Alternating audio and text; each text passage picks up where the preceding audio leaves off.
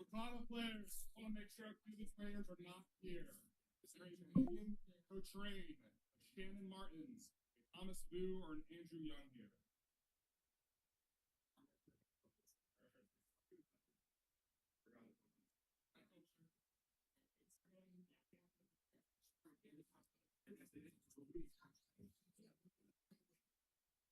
So I cannot get it to work, so you're just gonna have to watch the stream. What you mean? The service right there is like so bad. Try to go to go to Twitch and see, because I also Oh, you mean like just be in the Discord? That's fine. but you'll have to talk through Discord, and you'll just have to ask the chat like how your audio is. Yeah, I was gonna have the chat up here too. So. It's actually like working. Okay, cool.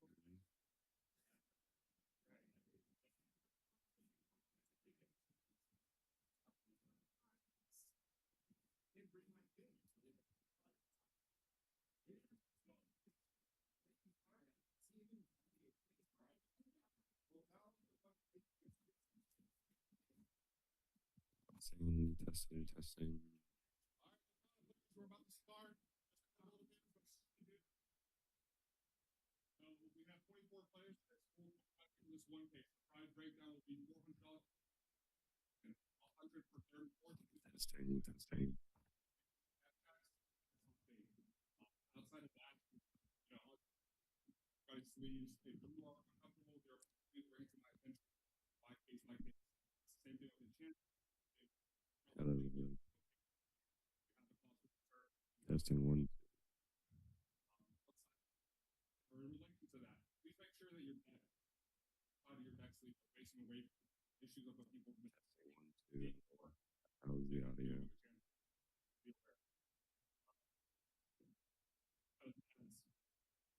You are allowed to shuffle your opponent's deck. Please prepare beforehand. If they are, I will do okay, questions about that. This is one of the events. We will not take back rules. Every play you make, you play. If there's any concern or questions about that, let me know. Have any questions about the event? Is that clear for anybody? No feedback. Okay.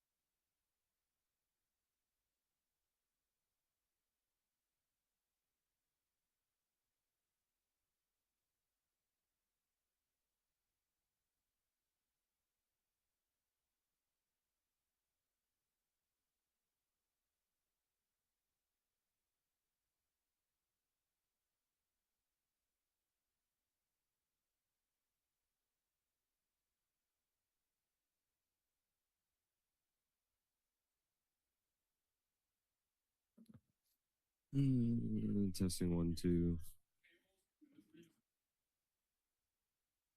Checking in on audio.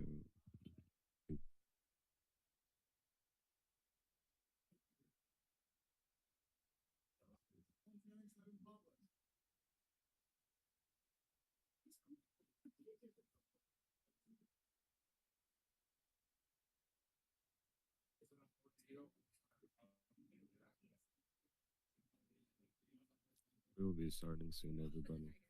Yeah, no problem.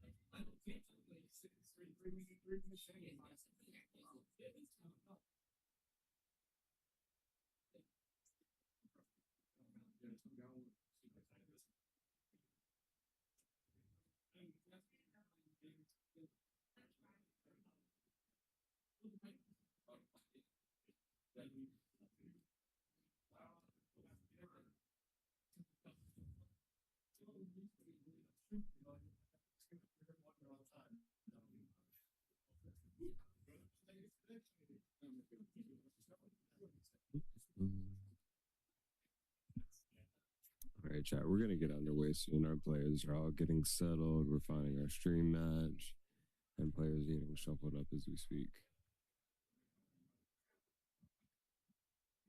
I want to preface that there might be a slight delay because we are having some connectivity issues.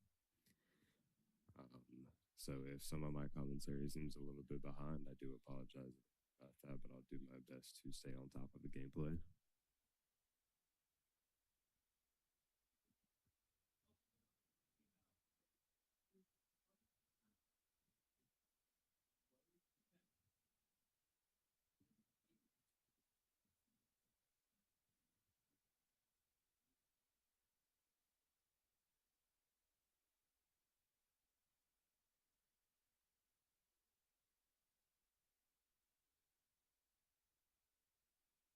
what some of these people brought today. There are a lot of interesting decks in the room. It looks like players are getting mulligans underway. Stream should be popping up very soon. I see Zarek in the back over there working on it. It looks like we got Russ possibly on stream. Oh, here we come. We got DJ Big Russ. Oh my god, a Ruby Amber mirror back around one. That is not something that I would have expected.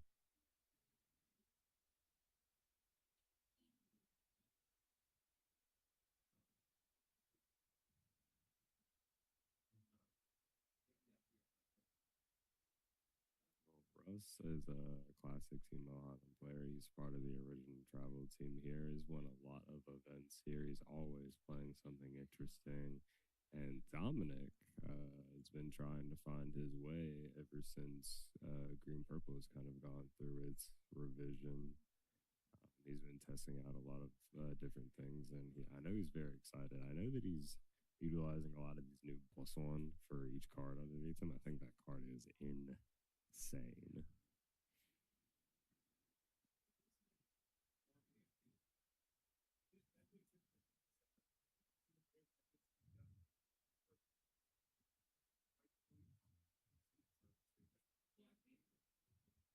Okay, getting our hands here. Wonder what the mulligan is going to be like for these decks. I mean, it used to be when this was mainly around the faucet deck, we were kind of just curving out. I know that we have a lot of new options with like the sandwich guy from the Lilo and Stitch series, Ruben. I don't know if either of these players are utilizing that card, but I know there was a little bit of chatter about him in the Ruby Amber deck before the format fully started. I see a Maleficent set champ in Russ's hand, so we've got some 9 drops in our deck. I'm sure we've got a way to accelerate and ramp to those.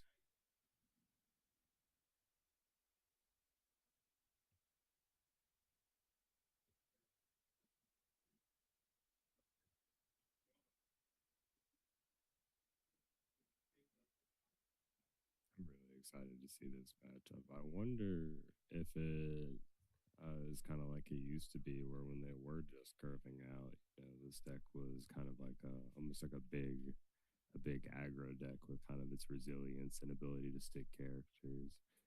All right, so we got the 1 drop coming out here.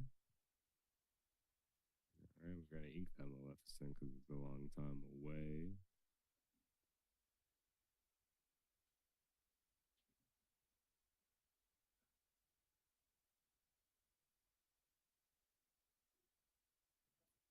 I was thinking about this ink here. That is definitely one of the biggest challenges in Arcana, is thinking about what card you're going to get rid of. And he also decides to get that Maleficent out, taking down. And did you get a bot? Did you get a bot? Oh, you're just, oh, okay. I thought Corey was. My bad. I was like, Jesus Christ, there. I would. Is it, as far as you aware? Is it like it used to be, where it's just like aggro, or? Oh, that's the card that I was talking about. That Scrooge is absolutely gas.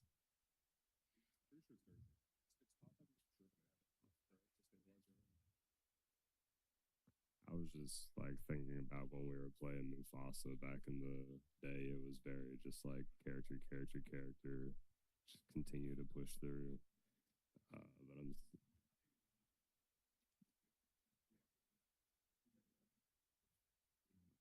precise. I have a deck list here now. Perfect. Let's see. Russ is utilizing the Maui Shark in his deck, which is these lists are somewhat different. It looks like. I'm really low.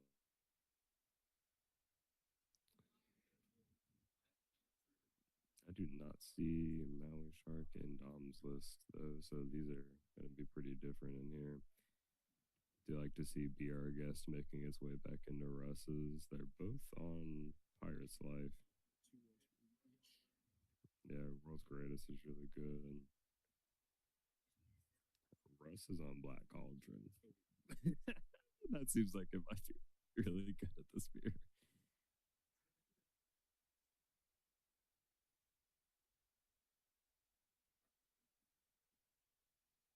Oh, there. Speaking of the devil,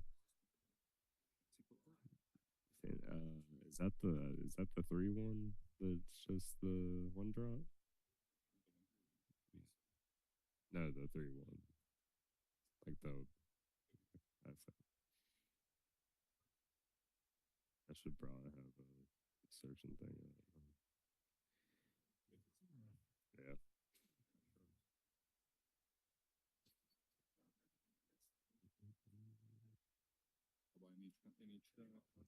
It's so good.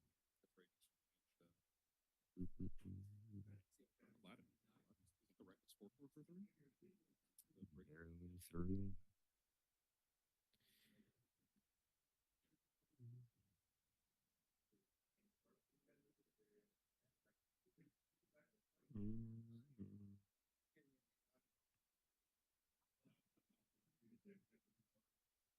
Yeah, the 4/4 boost Aladdin, boost one reckless. While there is a card under this character, he gain characters were reckless get tap gain one more. That's like that. There we have cards like that that were like printed like early on when they were kind of doing this. While Russell's on the Black Hawk, Dominic has two copies of Timon to snipe it out of his hand. Oh, he's playing Timon as well. That's like the. I was talking to Matt about the kind of discard version. Yeah, so he's just more in on the Maui actions. That's very same colors. Decks built very differently.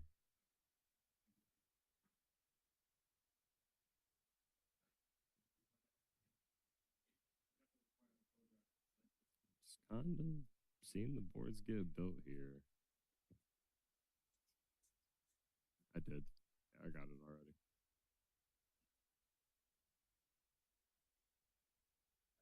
Yeah, this Scrooge is getting big. Mountain of Scrooges.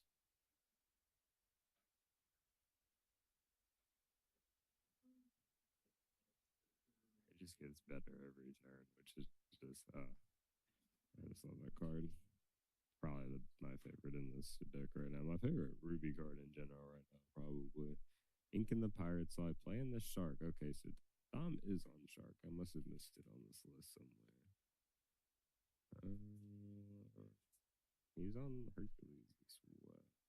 Oh, I did. I missed the Maui, so he's on it as well.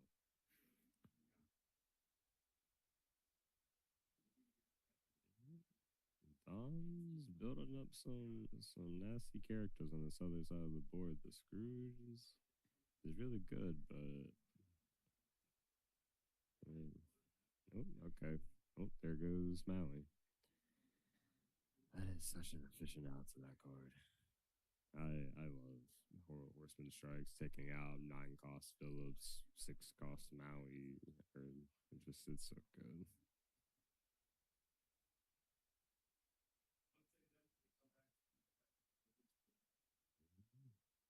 See what establishes here. It looks like Russ is built for the grind here. Very back and forth right now, trying to find some space. We're gonna grab this map. I rewrite history. So the DuckTales songs for Amber have been incredible. I think honestly, the card is insane and limited. It seems really good in this deck. It's got a really good place.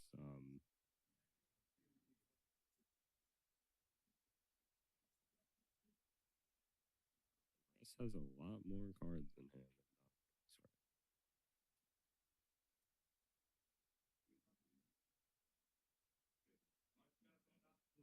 Is it's Webby's Diary, that card?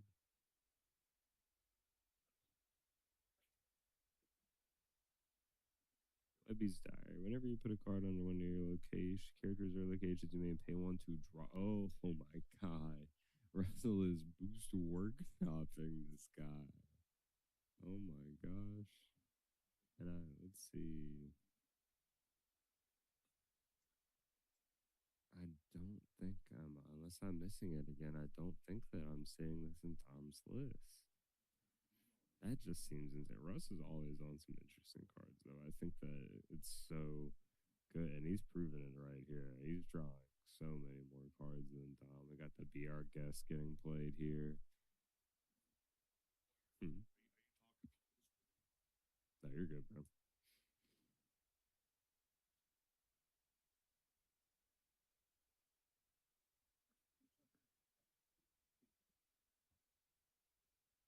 He's definitely going to be feeling the pressure with these diaries. Okay, we got the boost aerial. Yeah. We're singing some songs in this deck. The card's really good. I like to see that it's gotten a place in this format. It's always good when there's an aerial in the format.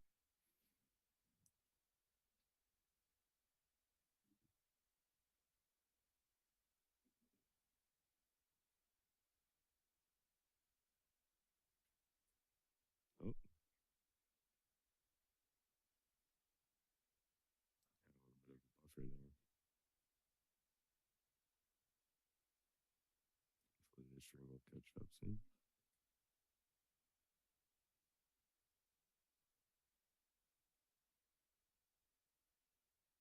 Everybody.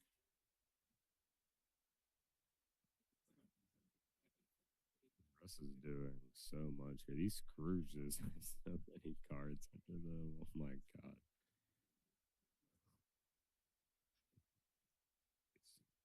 Boards just get so wide in this game these days. Oh. Oh, it looks like we finally got it. Trigger, yep. Okay, so Dominant's playing. In other card games, deck lists have you split the card types up. So I'm kind of like looking around, just kind of, let's see. Yeah. One of these diaries also got four. It's like right there at the bottom.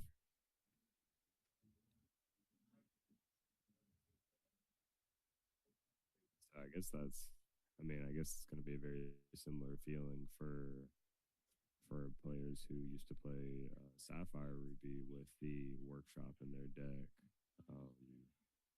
It did feel very lopsided sometimes, especially in the mirror when one person saw a workshop and the other one didn't sometimes, or there were times where people were on the items version versus the shark version, and sometimes being on the shark version it felt pretty rough when they were drawing so many cards. It almost felt unwinnable. So I'm sure that Dom was like, man, I just need to get access to my own diary. I mean, you got two. Why can't I have one?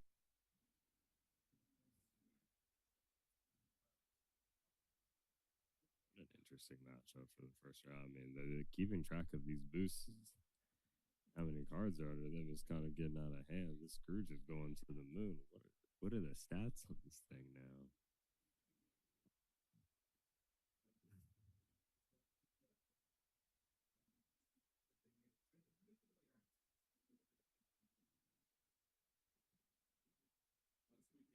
Who is going to get the board cracked?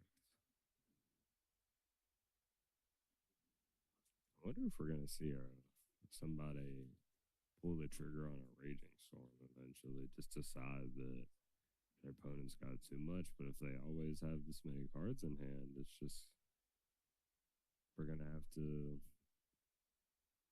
They're going to get to rebuild the board. So maybe we get all of them out of our hands and just kind of go back and forth on, like, is this enough for you to Raging Storm me? How about this? Is this enough? I don't know. Getting the Ohana into the ink here.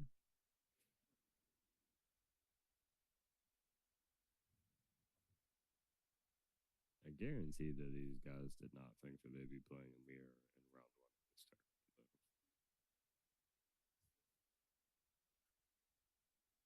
If you guys did not know, Russell is actually an active variety game Twitch streamer, mainly doing Fall Guys and things like that, but he does a lot of other games. You should definitely check him out. His channel is a great time.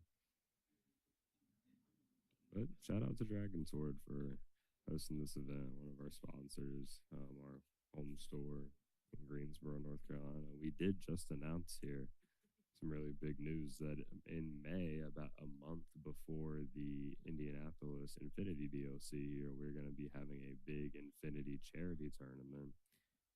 for one of our team members' friends who has been diagnosed with stage 4 stomach cancer. And we're going to have a lot of amazing raffles here for like giant cards and signed artist cards. And Joshua Paltry, a good friend of the team, even donated a couple mats from the Brother Bear collection that he did. And they're so beautiful. We got a lot of big things in store for that event, and all the proceeds are going out to helping our family, our Ohana, in that time. And as far as I'm aware, there will be online raffle tickets. So you are more than welcome, even if you are far away, to participate here as well.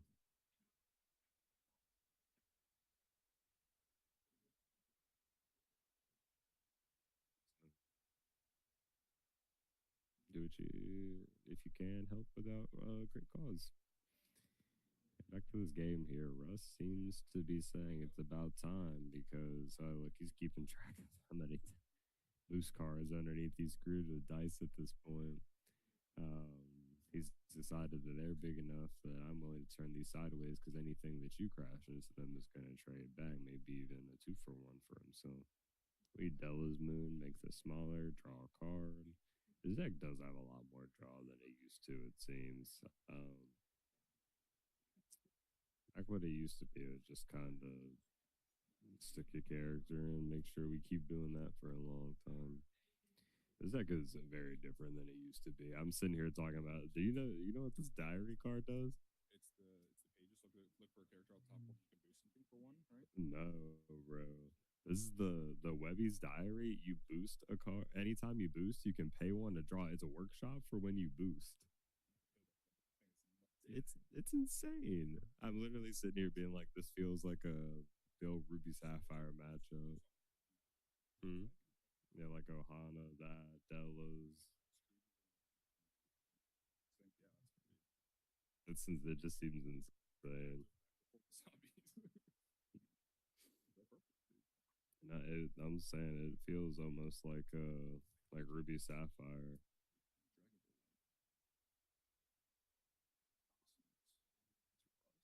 Just traded the blue cards for some yellow cards.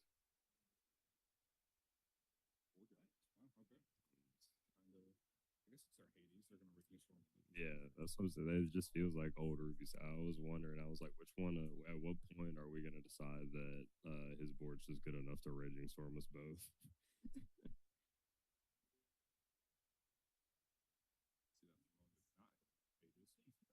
See that one? It's not Hades. Or the diaries. Yeah, when I read it, I was like, oh, it's just workshop. It's so nuts. You said what? I don't even know.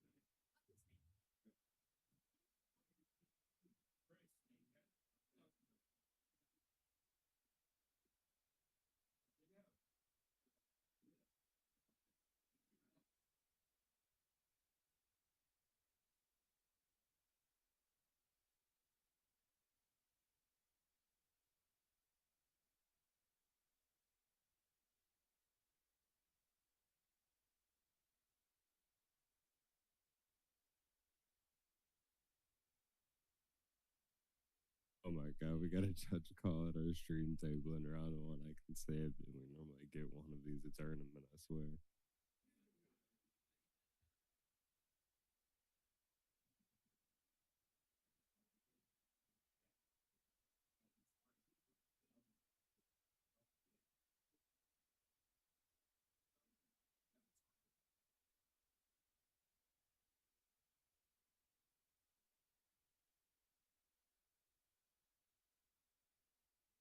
To explain the situation when he's done resolving this, and then I will clear it up for you guys as well. It's like both of them are kind of explaining here the situation.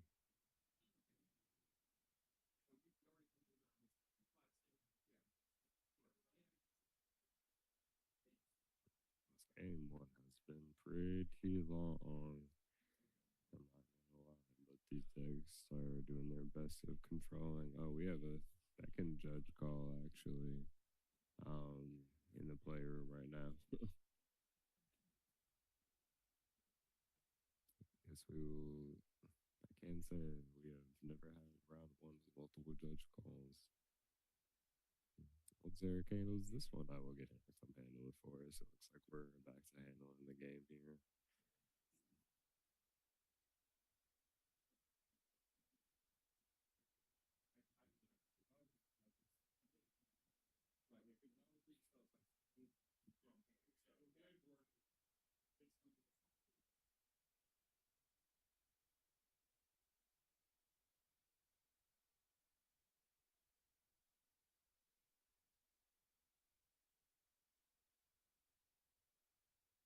This one was a little bit easier to get cleared up for Derek.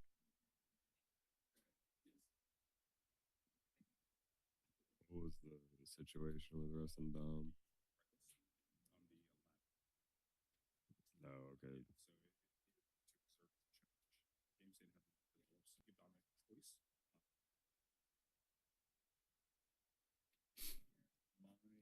My confusion was reckless is a mandatory, whereas the exert is a optional effect. Given that both players are okay with Right. choice. Yeah. Something I want to look up because it might just be that it's a first action. Yeah. Yeah. No, I'm sure that Russ is just gonna like maintain the better game state, I'm sure. Or like what he think would have happened. So that's fair. So there was a slight issue with resolve the exert ability, and then they just continued.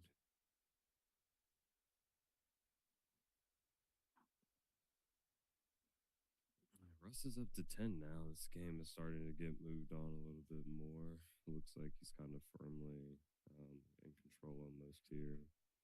The Scrooges have been on the board the entire game, it seems. Oh, we see the Raging Storm. Let's see what all of these cards under these Scrooges were, though.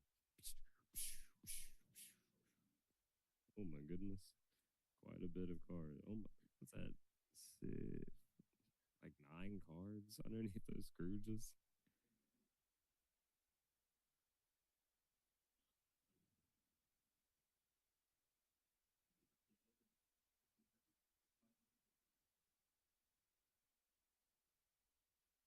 That's insane. All right. Well, we'll see what we do here. Kind of rebuild the board. The thing is, what's kind of neat with these boost cards is you can kind of play and boost them immediately with this much ink, and then get some kind of draws to refill that hand with that diary. So you're allowed to put up a board without committing all your resources, and also in the process you gain resources, which seems kind of ridiculous. This deck seems really cool. This is a very different Ruby Amber. All right, we're gonna boost here. We're gonna trigger, pay 1 draw for the other diary. Is Rust. Rust seems to have the ability to keep these resources up here, and if he's able to do that, Tom is eventually gonna get burned out of these resets.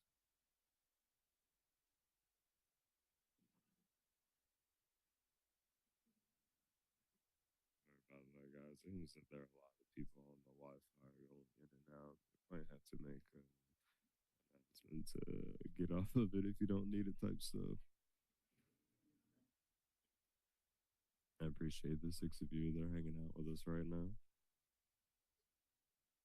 How's Chad doing?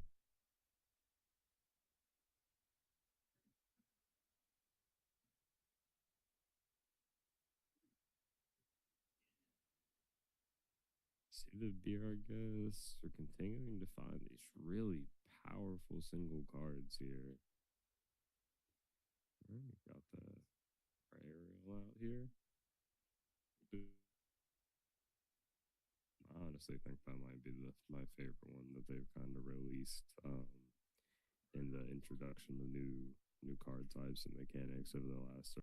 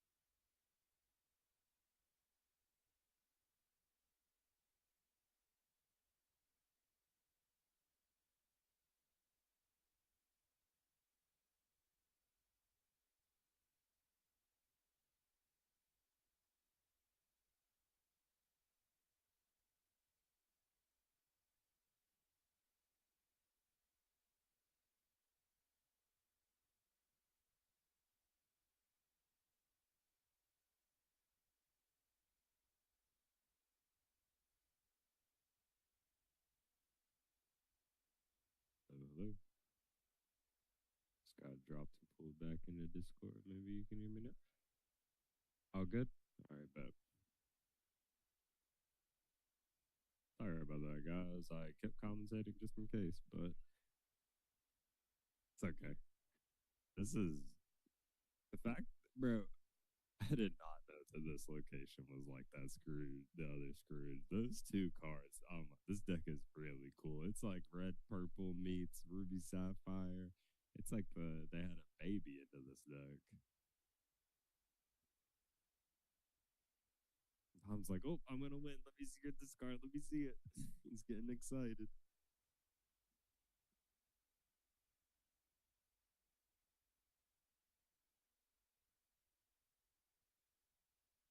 I cannot believe this is still game one. It's got oh my, it's game. Is that game for lore right now? No, boost two. No, no. Oh my god. What was the? Oh, so it's got +1/+1. So it's a 4, 5, 6, 7 willpower, 4 lore location right now, I believe. So Russ has got to find a way to. Do we have the Raging Storm? I haven't been keeping track of how many Russ has been through. Nope, Russ has conceit. Oh my god, Tom pulled this one back. That's insane. Off of the counting house. What looked like it was going to be unwinnable with Russ drawing so many cards at the beginning turned back into Dom's favor. Wow. That was a crazy exciting game one. Oh my god.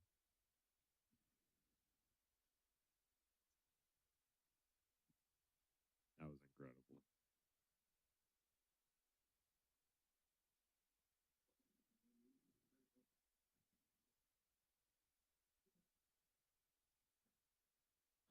We're gonna have to definitely play significantly faster for this next game, or we're gonna have to look for a 2-0 though, because time is definitely ticking down for them.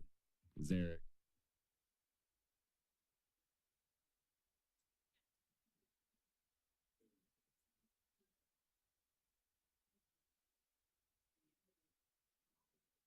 Zarek.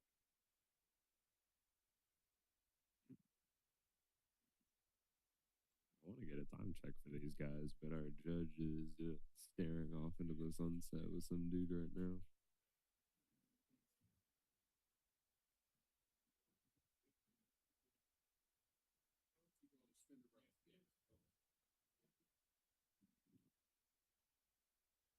Zarek. right, we're getting the moles in. This is an interesting hand on Russ's side here.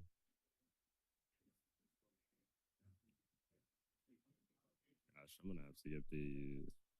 The best thing about being in the commentating booth, guys, is I have access to all of these lists. So if I want a net deck, I can.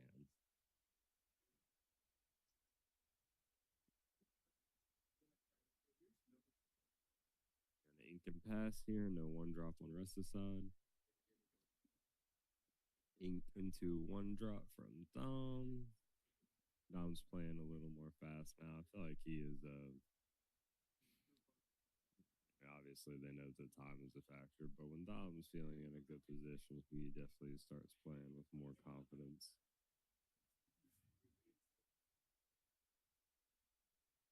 Seeing a couple of these doggies come down.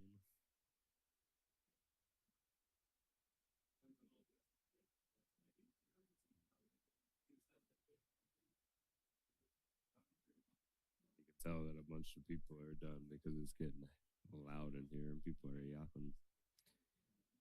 Just building a board, very similar to last game so far. We've got the diary down early. We've got Ariel and Scrooge down. We're gonna probably start getting to refill our hand potentially soon.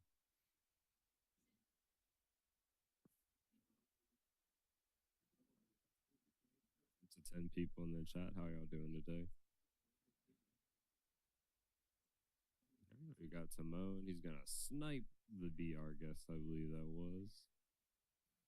We're gonna boost. We're gonna quest. Dom is playing like he has a match to win. He says, we don't need game 3. I only need time for 2 games. We're going to see the Scrooge get boosted here. The Webby's Diary is going to draw us another card. Going to boost the Aerial, pay another card, draw another card. Gosh, I know that it's not fun to play against, but you don't have access to that draw power. But watching it is always so efficient. But being the one to draw, it's just workshop, and then you're making your card better by boosting it, but you're also getting to draw a card. Ugh, this deck is so neat. I'm glad that we got to show off this to you guys round 1.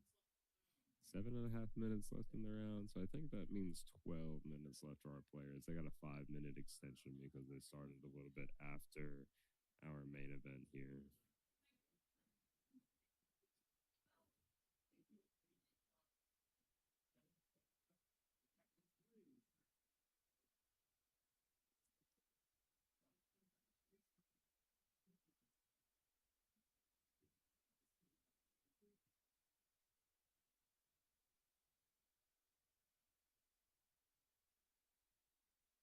Very similar to last game, but we are on the opposite side of it now because Dom seems to be the one in the pilot seat a little bit at the moment here, going to 4 lore. We've got the Scrooge taking a free trade in there, being all boosted. The Aerial continuing to get boosted. We've got Stella's Boon Lullaby coming in, shrinking the Scrooge to let us draw a card. Then we're going to Headless Horseman to take out the Scrooge. Then we're going to trade. Dom is playing with a confidence right now. Highly confident player. He is feeling this deck. Timon is going in for a quest, getting to 5.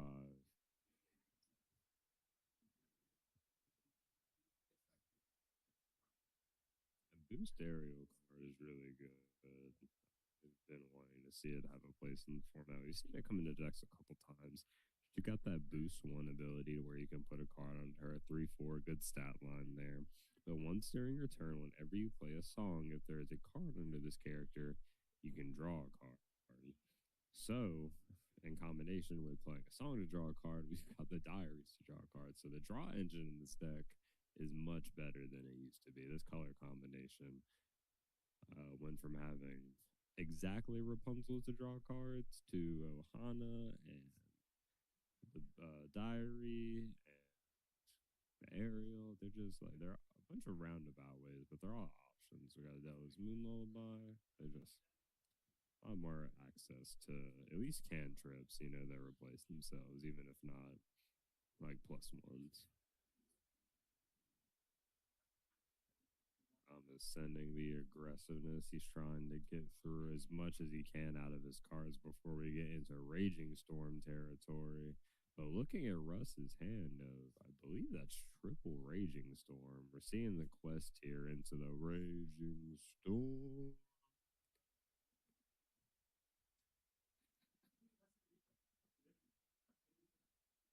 All right, here.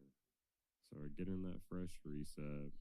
Raging Storm being in the same deck as Cauldron is actually kind of disgusting for us.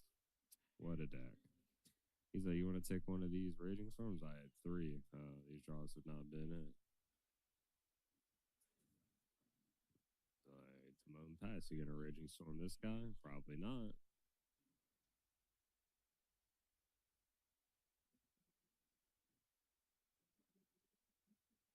Russ is having a big think here, playing on his back foot. He knows that he probably at this point doesn't have a game 3 in the bag. So I'm wondering if he's gonna, he's gotta take his time, maybe even push for this tie here, but he has to win in this time. And as we saw that first match, that first game, this can take a while. Control decks.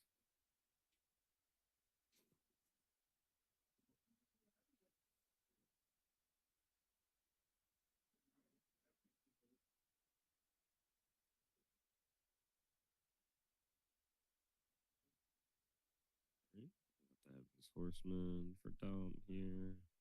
Just trying to push his way through. Make Russ continually respond. We're gonna get a quest. Oh no, we're getting a challenge here into Dragon. Okay. Very interesting here. This mirror is very wild, honestly. I did not think that it was going to be this back and forth when I first saw these color combinations. But as we can see, Ravensburger's done a really good job at innovating the identity of these color combinations. When the game first came out, there used to be like that they all kind of had like a very defined identity, and even if they didn't, their identity was just, so let me quest, let me see how fast I can do this or how efficiently I can quest.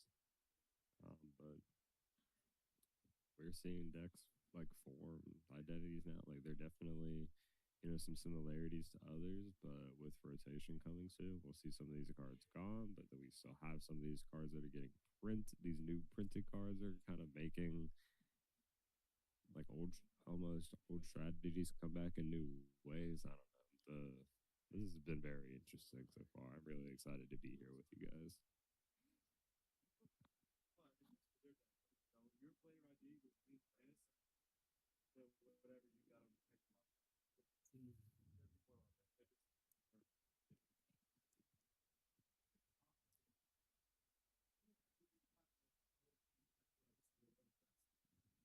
This has been so back and forth. It's incredible. If Russ does manage to clean this out here, he's got to know that he's playing for the tie here. While Dom is playing, picking up the Raging Storm, immediately counting his ink. Wondering if he can draw some more cards here. The card of the game has definitely been that diary. People will end up talking to Dom about it.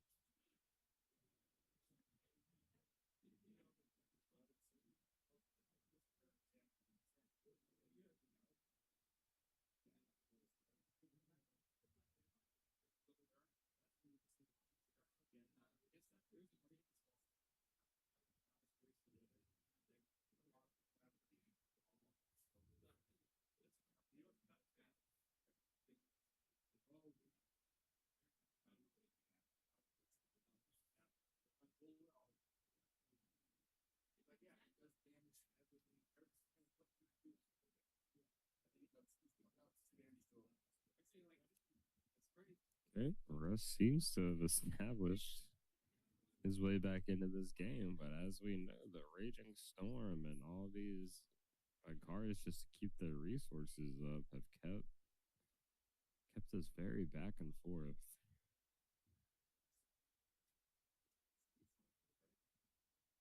I'm thinking this might be enough that it's worth him to. You better quest.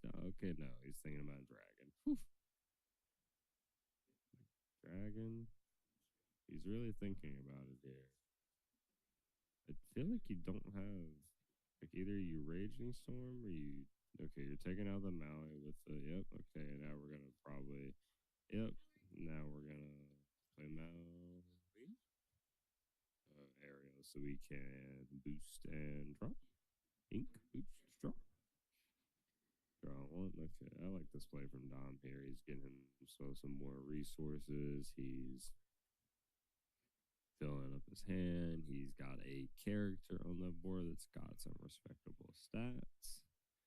So where this continues to let him take out, some characters while still establishing some threats. Maybe not so much so that Russ feels like he has to swarm here.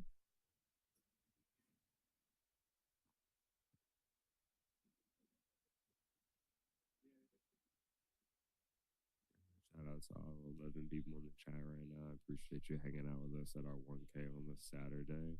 We've had a crazy wild round one, and I expect the rest of the day to be just like this.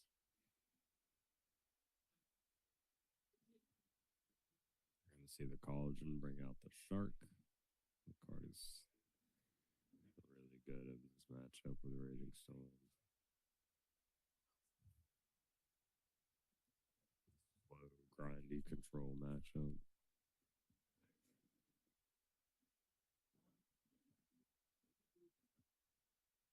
Looks like we might see Maui get sent back into the discard by Horseman Strikes here.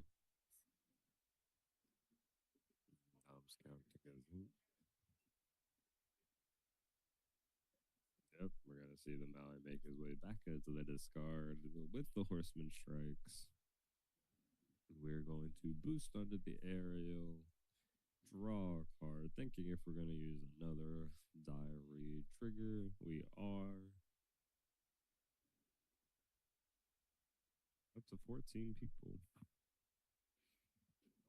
How are you guys doing today? Any Russ supporters in the chat from his Twitch stream? We're seeing Dom go crazy. We're going to drop the Mowgli just to kind of check on where we're at here. Luckily, he does get the choice, so we are going to get to hang on to the Raging Storm here.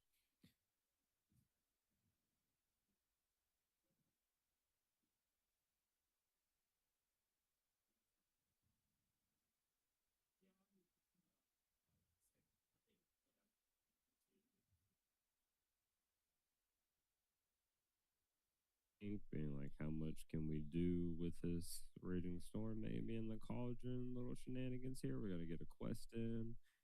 Russ has managed to get ahead in this game in terms of lore, which Dom started off very aggressive. Are we going to see a draw in round one of this tournament? We're going to Raging Storm.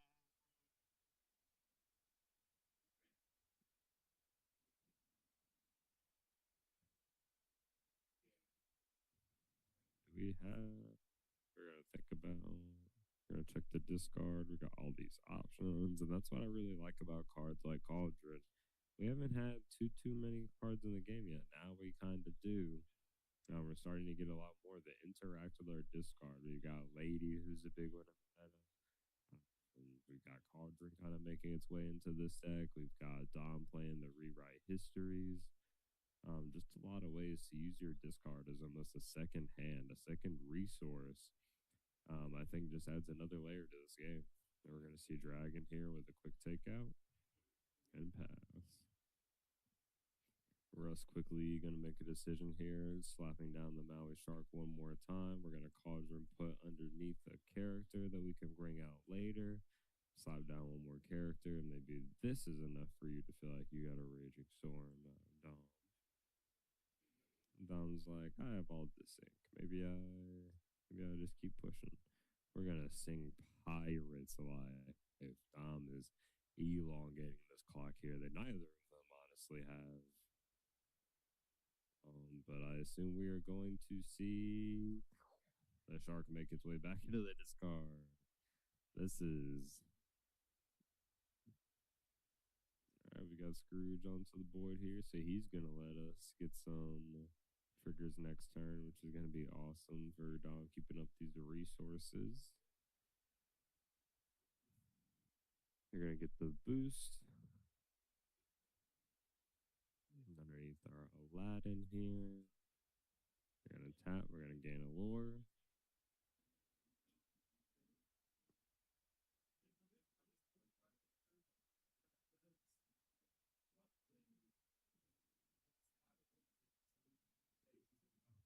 Thinking here, what is the best move underneath this much pressure? We're gonna be our guest here. A cheap cost song, see if we find something. We're gonna grab the dragon. That art for the set champ was honestly so good. I love the original, but that one's really good too.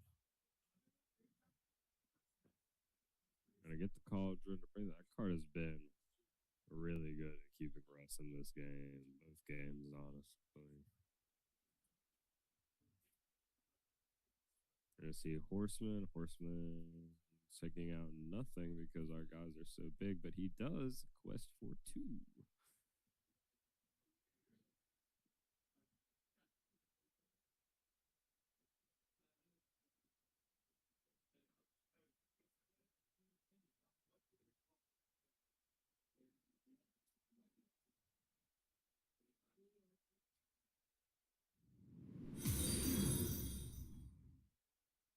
One people in the chat. Shout out to you guys. We're getting near the end of round 1 here. Thank you. And hey, Noah Black. Shout out Noah. I assume that's who I know. Thanks for the follow. Haven't seen you in a hot minute, man. We're seeing Dom here. Quest for another 4. Dragon. Dragon might be the second card of the game, right? Oh, I don't know. Yeah, maybe right behind Cauldron and Raging Storm. There have been a lot of standout stars so far. I'm really enjoying how this deck's been playing. What is up? What is up, my guy?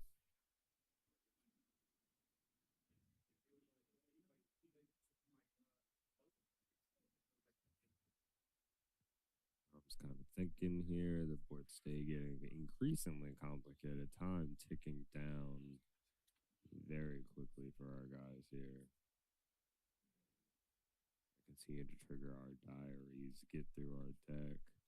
And Dom slaps down the Raging Storm. He decides that's enough. We need another reset.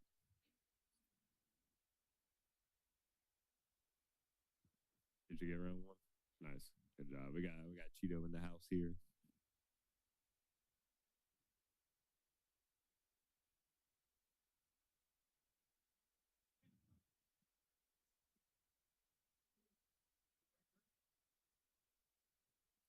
Horseman coming down. Just a big old question. It's like Pirate's Life there. I despise that card. I really hate it. I like that effect on the set 1 Aladdin, but do not like it on song 4.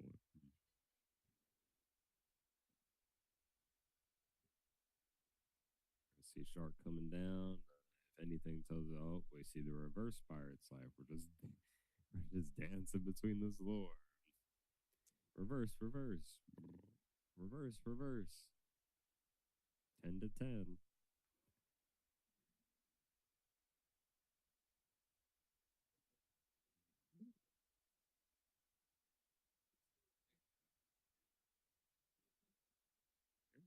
You just concede?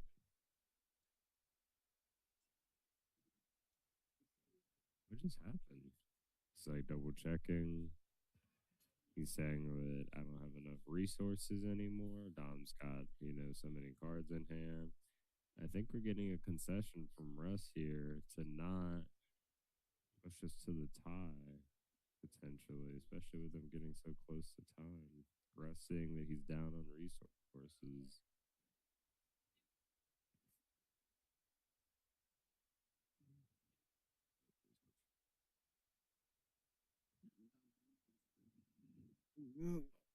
Dom chugging his victory chug jug, it looks like.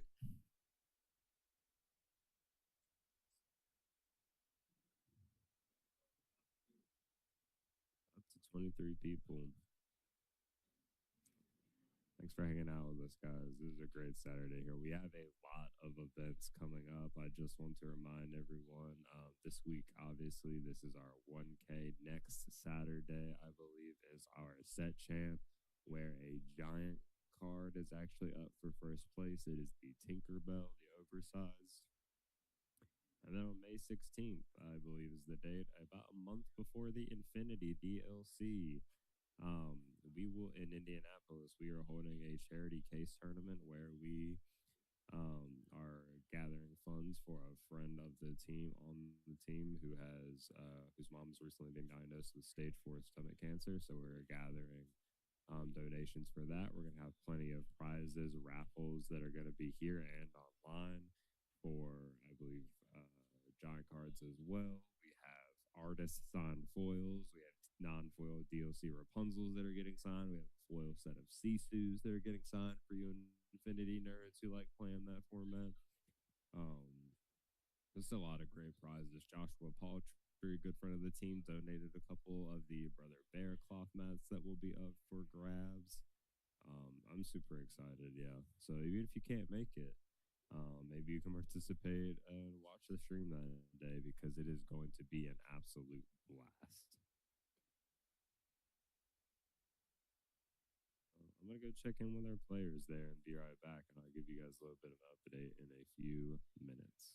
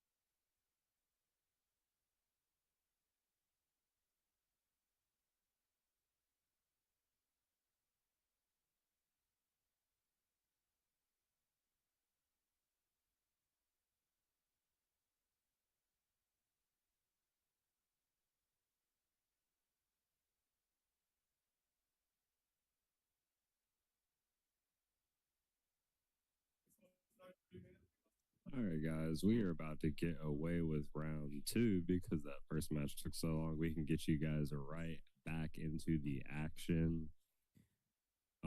We have Nate, friend of the team, street team member, working his way up the rankings, grinding against some of the best Ohana players over the last several months, versus DJ, our Continentals qualified zoologist over here.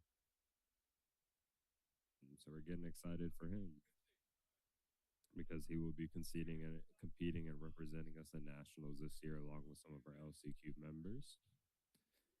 My commentary is behind. Just a reminder, I do apologize, but we do provide you the highest quality stream and content that we can with what we can.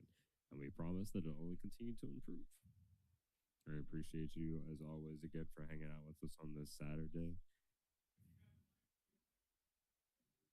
DJ Avena flexes his mat out there, that beautiful foiled Elsa.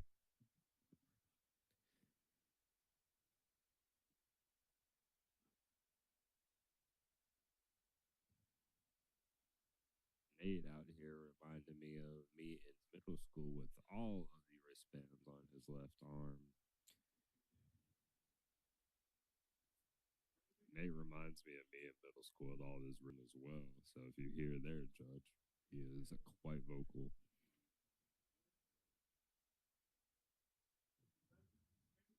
Any team affiliated today, so you wore these.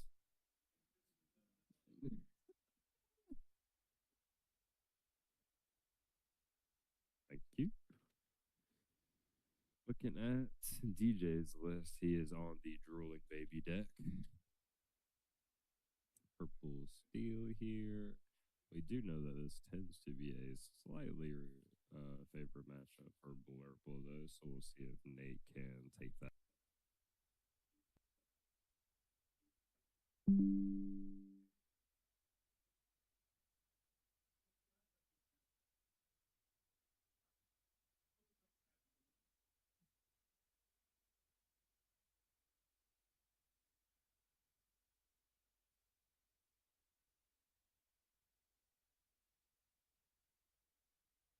As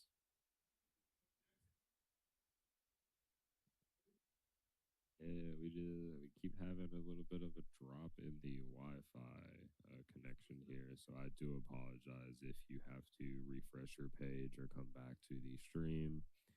We're going to draw a lot of cards in a turn, as we know. Amethyst in set one, that's been its identity. We have the ability to draw cards, and every time you draw a card, including in the draw phase, it's going to gain that attack.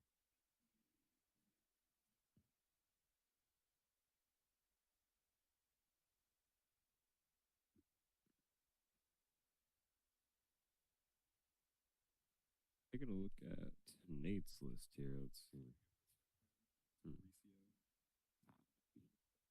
Oh, heck yeah. I love to talk about that deck. He's here.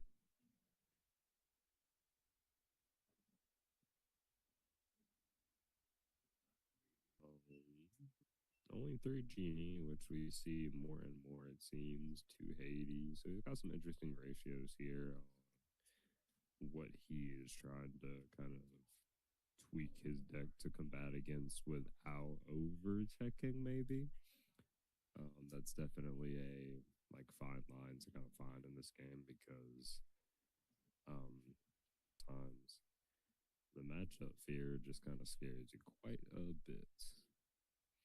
Thank you guys for coming back. The people who were in with us got 5 rounds of Swiss in our Lorcana 1K, a Pokemon tournament just fire. There's some Beybladers and Warhammer players set up in the other room, so there's no telling how many people are hanging out on our Wi-Fi right now.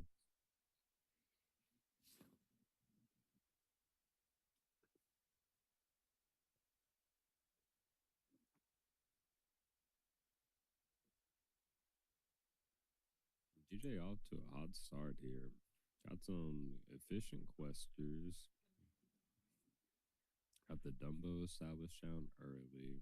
And Nate only going to his 4-drop here. So DJ's honestly, depending on the cards in his hand, feeling in a good position. Sorry, y'all.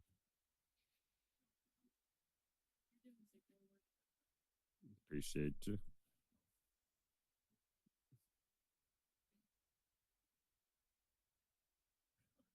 Oh, that new Venom set.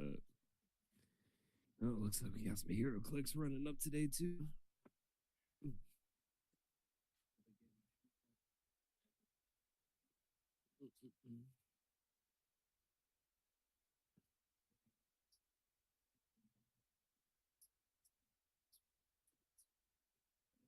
Place is just full. If you're close to Greensboro, North Carolina, Dragon's Hoard is quite the hub for just about any game you'd like to play.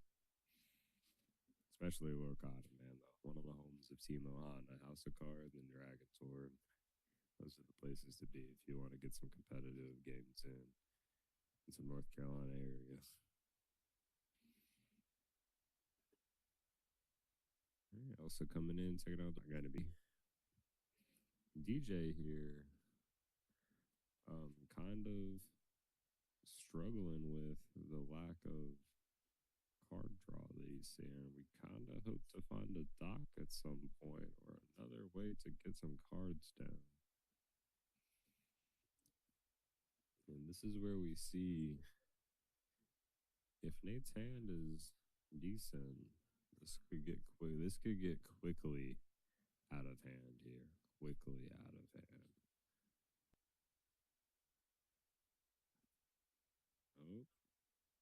Oh, 5 costs. You see at Hades, and we know Nate was putting that on the bottom of his deck. We're not going to give Purple Steel 2 cards when they have no cards in hand. Because this can quickly get out of hand in DJ's favor. But he is chugging along at 8 here. And Nate seems to not have much to establish. That Hades felt really good on his turn, but the Uno reverse Hades kind of puts him in a rough spot. DJ thinking about what to do with this Olaf here. Wondering about the bit of a scary thought.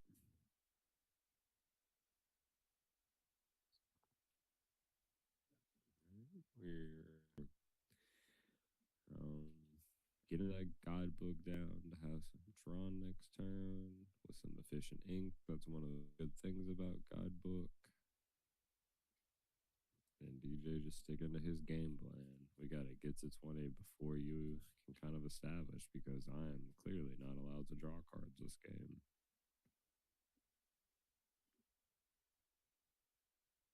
Nate, though, has not been allowed to stick anything irrelevant. So we're going to get the Woodchuck Pop as our first action of the turn, just to get all of our options available to us.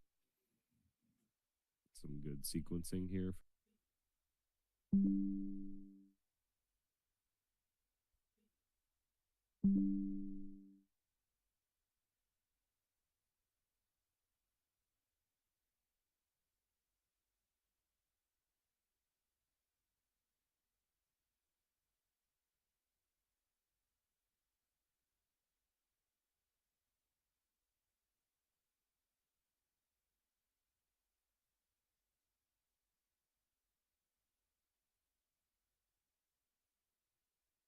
What's up, man?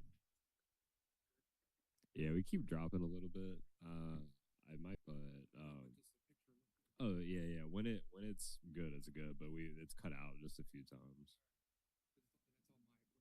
Yeah, no, it's great. No, I do like the setup.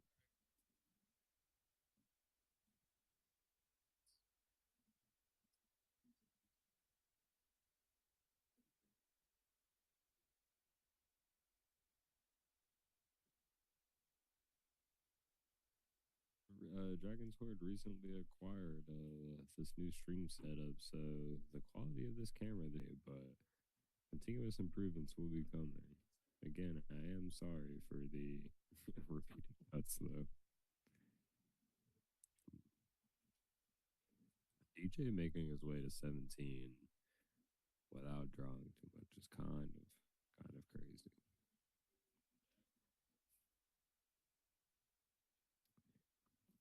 Do you think that like an announcement that if you don't need to be able to try to get off the stream stuff, several times that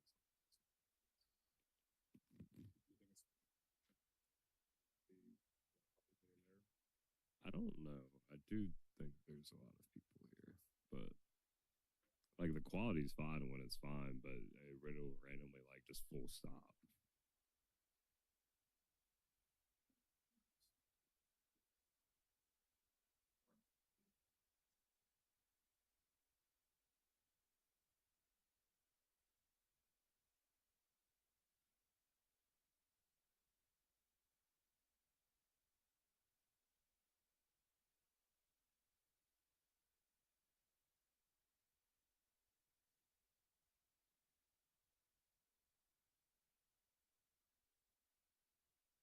DJ finally found a talking out to 20. That's all it takes, right? Nate wasn't really able to kind of get going. Yep. DJ showing that drooling baby ball to the camera.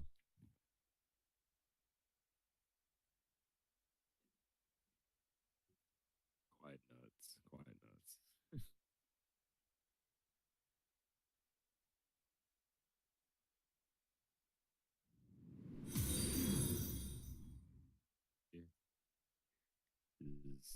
I don't know. Like Nate did too much nothing that game. Unfortunately, he was able to get his ramp, which is normally all you need to kind of get going. But DJ was able to establish just guys who could quest, and Nate just had suboptimal cards to deal with them. It looked like.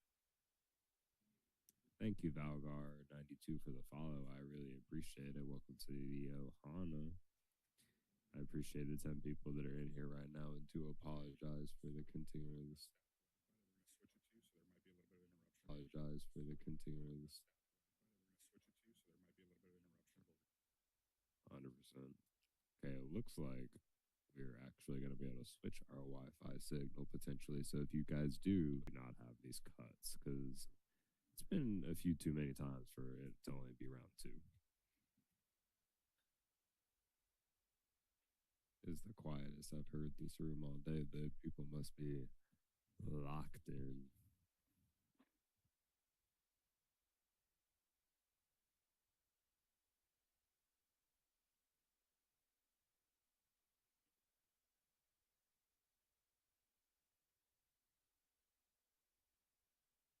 Mm-hmm.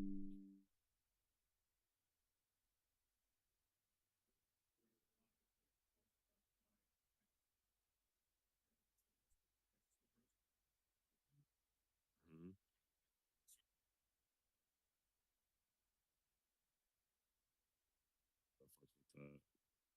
I have no idea how to mess with that. I'm gonna be real honest with you.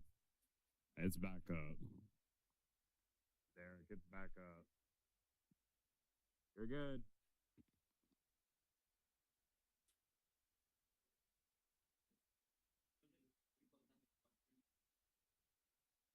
I think that we're on a connection where we should not face many. You're good.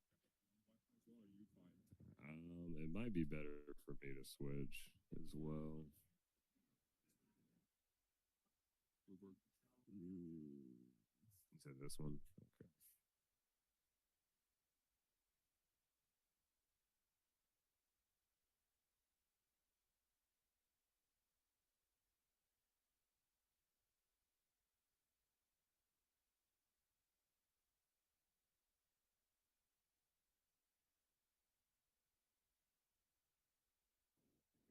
And now we're on a completely different Wi-Fi. So hopefully this will face no more interruptions again. We are sorry. We're just trying to get the best stream quality that we can.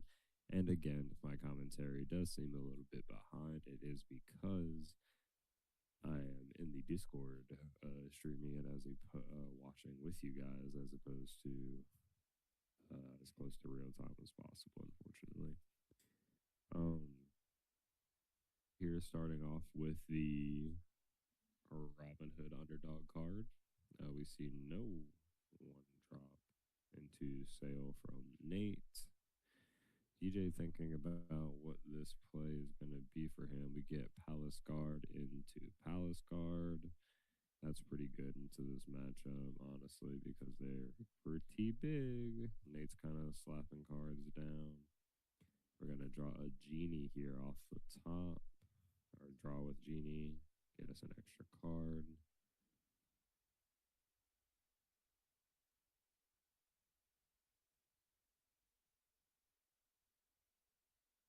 Doing his best here.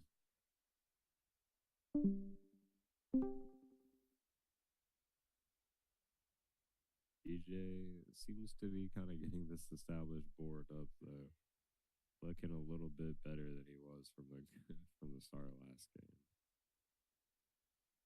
So last game wasn't even close, and he was kind of struggling.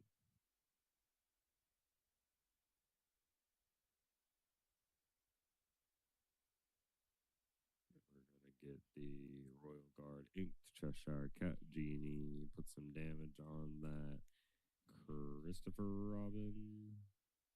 We're gonna move the damage so we can take him out here. Get some of that pressure down. But now this Lexington can just lay waste to Genie. But I guess then that opens up a lot of damage for our Cheshire Cat.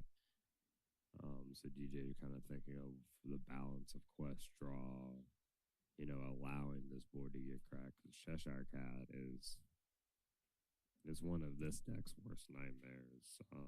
In the sense of DJ's playing a few more of these aggressive cards, it looks like.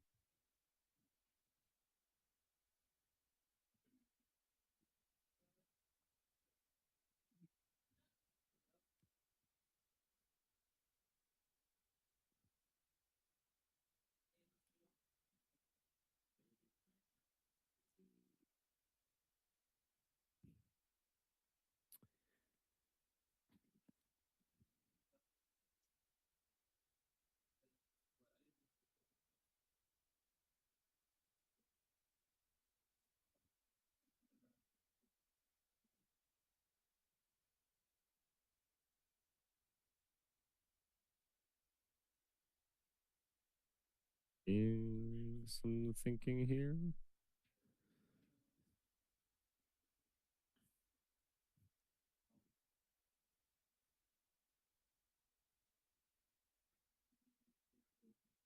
What do we do to the only problem with, or one of the biggest problems with purple, unfortunately, is that so that one whereas Raging Storm would be prepared in the past, or Prince Philip combo, we've got like board wipes or ways to deal with a lot of characters. So if they can get super wide like this, it kind of gets hard because this Cheshire Cat's going to the moon by itself right now. Oh, it's hard cast into the unknown. Okay, I kind of like that. It lets us minimize this board. Our Lexington. I'm not sure if he was going to be stunned by day. I can't tell how many cards were in DJ's hand, but it lets this Cheshire Cat kind of stick around as far as we're aware without being that free trade. But the only problem is when Purple Steel starts getting all this ink and it draws well, like it seems to be happening here, they just vomit constantly. And you know what Purple can't handle? Vomit. When they vomit onto the board, they just run away with it. We're seeing DJ here now at 11-0. We see why how this deck took him to that Continental's top 16 invite here.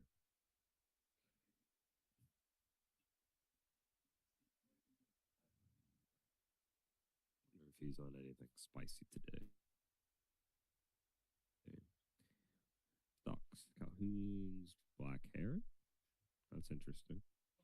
No, he's on one Pocahontas. I really like that card. I think that like Mulan, the green one or the emerald one that people were worried about when cards were getting revealed for this set that has the potential to gain the lore, like in dogs, depending on how much strength it has, will probably have its format.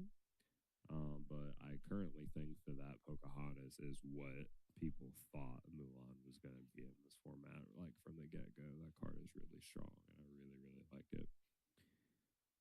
Just gaining that, having that potential on the board for what its cost is. It's just so strong, and its stats are nothing to sneeze at either. Playing a lot of interesting three. Got a few one-ups. He is playing one Ice Queen, Isis.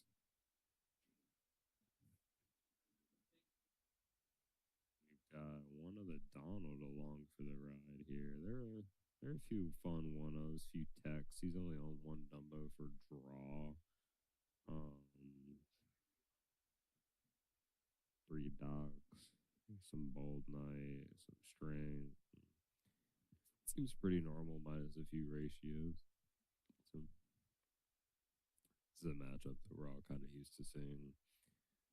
We see the Demona come down, which is okay, but I don't, unless this Cheshire sings like another Into the Unknown, I don't see it coming in for a whole lot of pain. We got double evasive on the board, so it's not touching that. And if we crash our Cobra, I mean, it just vanishes itself. So DJ is just making his way downtown and sending it. Yep. Cobring for victory. Vomit, vomit, vomit. That was a lot quicker than our round one matchup. Maybe we can get something else to hold you guys off before the next round with so many people playing.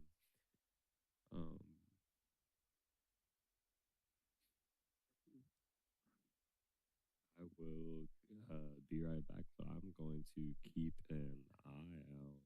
Maybe I can get DJ to come over here and yap about his thoughts on those two games while I scout out and see if there's something else we can get on stream for you guys. Maybe I can catch some people between rounds or something. Be right back.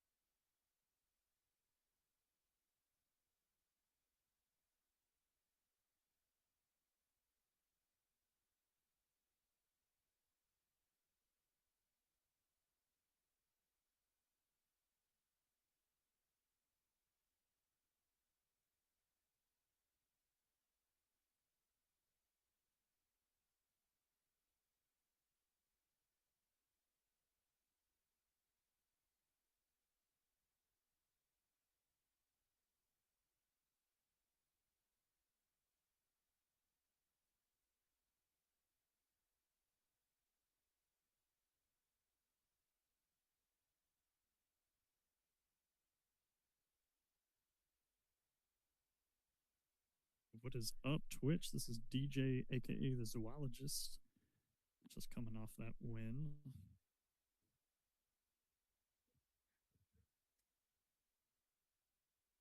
How's everybody doing?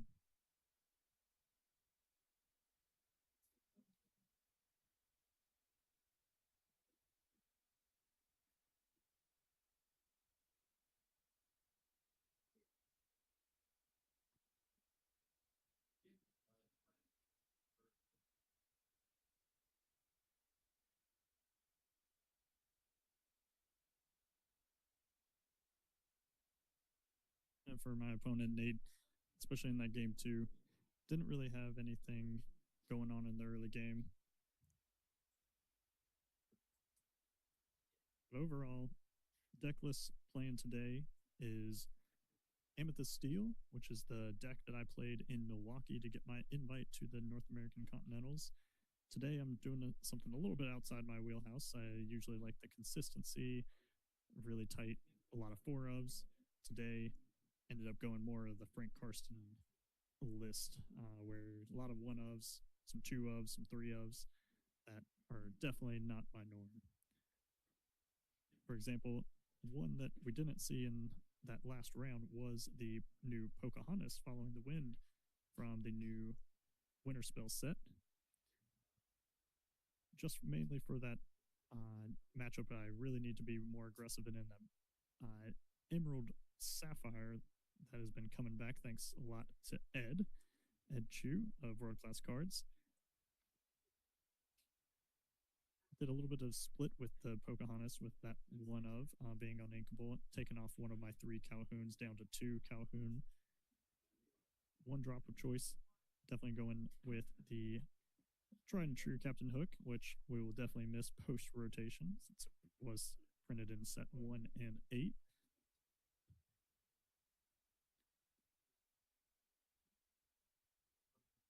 Dumbo taking a hit in today's list, only playing 1 of the Dumbo Ninth Wonder of the Universe, with the switch over more towards the Yzma Conniving Chemist, doing a split with those 3 Yzma, 1 Dumbo. Yeah, maybe if you see me on stream later today, you'll also see, thanks a lot to Frank Karsten on, I believe it's J-Bomb's Alter Academy, his Frank Karsten's list that he played over in Taipei, I believe it was. He played a 1-of Donald Duck Along for the Ride, which is a 5-cost inkable steel card that is a 4/6 stat line, quest for 2, and on entering the battlefield, it does banish an item. So that is definitely going to be more for the dogs list that are playing those Emerald Chromacons. It came in handy in my first round actually already, taking out an Inkcaster, which was gaining my opponent quite a bit of lore in that Amethyst Emerald Burn list. So yeah, overall, mainly standard list. If anyone ever has any questions or wants to reach out, again, I'm DJ, aka the Zoologist with Team Ohana. I will see you all in Continentals and hopefully later on stream.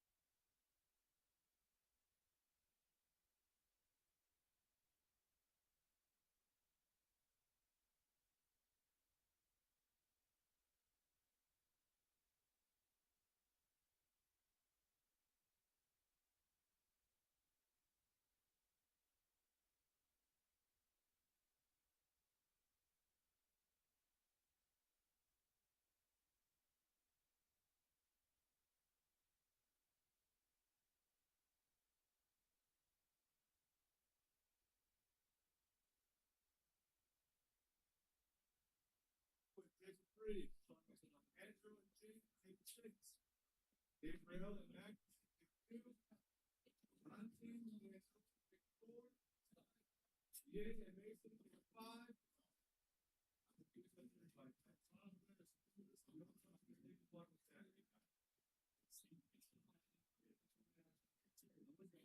Yeah, I just think the dots.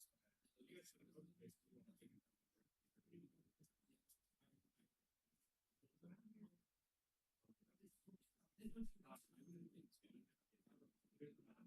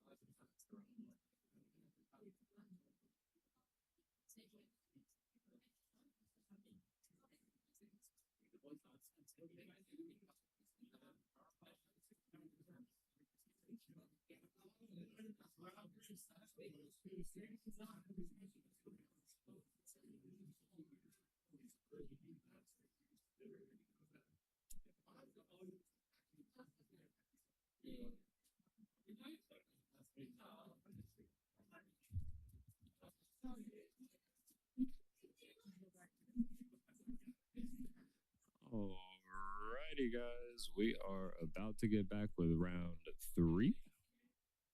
Um,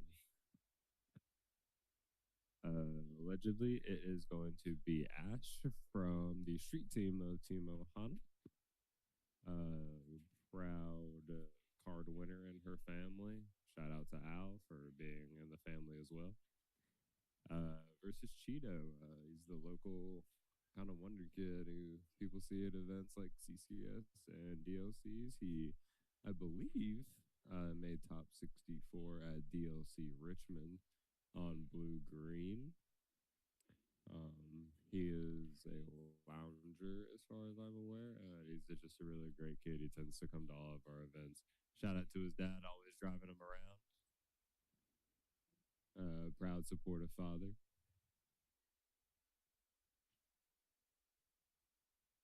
Cool to see that relationship and him watching him thrive and just supporting him all the way because topping at such a young age is really incredible. To have your dad be there for you just has to be a really cool feeling for him.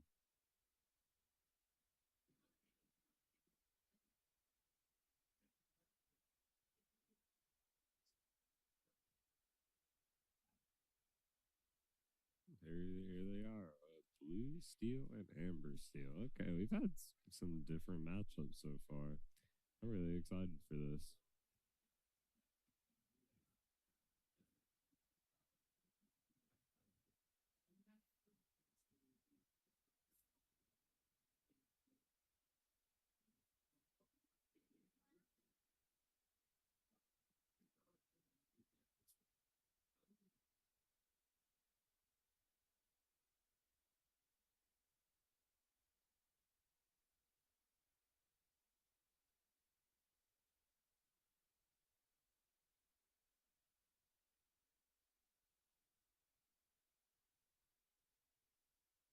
Round counter up top is not getting fixed, guys. That's actually on the laptop that is right next to the stream setup, and I am not over there as to just kind of be able to hear.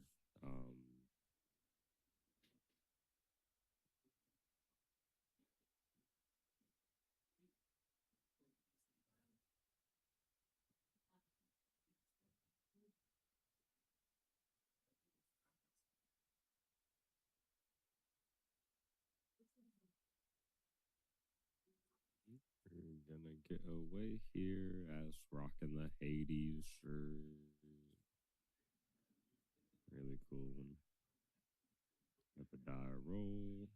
Let's see what kind of. I wonder what type of blue steel Cheetah's on today. I'd like to see some ally action, maybe.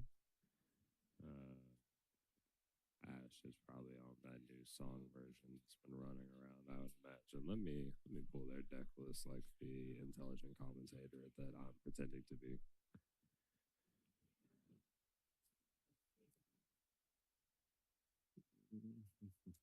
Oh, dude, I'm so good. I got to Ashes. I'm so sick. What is Cheeto's real freaking name? I don't even remember. Hmm?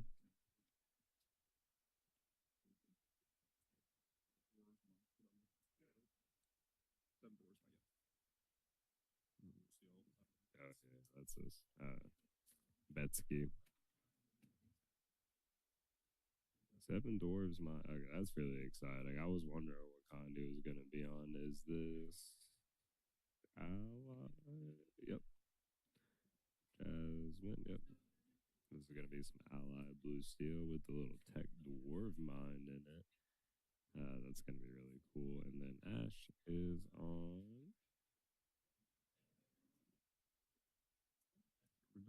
World's Greatest Heroes. Yep, she's on that new song version.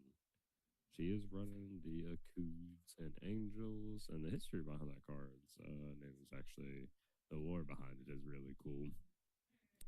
So for those who don't know, that song that Angel sings, she was designed to kind of turn people evil or the experiments evil with her song. And when she sings it backwards, which is what's on there, I believe, I'm not 100% sure. I'm pretty sure this is how it goes. She actually turns them good. And so her turning them into allies is kind of like lowering their costs. They're making you her friend. It's like really neat.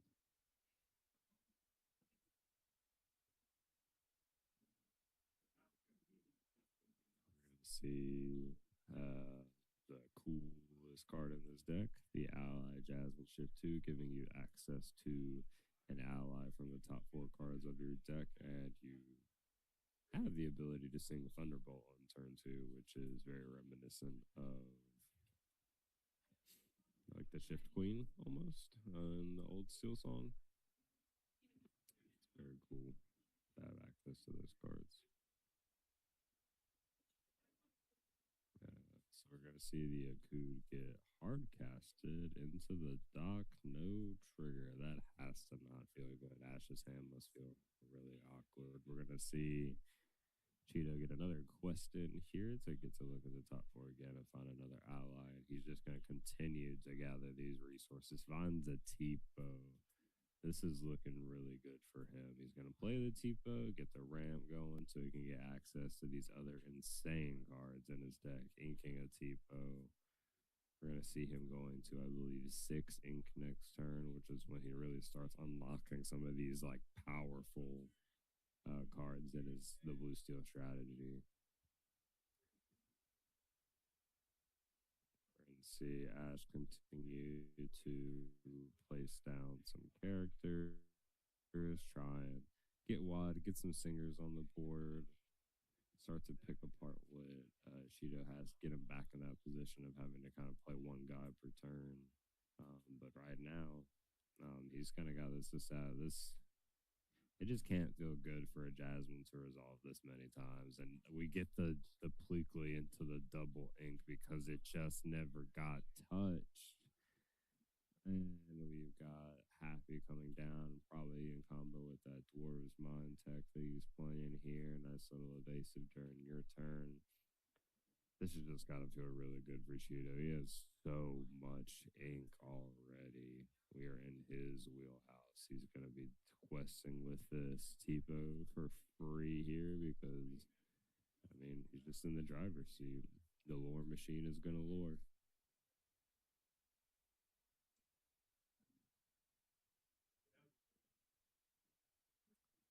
Ash thinking about what she's going to play because now she knows for a fact that Cheetah is going to have access to these powerful, high cost characters like Vincenzo, like Tinkerbell. It just slow her strategy to a halt, and she has not started off with a fire playing Doc for what feels like almost no purpose. So we're gonna get to grab a character with Nani here. I believe that it's cost 2 or less.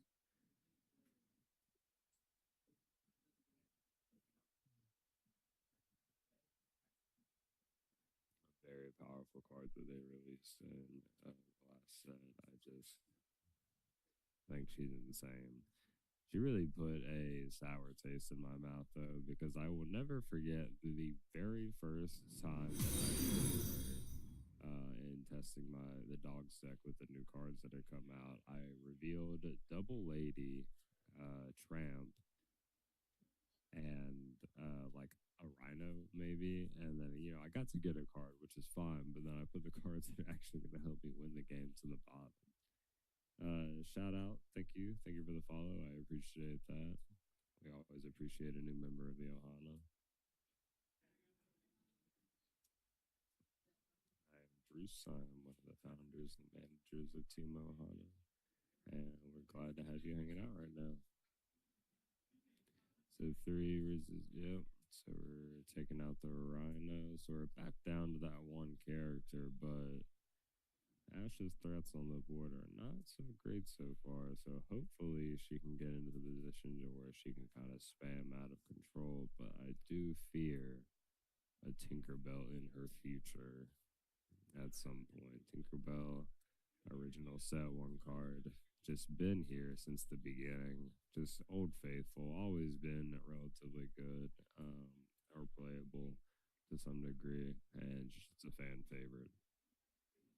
All right, so Ash does have the dock here. That's got to feel good for her. We kind of could have assumed that, right? Because you played that one knowing that she wasn't going to discard the first time. Drawing the Akud plus the Ariel that we've seen in that Amber deck from earlier. Gotta get a quest off. Start trying to, make Cheeto respond to us instead of playing his own free game over here, because he's been just inking like a madman. And then the Tinkerbell that I was kind of predicting earlier kind of just came down there. And so that's going to kind of freeze Ash's board and make questing for her feel awful, because then Cheeto and the dot comes down that we saw him grab off of the Jasmine earlier, I believe it was. So now this is where the game starts to really spin out into Cheeto's favor. We've seen 2 docks already, so we need Ash to probably draw another one of those or a song. We know she has the Akud, which can trigger the Ariel, so we probably want to boost that so we can, we're going to boost that so we can draw a card when we sing this Akud with, I imagine it would be Nani, but do we really want to do that and open ourselves up to Tinkerbell and Vincenzo coming in and cleaning this board up here? It feels like that puts us in a rough position, but you could also, does it say sing or play a song? Because if you can play a song with it, you could hard cast the Akud in theory, and that doesn't put anything sideways for Tinkerbell. But she's doing her job to you either way, because not only that, she just buys you time. So she is going to decide to sing here and see that it's worth it to maybe make the board wider.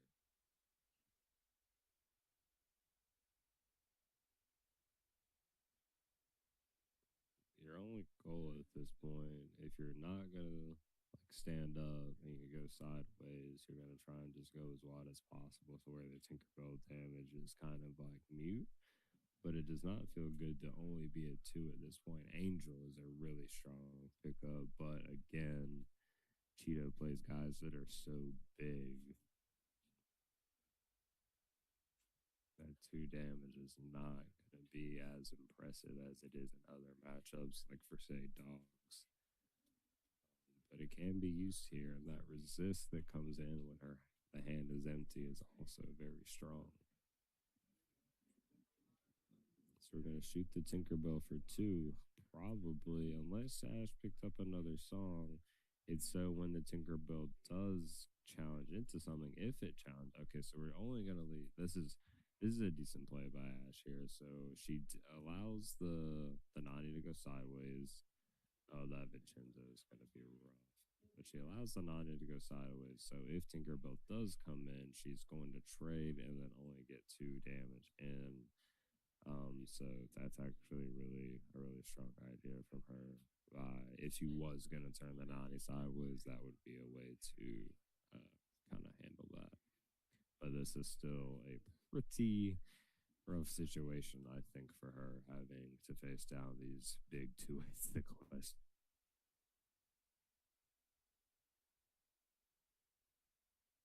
So it's gonna kind of run away with it here. It seems. We'll start to do that.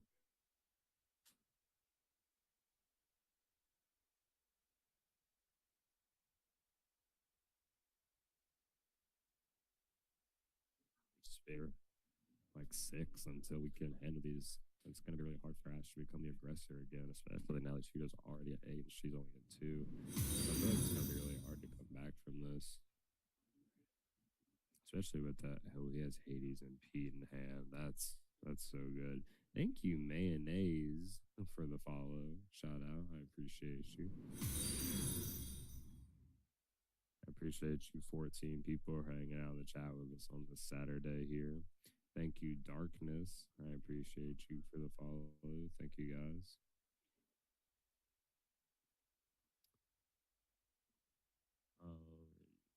Just because I haven't said anything about it this round, I do want to remind people that next weekend is our set champ. We always try to get Dragon Sword set champ on the first weekend of set champs.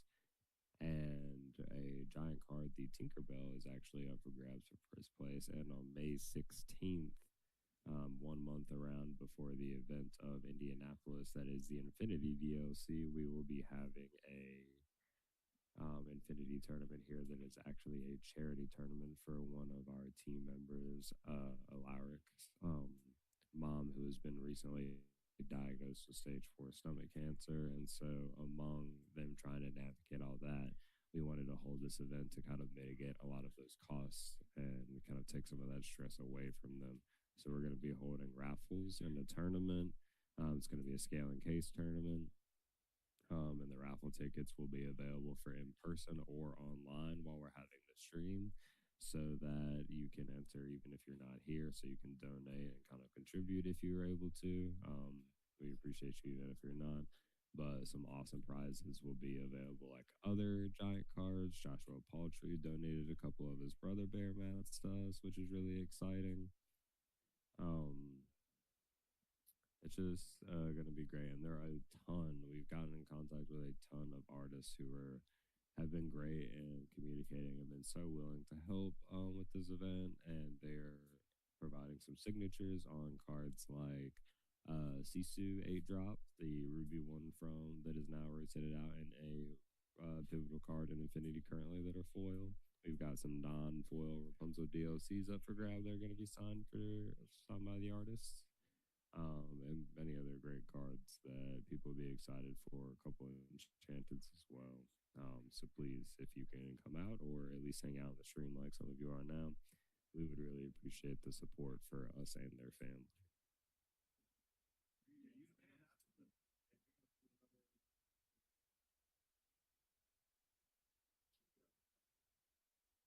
Cheetah going to 18, playing this game in dominating fashion and seeing the Rhino off the top. Ash knows that this game is kind of in the bag. She's not going to be able to handle this board. I wouldn't want to be facing down something as powerful as that many big guys.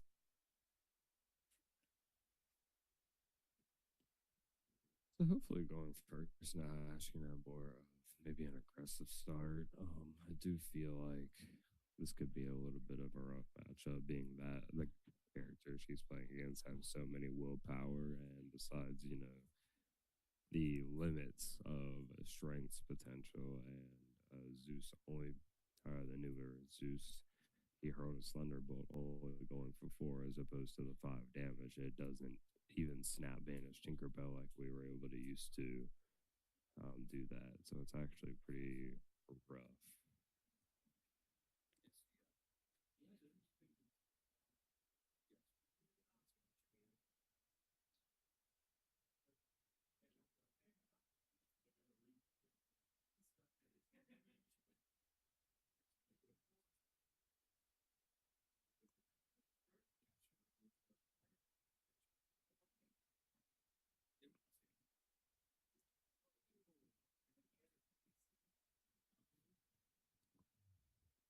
We're kind of moving and we're going to see from Ash here.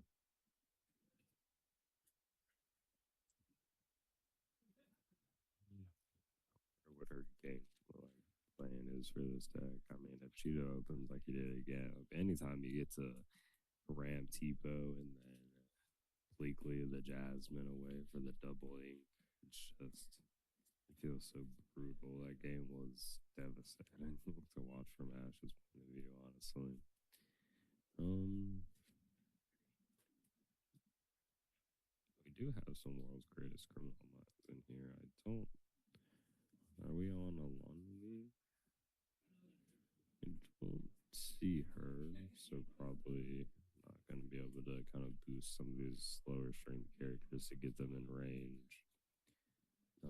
But we are on the Powhatans.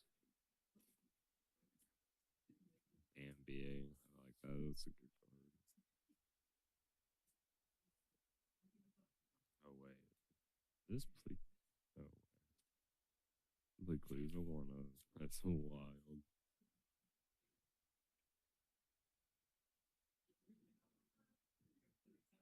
Appreciate the 16 of you that are chilling in here with me right now.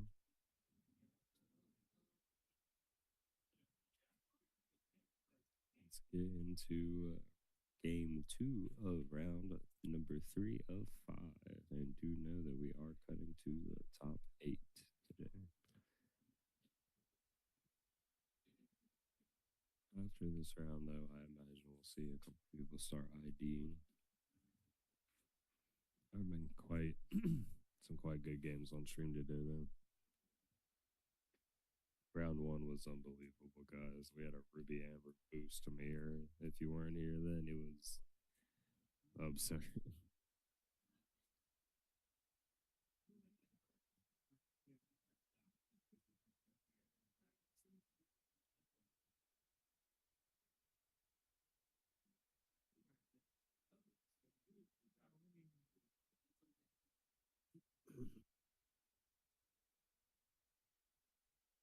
And get me some water here.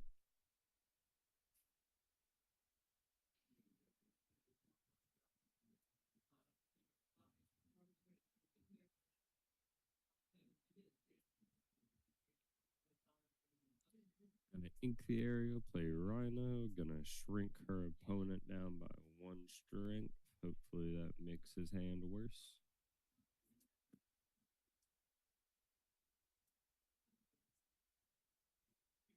We're gonna ink a sail, which means he probably already has ramp into Happy.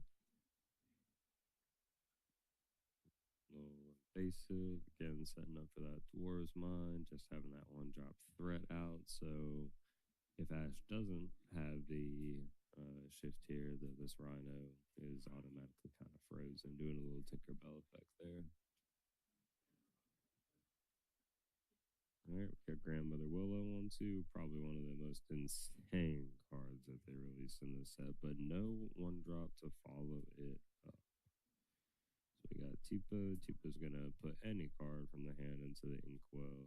Cheeto's got a pretty ideal start here, but I guess we'll see what Ash gets to follow it up with a the potential of the ramping effect of maybe a Cood with this Willow here.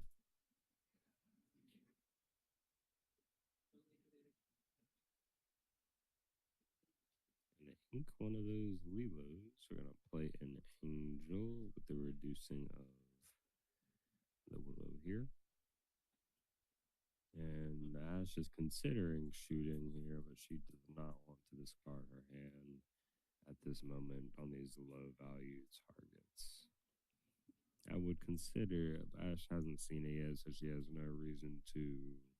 I mean, she might should assume because you see the happy that there's Dwarves Mine in the deck because those tend to kind of be a package to give you something other than dock to kind of get the full value of that effect of the location.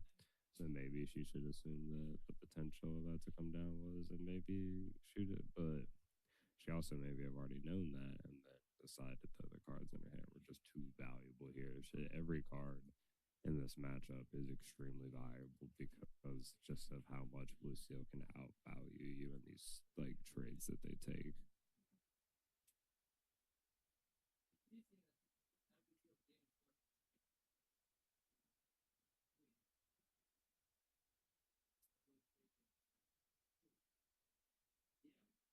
And just a reminder to people, we are in round 3. The laptop over there has not been updated. We're going to play another Angel here. What's really good into this matchup with all these steel damage effects is that Angel will gain resist if Ash goes down to having no cards in hand. But it also means that Ash should have no cards in hand. Shoot it for 2. We're Angel discarding Angel to shoot happy. Yep, so maybe she decided that she did want to play around the dwarf mine there. And she gets a question.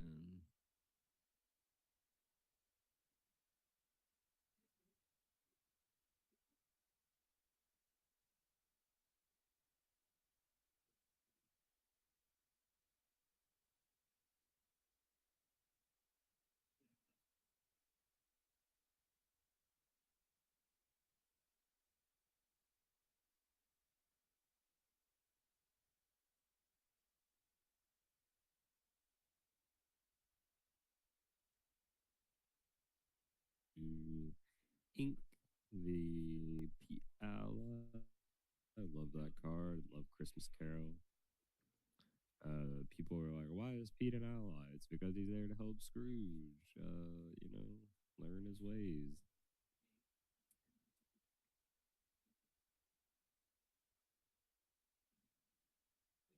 We got that devastating team prevail from game 1. She is back on the field. We're gonna see just how much this loaded Ash Shannon. Once again, she's only at 1 lore and Angel's Resist was in fact not in play because Ash did not have no cards in hand. She didn't have any. Her hand was not at 0. I apologize.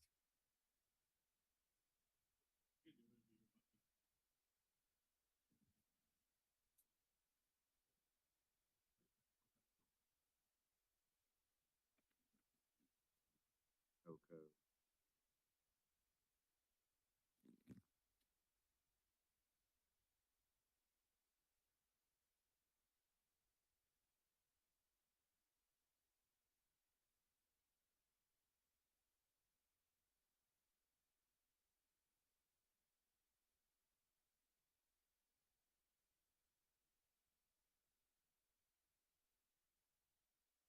We're gonna pay 1 for the shift here because of our Willow. Angel is going to quest. Probably not because we don't want Tinkerbell to her board apart. All right, we're gonna dock. She was thinking about singing a cood. Okay, I understand. But now, see, this is where that one. This is where that 1 damage on Zeus versus he hurt us Thunderbolt is so significant because Rhino would be able, or Angel here is able to sing it, and but we drew double song. But we could just have done that with Zeus before rotation, and so we needed to draw double song off of it, and we did. That's so powerful. And now the resist for Angel is in play. This is that sucks. Well, if Cheeto's doing that, his hand must not be ideal into the dock today. So he's just playing. Yep, He's getting some value, seeing where this can take us. Well, Ash is suddenly in a slightly better position. Yeah, he inks Tipo. Cross. Yet another. Gonna shrink the dock here, probably. She probably just said it. Another Tinkerbell. Tinkerbell's. Oh boy. Tinkerbell is devastating in this matchup, it seems.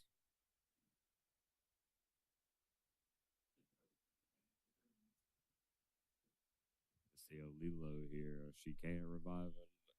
Yeah, ready position, unfortunately. And oh, the third Tinkerbell.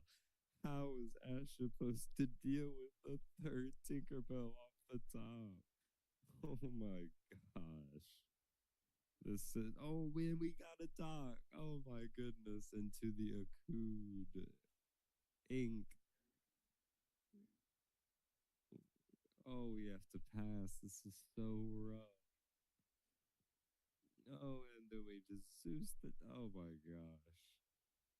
This cannot feel good to be on Nash's side right now.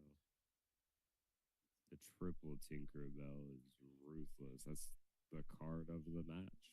Like it controlled game one here. Is decidedly gonna be the reason that game two is gets closed out as a 2-0 potentially.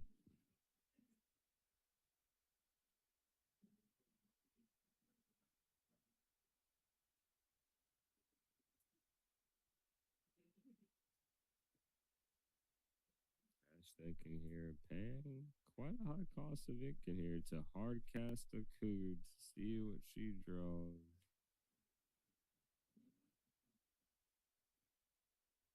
Ink strength play for 2. Ugh.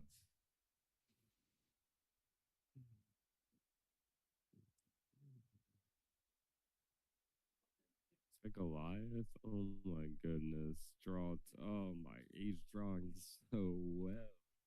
Yeah, that's it. Ash just says she's had enough. Picks up her cards. Cheeto's at 17. No, she cannot handle that wide board from the Sapphire Steel player. And Cheeto progresses to 2-3. Sorry, 3-0. And Ash drops to 2-1. Both still in it for top cut. But now, Ash has got a little more weight on her shoulders going into round 4. But you can see she's still all smiles. Because Cheeto is definitely a delight to play against, and Ash is always gonna have good spirits. I'm sure she's excited to be playing a version of Song again. That was kind of her go-to for a long time. We'll probably be back next round, but I'd like to get somebody to play like something on stream with me, like Pack Rush or Piles or maybe even Cookie Run or something. But we'll see how it goes. I appreciate the 20 people on this chat right now. If you do go away, be sure to come back for round 4. It'll probably be pretty soon. Appreciate y'all.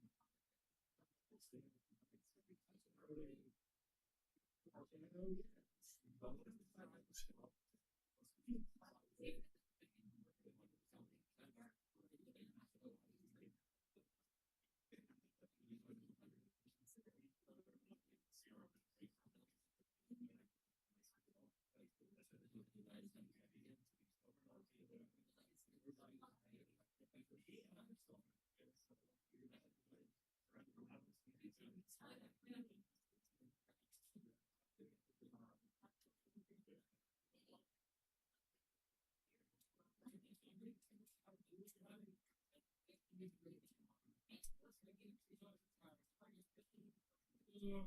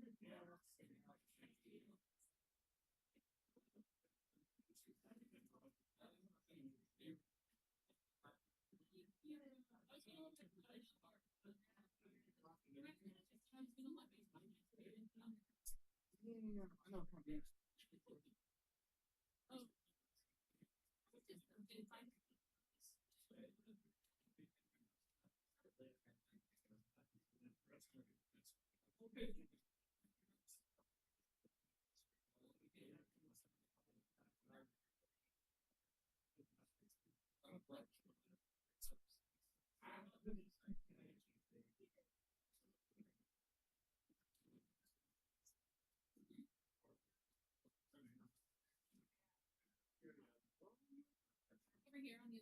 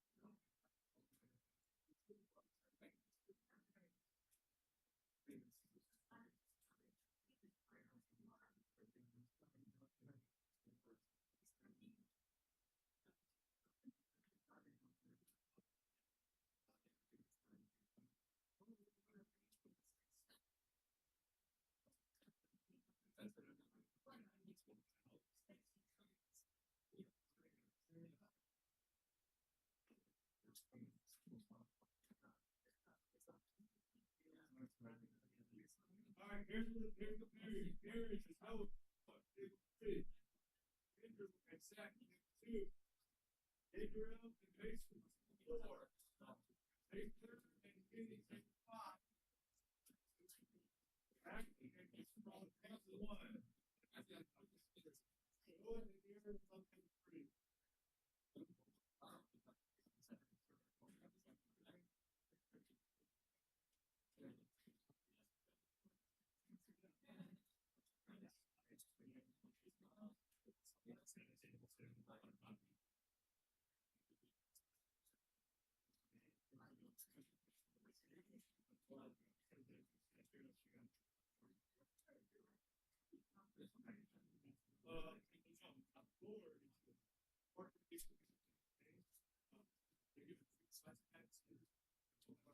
Series flashbacks and the winner did. So they're not getting this. They're not getting the second or choice. Because they divided them.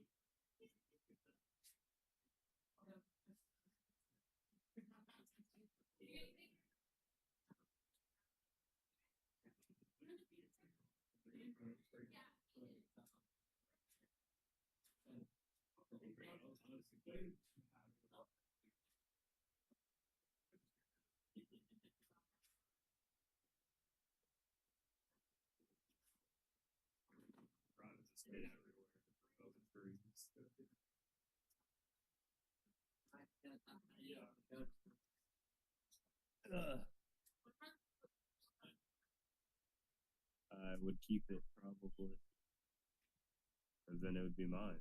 Anything that's in my hood is mine.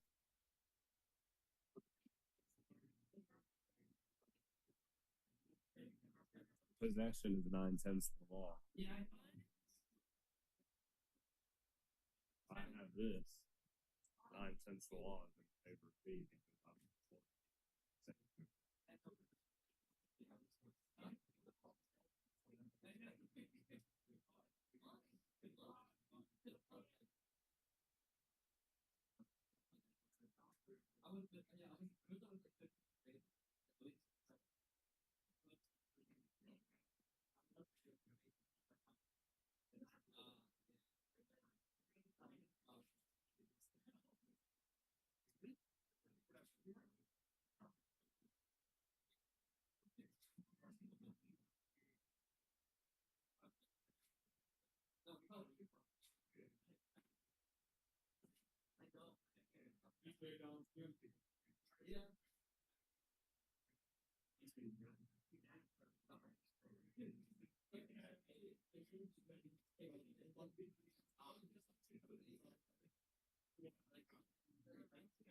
me because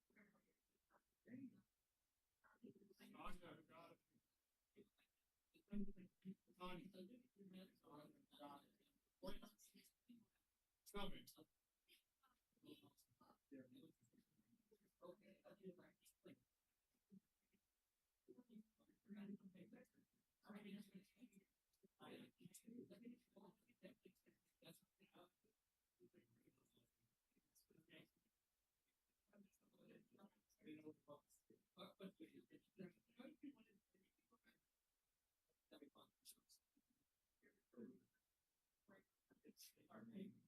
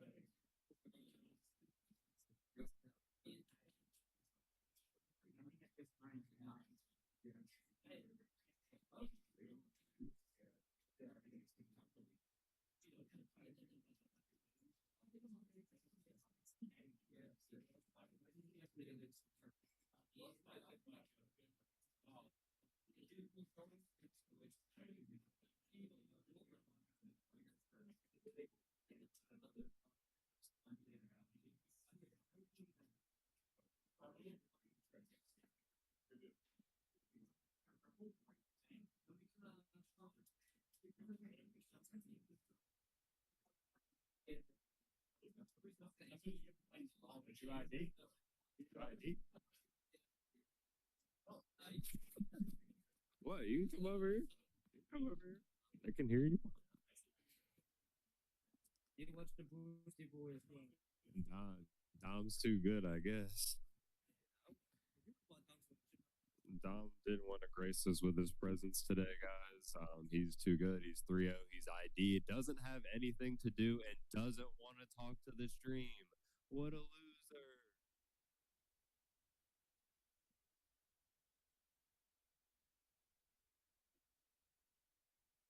But we do have a great match in store for you guys. We've got the Ruby Amber back from round one. Russ is 2-1. He is not 2-0-1. He is 2-1. He lost to Dom one stream round one, as you guys know, but then he has won the other two since then. And then DJ that you saw in round two, I believe, was 3-0, and then or he is 3-0, and now we are in round four. DJ probably was hoping to not play the pair down because then he would have the opportunity to ID the next two. But because of that, Russ obviously has to. He doesn't want to take that chance, so he has to play this round and hope to get to 3-1, and then he can ID in round five and go into 3-1-1.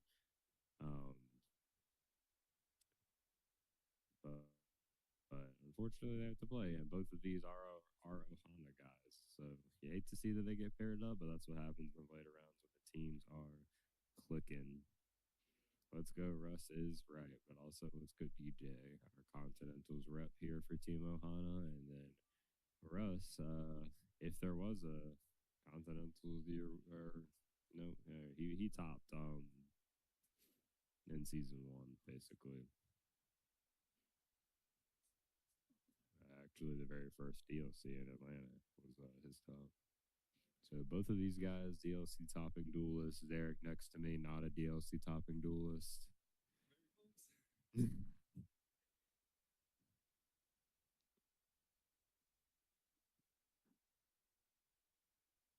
17th at the CCQ, like the god he is. So good.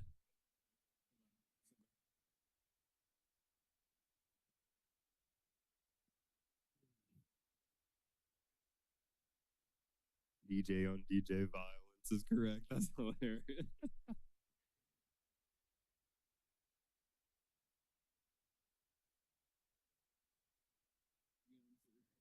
He was.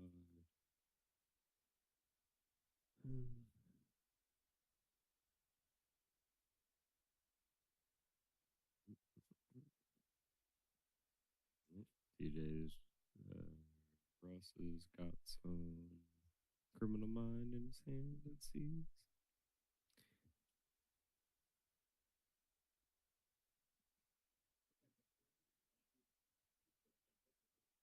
Yeah, go DJ, because when you say that, you're rooting for both of them.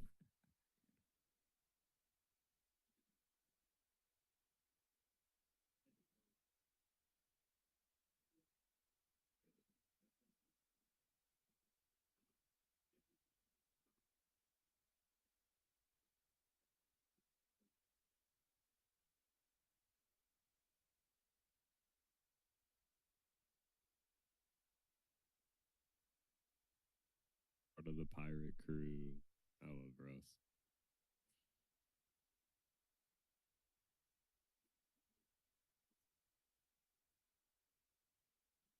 Got an Ink Dragon and pass. No one drop this turn. Let's see what Russ has in store to cook up for turn two.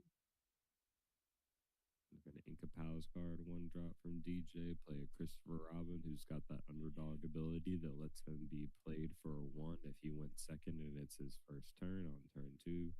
Russ is going to drop the Scrooge, that menacing card that anytime for every card underneath him, he gets that +1/+1. So he has the potential to be massive, as we saw in that round one. We saw him at, I believe, 5-5 and 6-6.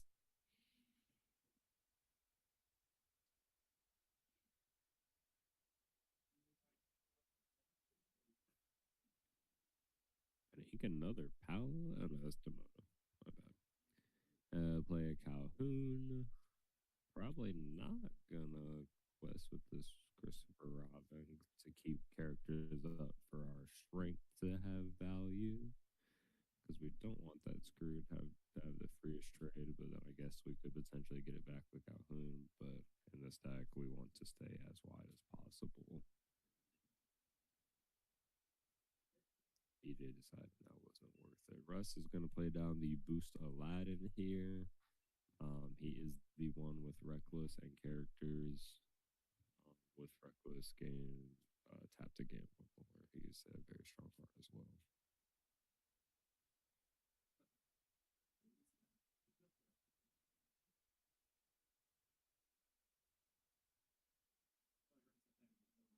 Inca no off here. Lots of one drops in DJ's hand. Gonna play Lexington R4 for Stone by Dade and Alert character. Crazy to see how Lurkana's gone from 2 2s and 3 3s being our like primary strengths to 3 3s and 4 4s.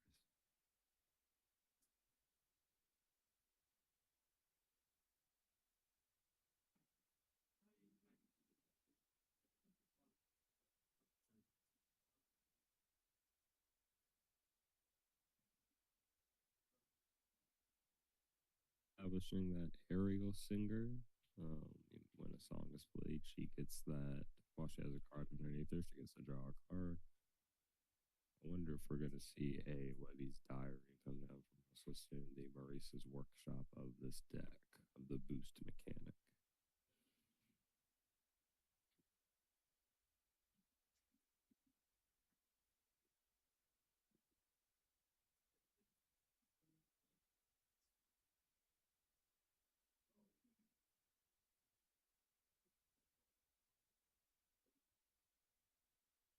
What 4 cost are we going to play?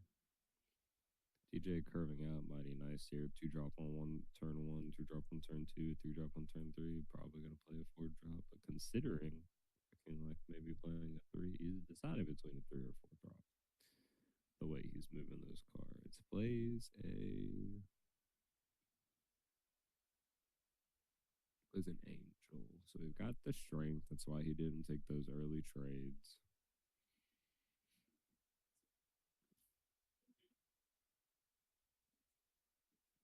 Now we've got the angel ability potentially to sling a snowball in his direction.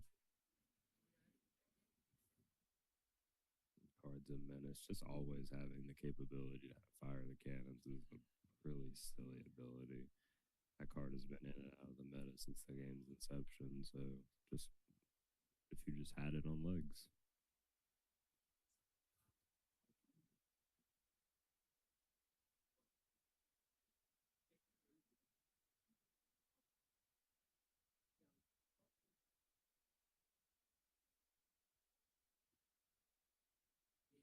AJ kind of thinking about his lore here. Doesn't want to offer Russ any free trades, but is still trying to mitigate his board.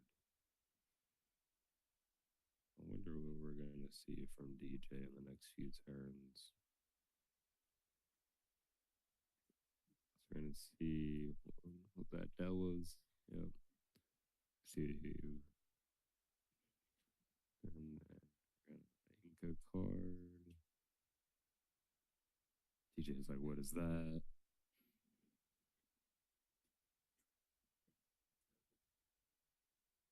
So he's gonna rush in and take out the Lexington. Oh, he Dallas the Lexington. That's really good. And then we get a boost under our Scrooge, so now he's getting bigger.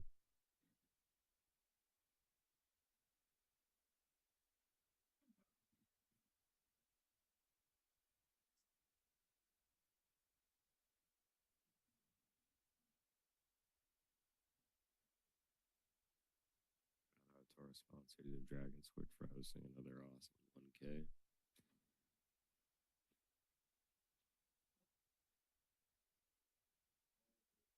Our set champs next week.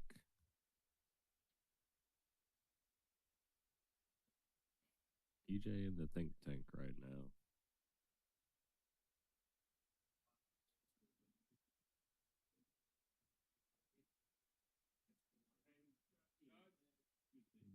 Tapping all of our ink here to play Yzma. Okay, gotta refill our some potential to refill our hand in the next few turns. Dump our vomit our hand out, refill it. For us not finding the uh, Webby's diary so far has seemed to kind of keep him off of some crazy plays here so far.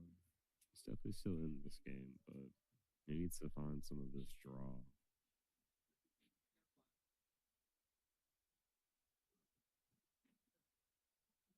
DJ deciding that the board staying frozen is going to kind of be okay. Still doesn't want to take any bad trades. Keep his strength as strong as possible if he finds one, because he knows that Russ's characters are pretty overstated.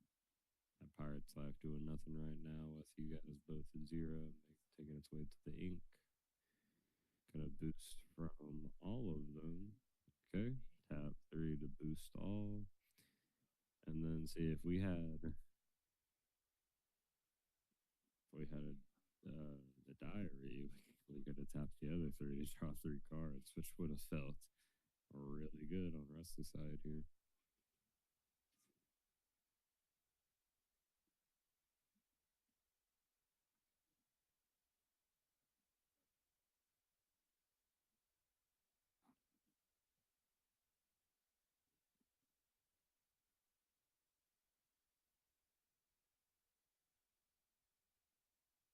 And down, it's a Cheshire, right? Yep, Cheshire Cat. Gonna use our 2 to potentially boost. Or play it. I've got a boost. Yep. Where are we gonna move this to? We're gonna move 2 from this to here.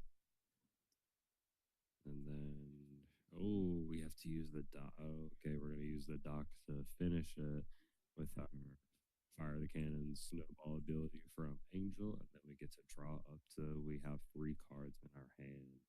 It's got to feel really good for DJ here. Russ needs to hope that he can find that cauldron getting sniped off the top of it. He needs to do that. So yeah, DJ deciding it's safe to quest at this point. Now that he's got a fresh set of 3 going up to 4 next turn and a sizable board. Another Delos. Wrong duck yellow card we're looking for here. We really want that. Is that it? Did we finally get it? I think that, yep. Okay, we finally got the diary. So we're going to have to ink here. We'll probably boost under one of our guys and then draw a card. If we get another Criminal Mind, which is not going to do a whole lot in this matchup, because as far as I'm aware, we don't have a way to up the strength of our opponent's characters, and pretty much all of DJ's characters is really small. Actually, if DJ ever decides to Demona, that could be a pretty good out. But if we get Demona, we are probably in a really rough position. So we're only going to draw 1 card or get taken out pretty efficiently, it looks like.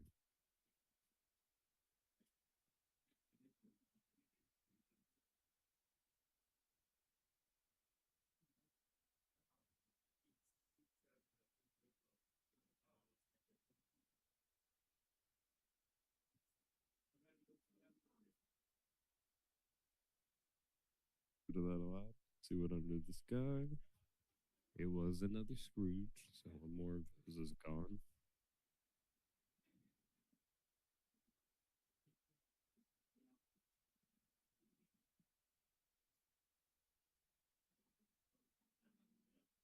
A Genie here. Genie's gonna get the boost as well, so you can start putting that lower pressure on Russ.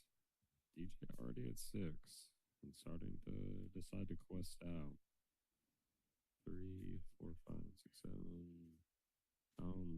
If Russ finds a raging storm here with an ink of one of these Criminal Minds, this could potentially be okay for us to start getting back into.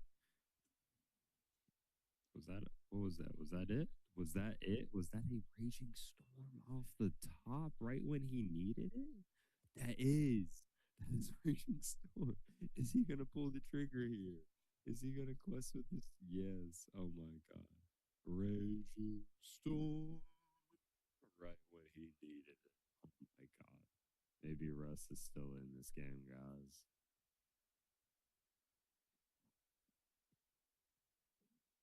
That's insane. Right as Russ. Oh, and the Yzma to still be there, and Palace card. Okay, so we need to like drag it off the top, follow it. That's why are we getting these now?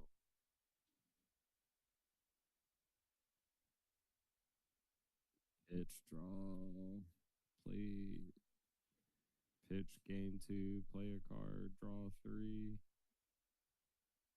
Yep. Oh my goodness, this has got to feel brutal for us here.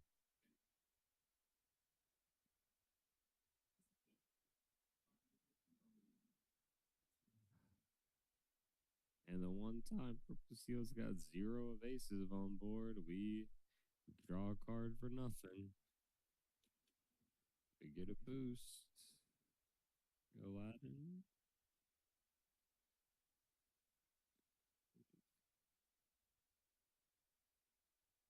Then we'll boost.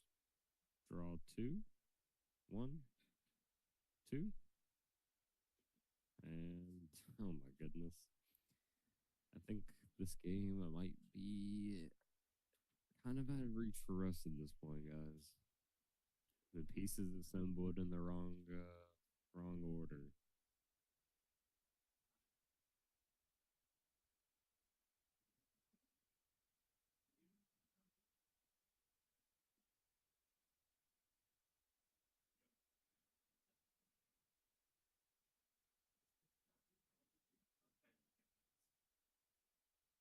This is not good. Anytime Yzma resolves three times in a match, 4-3 cards, you've got to feel quite disgusting. I'm not gonna lie. DJ is probably wiping the drool from his chin as we speak.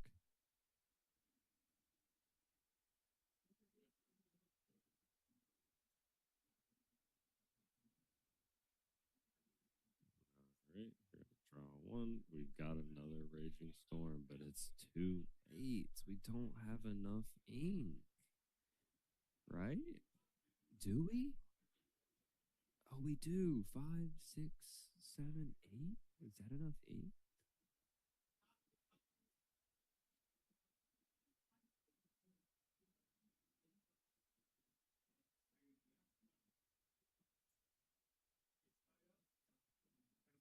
At 15, though, it's going to be really hard to establish after Yzma again drew.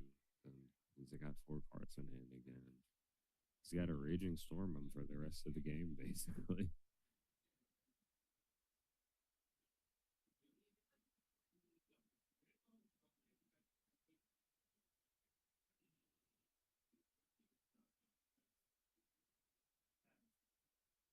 He just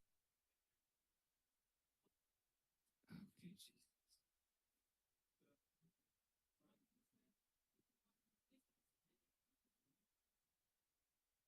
Oh, the Olaf that makes him lose 2.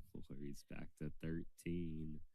Russ dumps his hand out, says, "All right, quest into this big boy. Let me grab back Raging Storm."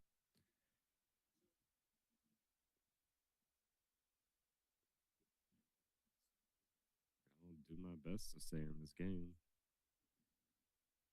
14, 15. Russ can go 16. He didn't.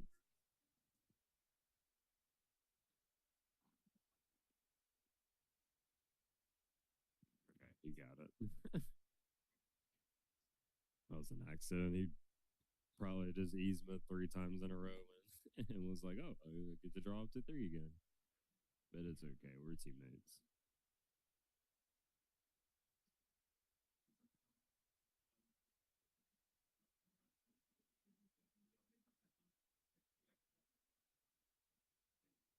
"16, 17, because of Pocahontas' ability to gain the lore of an exerted character. Unfortunately, Russ inked that pirate's life that he found early, so unless we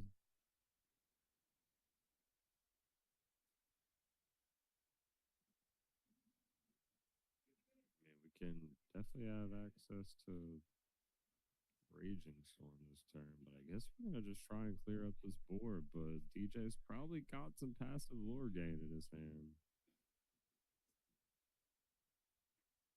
It's a tink off the top. That's not gonna help a whole lot here. Gonna take out Hook. Take out. Take out.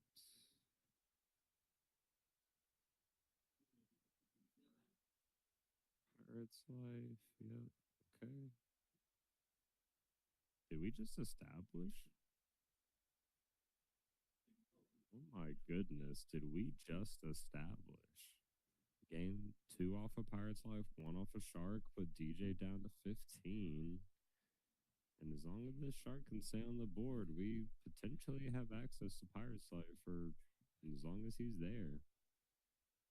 That Cauldron did fall off of the boosted character earlier, though, and Russ only plays 1, so that is not going to come into play in this game.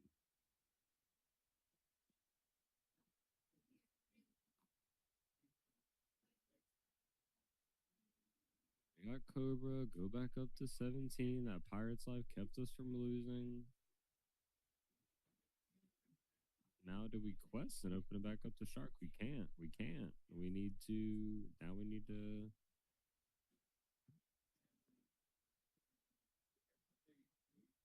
What do we get up? We got a horseman. Oh my goodness. Oh, and the third diary. And we can boost our Scrooge. And oh, now these diaries have assembled, and now we just need DJ to not like draw lore gain or rip into more draw cards. Like there's a potential. We just need a few turns to turn the tide of this game. But it looks like Russ is digging for outs and can't find them. If he can't, choose that target and snipe him off the board. And then we got the dragon for next turn. Oh, and he's back down to 15 because of the Olaf. This is crazy. Russ is turning the corner right now.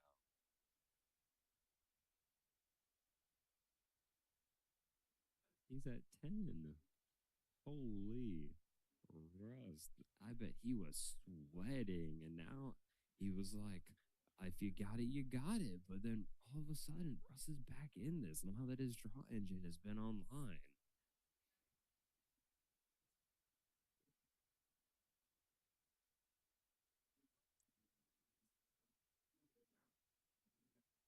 This is a wild game 1. Haiti, bro, he's gonna I'm on he's let him draw 2 because Shark is freezing this board. That's so interesting. I didn't think he would give him any cards, but that's Russ must have a and he has another Shark in his hand. Why did he let him draw 2?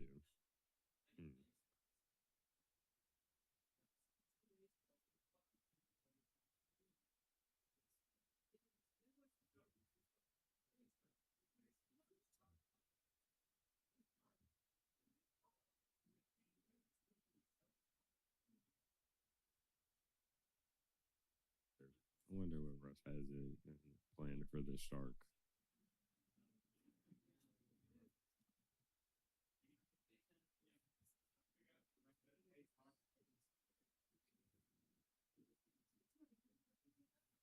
This is a really good game of Wakana we got going on here, y'all. All right, we're gonna get a boost under the Scrooge. We can trigger a diary, and we're gonna trigger another diary.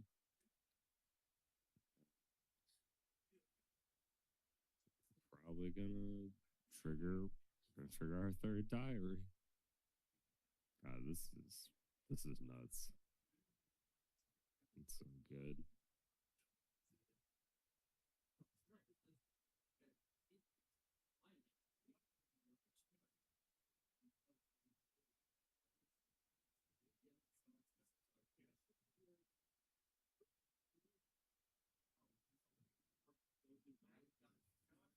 Horseman strikes the dock into the discard.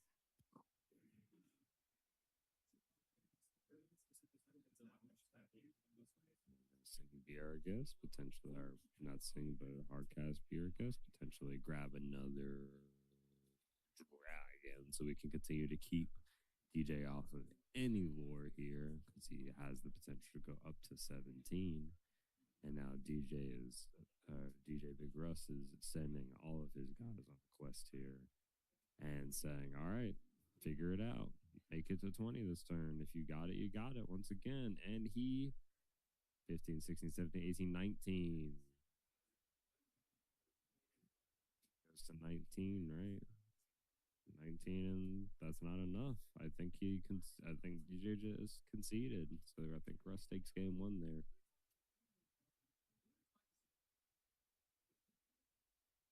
All of that lore drain on Russ's side was pivotal in keeping him alive in that matchup.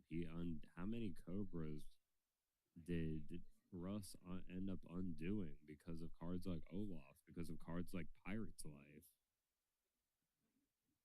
That was a really good game one. I thought Russ was out of it.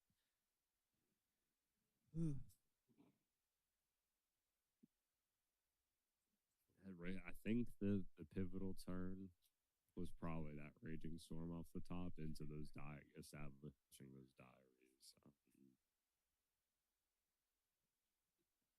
I just can't believe DJ established and resolved so many Izumas for 3 and did not win that game. That's crazy. That's like a testament to. It just shows how real this Ruby Amber deck that Russ is piloting this is. I mean, Dom, not on the same exact 60, but he's also 3-0 and IDing in a top cut. So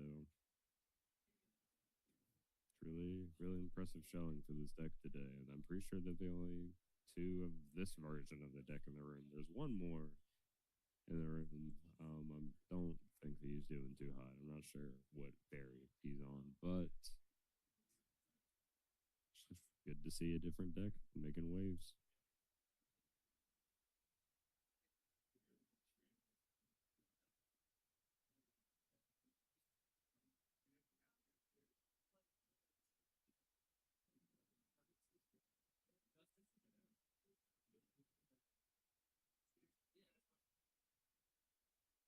In here now that DJ's got a game under its belt versus this version of the deck. He knows a little more of what to expect, so maybe he might make a few different decisions. Not that he necessarily made any bad ones in that game. Just I know that he isn't very familiar with this version of the deck, as many people are. Russ tends to not only bring decks that are interesting, that have a surprise factor, they also tend to be like just surprisingly really good. He's always on something slightly different than most people. He's never on the same deck. And oftentimes Russ and I will have a conversation about what he's playing for a tournament. And he'll look at me and be like, there are 3 decks in my bag. They're all built. I've played them all. I don't know which one I'm going to play. And then he just like ends up grabbing a deck box and running with it. Get the Incan of the Palace card. Ink the Aladdin into playing our 1-drop here. The card's pretty solid. Gonna ink a Cobra. Get our 3/3 2-drop down. No quest here. Automatically frozen from the strength of this icy dog.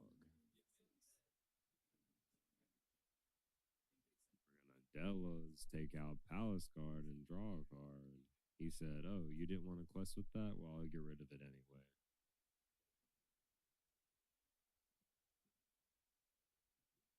Hey, here comes the Scrooge. that's super important. That might not seem like a high impact play. Like why would you want to take out this one for? But what some people don't realize is that's one less damage for strength. He also never got to quest, so DJ got essentially no value off of his turn one play. And biased into passing again. These cards are just really big.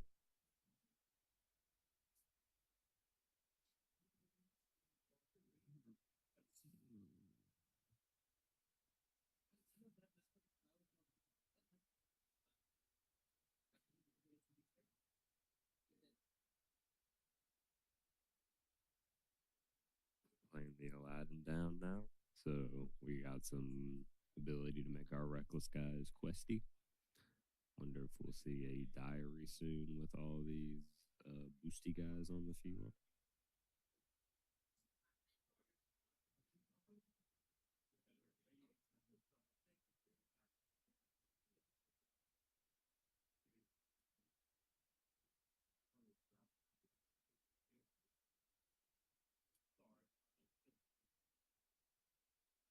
Draw a card. We got Genieception on the field. Both of these cards are really good in their own way, honestly. And then we're still going to get the strength and see how this is going to come up because now this strength is only doing 3 damage and taking out the Scourge. Whereas if the Palace card was able to stay, we would have 4 damage to potentially take out one of these other characters.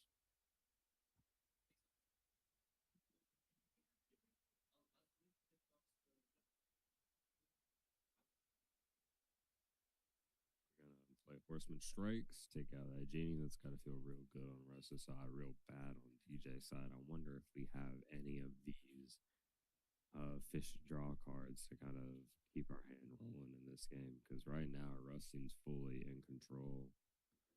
So he's going to take out, oh my goodness, that 4/4 stat line on that Aladdin is so strong, taking out the Genie with efficiency. It just seems like Russ's curve is really good into beating Blue Steel's, or sorry, Purple Steel, sorry for the Mystique curve.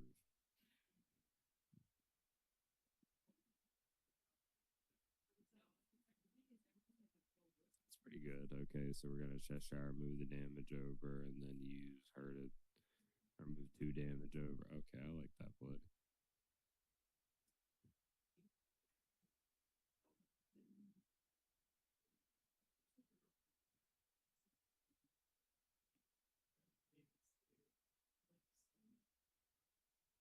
Horseman Strikes just to draw a card. Play another of the Icy Dot. Doesn't feel the best, probably. But he has some of these higher cost cards in his hand, it looks like. We got Yzma. We saw her put in some work last game, but you know who's coming down? Sharky. Probably.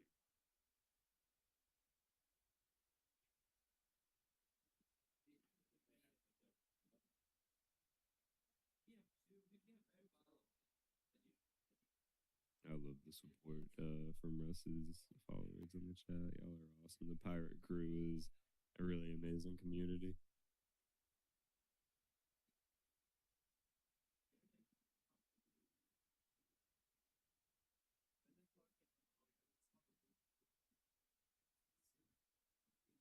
I got the Ink of the Ariel. Gonna play a shark just like I said, making that Yzma draw potential kind of scary. DJ might take a look at Russ's discard to see what actions he might be giving him access to. Does note that there's a Delos in there, which is really good against these illusions that DJ likes to play.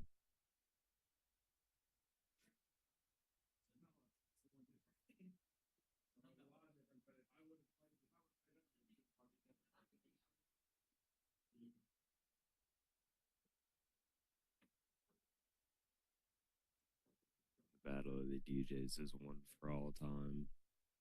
There's that Cobra I was talking about. So if DJ decides to, okay. So we have Doc. I was gonna say, if we decide to turn this Yzma sideways to draw cards, then that's gonna give our shark is gonna feast on that Yzma, giving us access to Della's. Then we could take it out, take the Cobra out. So if anything goes sideways, there could be some havoc coming down on DJ's board right now. And I'm sure he knows that, which is why he passed with everything standing. Yes, they are both a part of Team Ohana. Both part of the OG original squad. All right, see, there he had the Dellas anyway that I talked about to take out that card.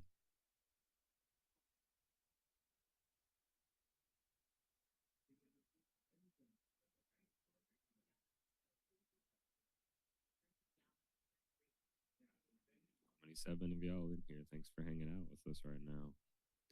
All right, see that boost aerial come down? Gonna go ahead and put a card under that just for the sake of doing so. And then play the Tinkerbell, be ink efficient here.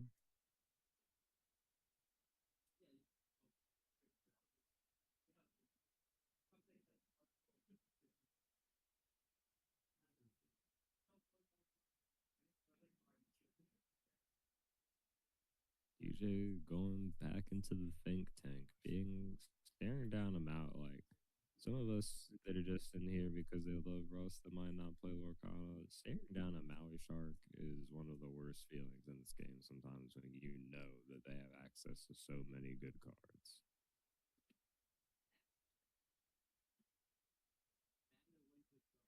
Just knowing that in the discard, all of those actions that he's played this turn that have kept you from progressing your game state could just come back. But we haven't even seen Pirates live this game. We haven't had to because DJ hasn't been able to gain any lore.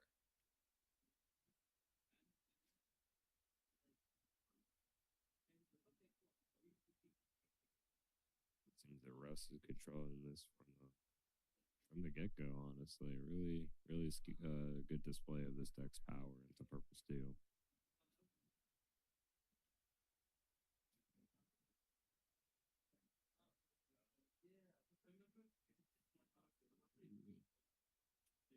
Elsa coming down to tap the Icy Dog. Gonna take 4 damage. Cheshire gonna go on a sing. Gonna strength 4 on the shark. If we had one more. Wait, yeah. I mean, has he inked this turn? Because if he hasn't inked, we can we use the ability to draw 3 cards. Thank you, Jordan, our Joran. I appreciate the follow.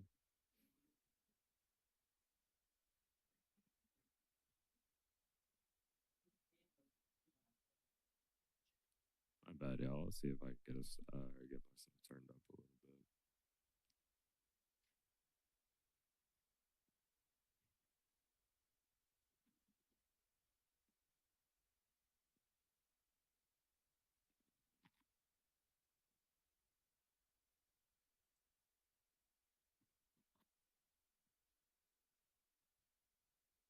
Appreciate it.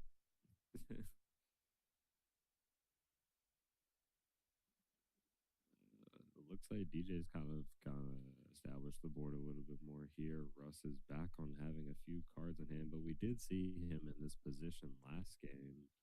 He only had a couple cards in hand, but then was able to establish those.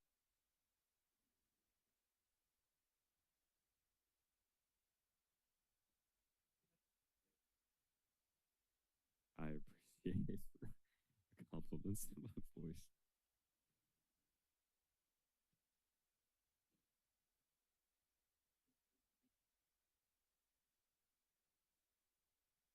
So if Russ can find his way into some of these diaries, he might be able to chug his way back into this game. But this is Purple Seal's doing what it does well and draws cards and vomits characters onto the board. So the good thing for Russ is he's been able to stall DJ's game plan for the most part. And so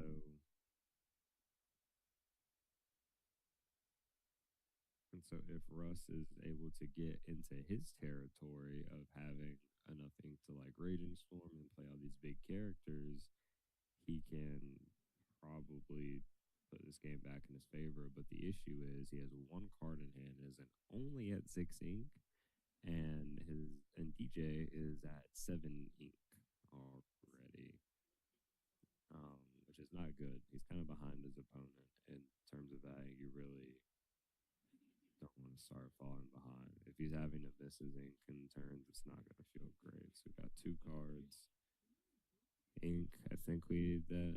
Well, I couldn't see what the other card was. That Tinkerbell's not doing anything right now. It's a vanilla 3/1. Gonna put yet another card under this aerial. Really wish we had the diary here so we could draw a card. We're having a pass, so I think that, and we did. We didn't. Oh, we did get Winked and Tinkerbell. So we're at 7. So maybe DJ's just kind of posturing, or maybe Russ is just kind of posturing that he has Raging Storm in hand. Because if he draws ink, he's like, oh, I can Raging Storm you, so maybe you don't want to spam me out here. Kind of keep him on his toes.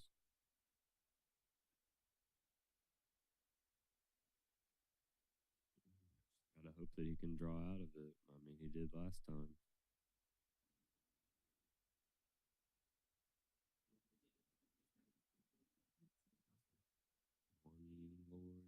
Lore, 3, 4 lore because of the extra gain from Pocahontas. Gonna go up to 8.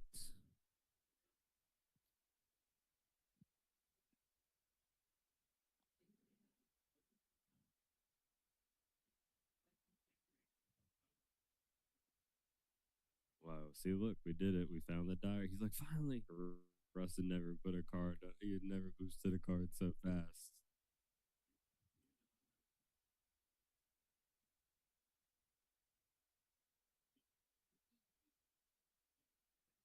Take something out here just to kind of.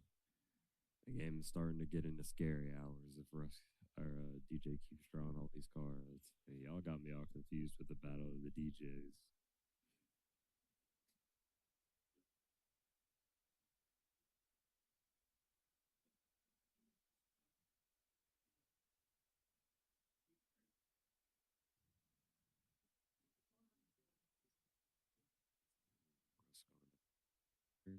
Using that Dumbo's ability to pay an ink, tap an evasive, and draw a card. Gonna quest out just because Russ sees this opportunity that DJ doesn't have a lot on the board, and he's at potential risk of a Raging Storm. So I don't imagine DJ will commit a whole lot to the board, but he will probably like play something because he has a lot in his hand. He can't just not do anything. I mean, he could, but see, look, this is a good, decent play here. Like, it's a, and if he lets him draw, it probably means that he needs to keep this draw engine alive because he wants to be able to boost it again to get another card because DJ or Russ is so low on resources. So it looks like we're going to see a potential game 3 here with Russ on the play. Drop a Captain Hook because he says, I don't care if this gets Raging Stormed. This silly little 1 drop. And it seems that we are, let's see, 14, 15, 16, 17, 18, 19. This is exactly enough because of the Pocahontas gain if Russ takes no characters out.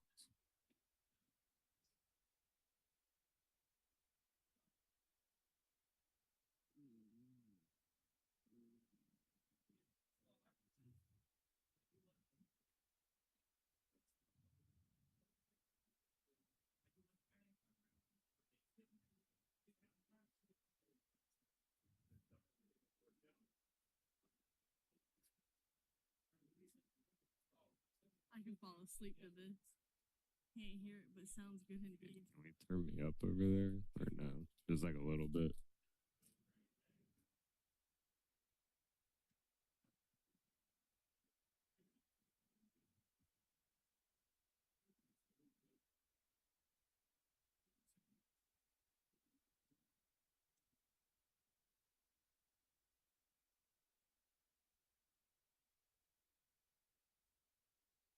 Olaf comes down, bringing life back into this game just a little bit. And now we've got a Scrooge so we can keep our draw engine alive.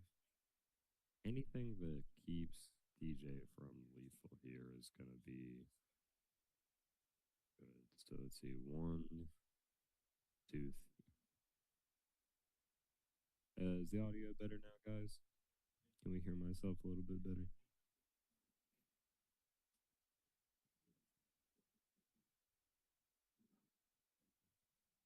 Okay, thank you.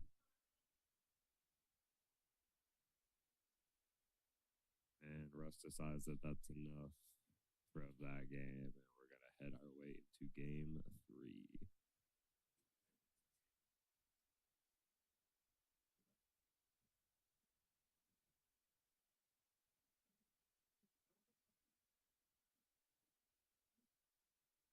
It was another good game. Showing the power and the resilience of the purple steel deck. I'm sure Russ would have liked to get some of those cards online earlier. Again, kind of the same situation as game 1, but we just saw Russ snowball a lot heavier in the first game, going into multiple of the Hoard drain cards. He lost him twice, Pirates lifed him. Just a lot of drawing the game out so he could get in the position to win that he needed. And we also never did see a Raging Storm come off the top of Russ's deck that game.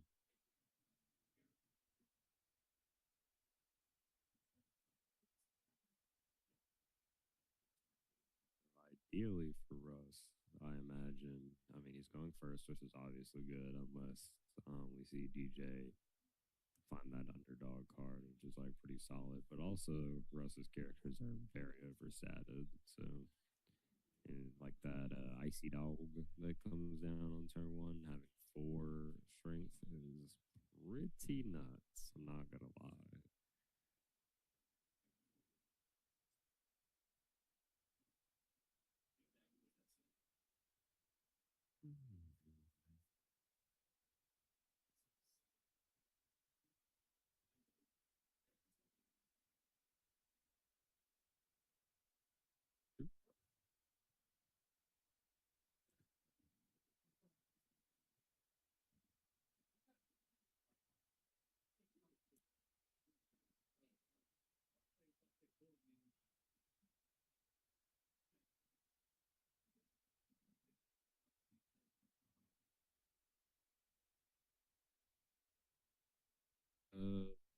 I wonder who's gonna come out on top on this one, chat. I'm not gonna lie.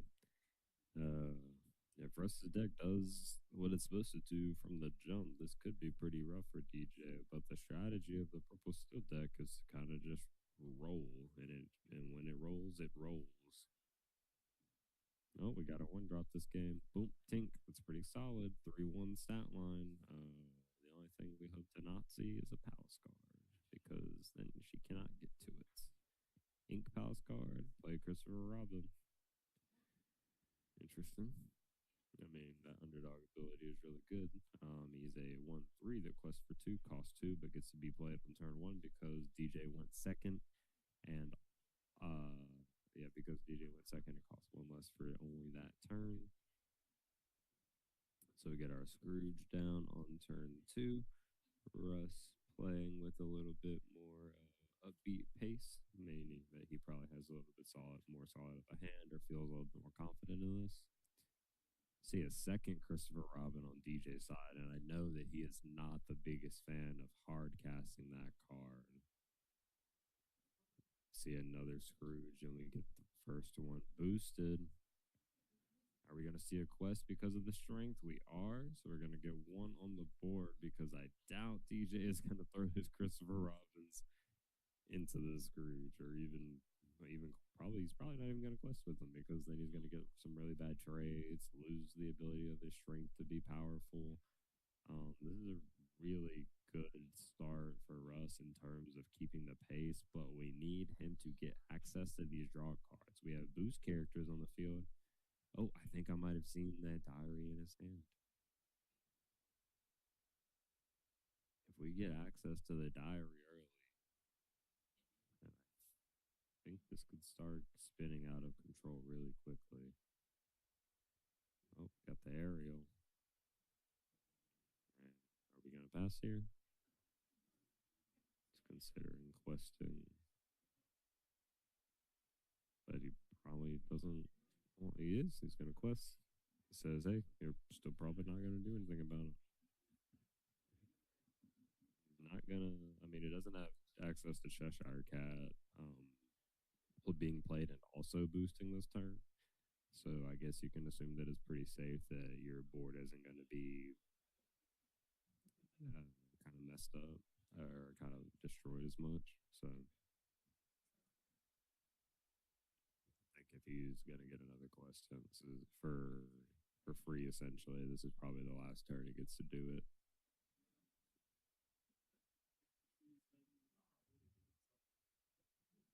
Without the fear of Cheshire Cat.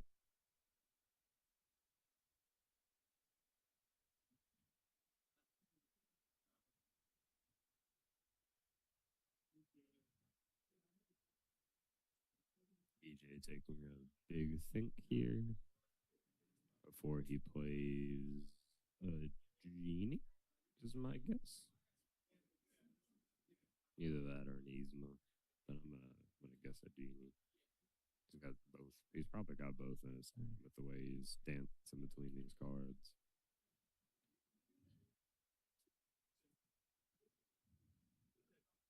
Oh, oh.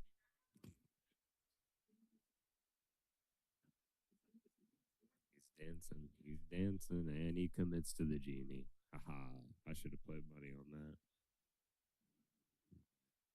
Strength the aerial into the discard. 4 characters equals 4 strength on that song, so send her into it.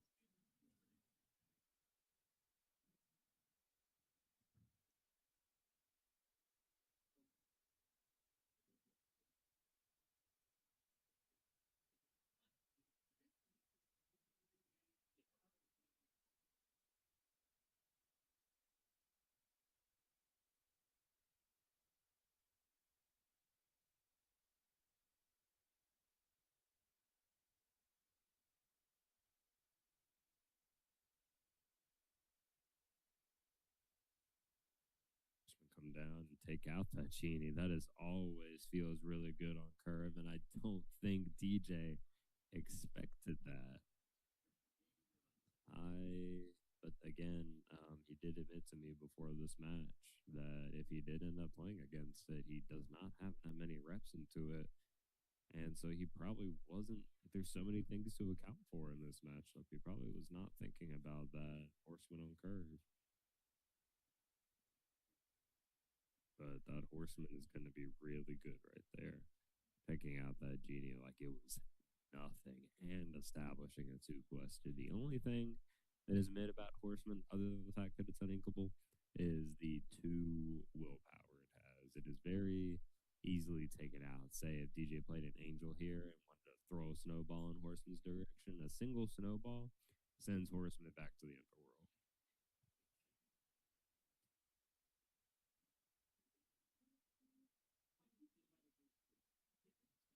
Over no discard here, just because all the cards in her hand seem valuable. I wonder what this last one is, if it's a Doc or an Yzma potentially. I think you might have considered an Yzma this turn.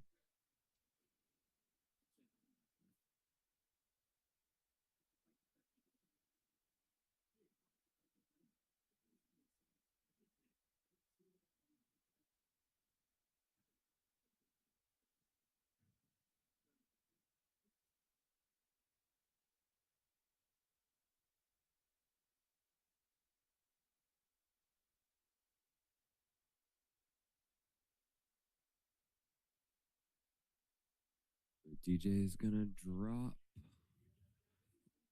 An angel here. Okay, but he did not want to discard the card in his hand, so that's how you know that that was valuable. So it's probably the card's gonna draw him more cards. Did not think that it was worth taking out the horseman here.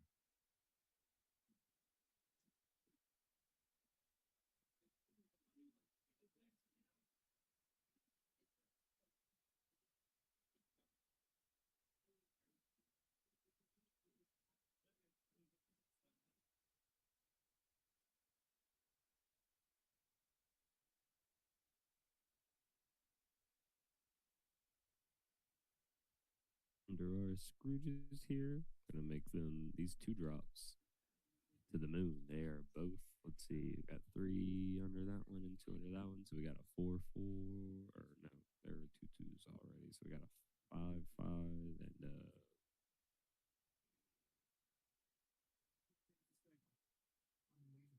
and a 4-4. I think.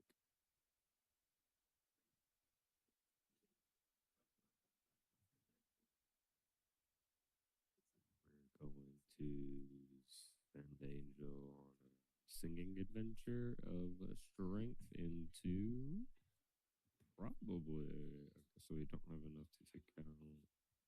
All right, well, there's a raging storm under that. DJ doesn't absorb that. And we knew that I was docked because he didn't want to discard it last turn. He's now going to discard with Angel to shoot the horseman, as we expected. Finally got a card that was worth discarding. And now he's like, I just got to send it.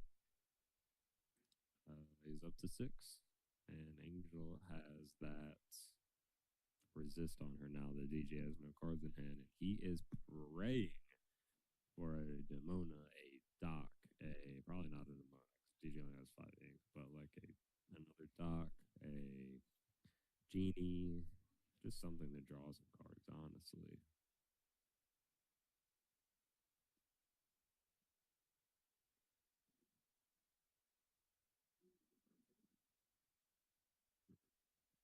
But if, I mean, Russ is at only 5 ink, so with no evasives on the board, this Horseman Strikes isn't going to do anything.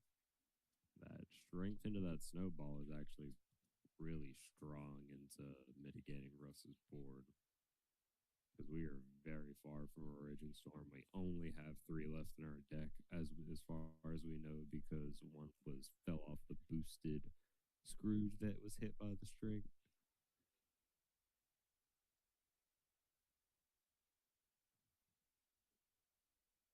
Take out one of the Christophers. DJ says, let me keep the foil one on the board.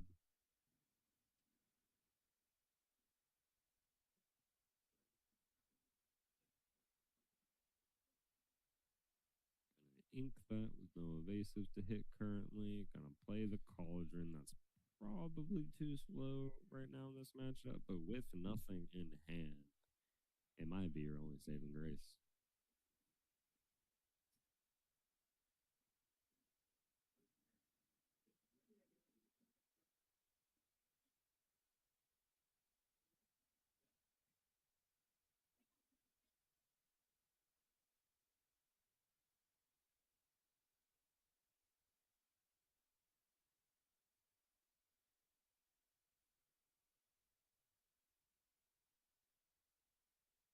Really safe position right now. So 2 from the Pocahontas because of her ability. 3 Doc, 4 Angel, 5 go to 11, considering 11, 12, 13. Yep, so got to gain 2 more off of trading that Calhoun. Us needs to start snowballing like he did game 1 because this is not looking the best right now.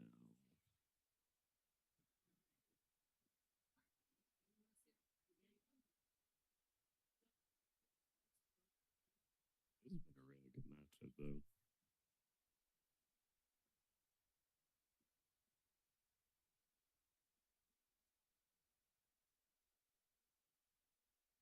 To come out later, and I think we have to ink that dragon, Russ. Yep.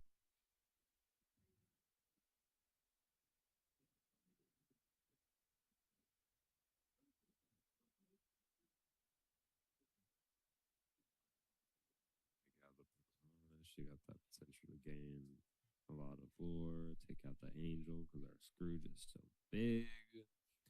He's got 4 cards under him, making him a 6/6, I believe, is what he is standing at.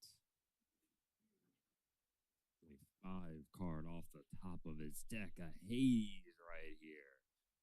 Oh my gosh, we cannot let him draw 2, but we cannot afford to lose our guy.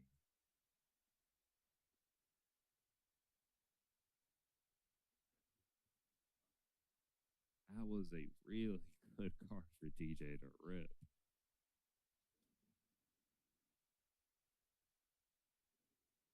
It's the biggest thing for us of the match, probably.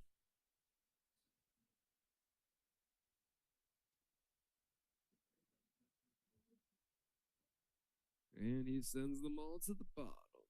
Cannot let him draw two more cards when his back is against the wall. We're going to 14, 15, or 16, 17, probably.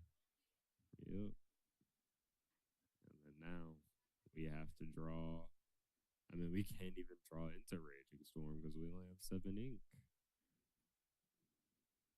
I mean, I guess we can play like Horseman and Banish Dock.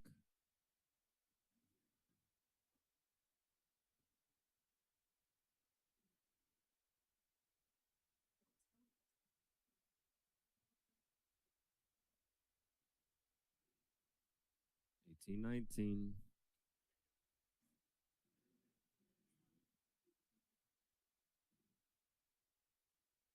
Chris just conceded because all that you would need to do is draw a card the following turn. Yeah. Okay, that was a really good match. It'll be go down as DJ 2-1 on Russ. Unfortunately, that makes Russ 2-2, and now he needs to win the last one and hope that his tiebreakers pulls him in. But DJ now being 4-0 really helps Russ's tiebreakers because most of the 3-0s ID'd, making their records while they're guaranteed them top cut. They're now worse than DJ's because he is 4-0. Because of that, DJ will likely take the top seed of first going into the last round. Thank you, Mystic Moon Song. Thank you for the follow. I appreciate that. But with the tiebreaker percentage differences, Russ might be able to squeeze in because of DJ pulling him in. But I guess we'll see.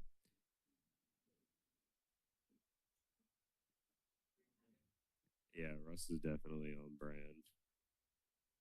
Absolutely love you guys hanging out from the Pirate Crew. I really, really appreciate it. We've got 30 people hanging out in here, and y'all are all amazing. I just want to remind everyone round 5 is actually going to go underway, so there's going to be no break at all. We are waiting for people to roll in. We were just waiting for them to finish, it seems. But just a reminder, next weekend again is our set champs. We have a prize card, not a prize card, a giant card, Tinkerbell up for the first place prize, as well as your normal set champ stuff up for grabs. We have a charity event for our team member's mother who was diagnosed with stage 4 cancer recently, and to help her and their family kind of mitigate those costs, we're holding a charity tournament a month before DLC Indy that is going to be an infinity event with a lot of cool prizes up for raffle that even those of you who are online and watching the stream can participate in, because they will be available online raffle tickets, and we'll have a lot of cool prizes, signed cards from Lorcan artists, custom mats from Joshua Paltry, the Brother Bear ones that he sent us. Lots and lots of side cards from artists. We'll have other giant cards up for raffle. That'll be the Stitch and the Darkwing Duck, I believe. Just a lots in store for that event. We're really, really excited. So if you can come, please come and support. If you can't, please join the stream and support like you guys always do. We really appreciate you guys being here.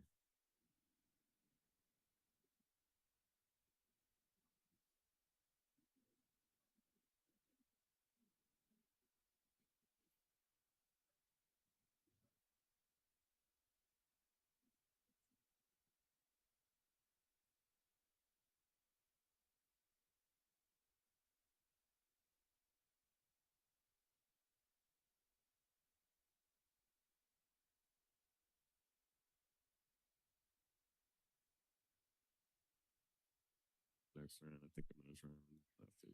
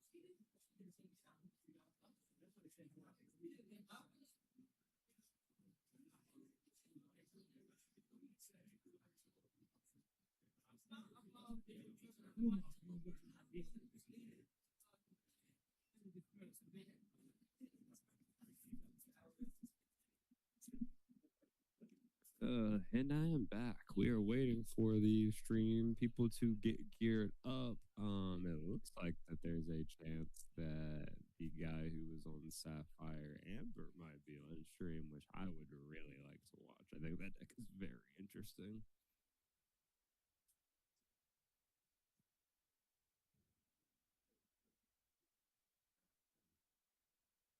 I've been yapping now for 4.5 hours, guys. I appreciate y'all hanging out with me.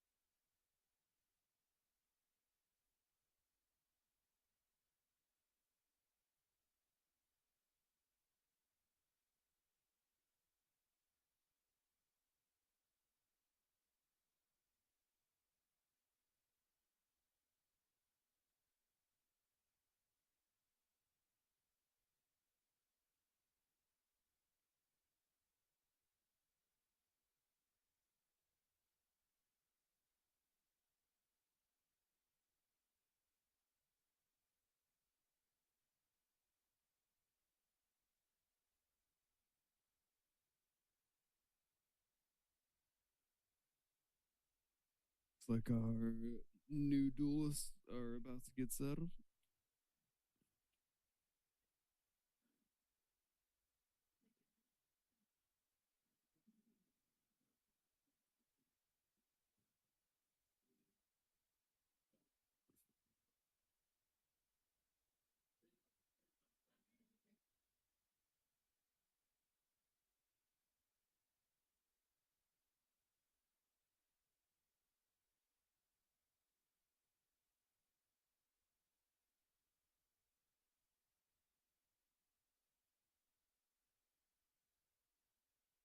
Get our crab D rank goon, do you guys think?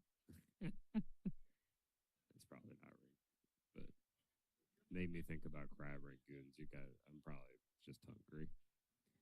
And then we got DJ running it back. DJ Big Russ running it back. Third time one stream. Okay, it is not the Love guy, I don't think. It looks like he is on purple steel, so we're gonna see Russ try and take down another purple steel deck. No, Russ is 2-1-1. I did not think he drew. So if he is 2-1-1, his goal is to go 3-1-1, and then he should be locked.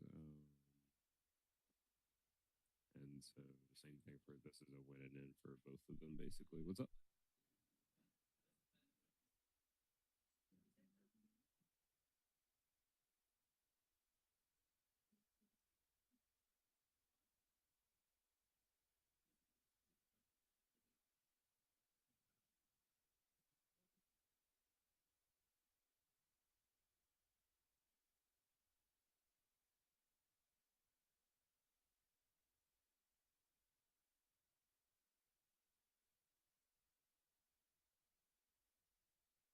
Nice.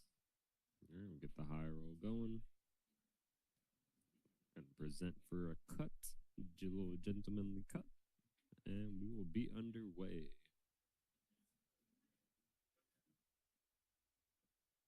Looks like we have a left-handed duelist.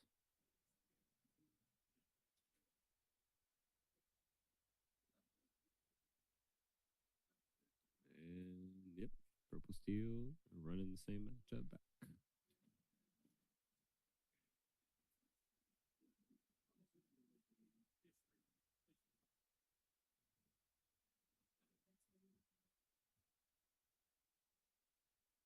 Getting our moles through pretty quickly here. Both these players seem pretty confident in their strategies and know what they're doing.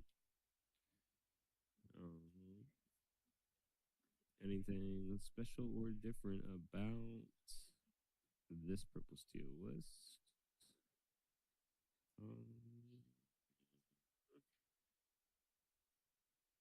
No, very very stock. Nothing surprising there.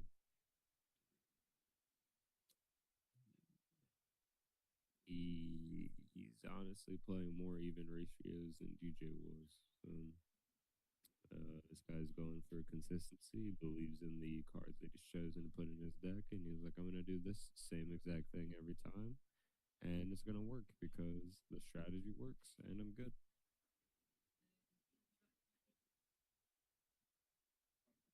Yeah, sad pirate. Honestly, I was hoping to see something different, but it is okay because that means we get to see Russ again.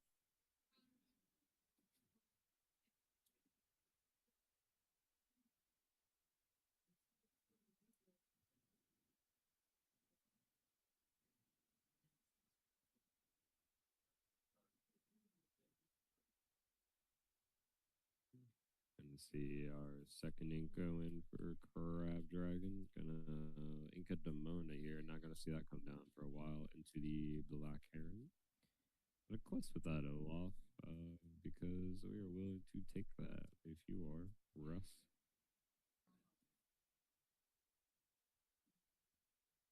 And he is. And we are not going to trigger our Olaf's ability because we do not want to make our strength worse. This guy just flipped his ink over twice and bicycled it for the funsies.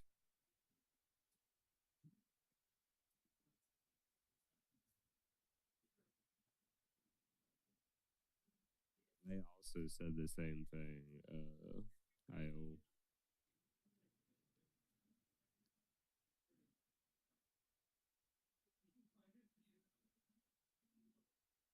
I would love some crab rangers.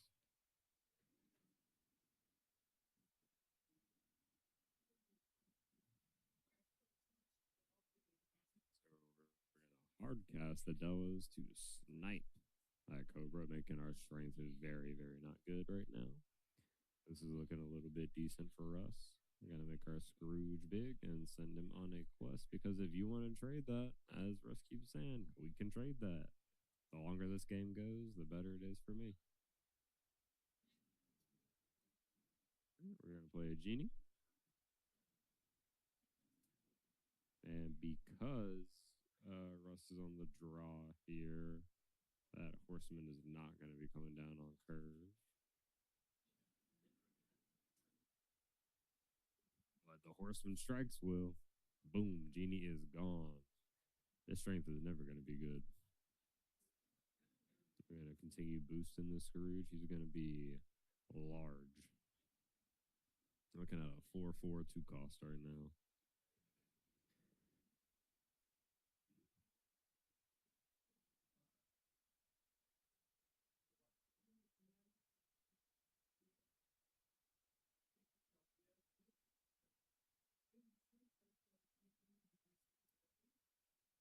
I'm thinking about now.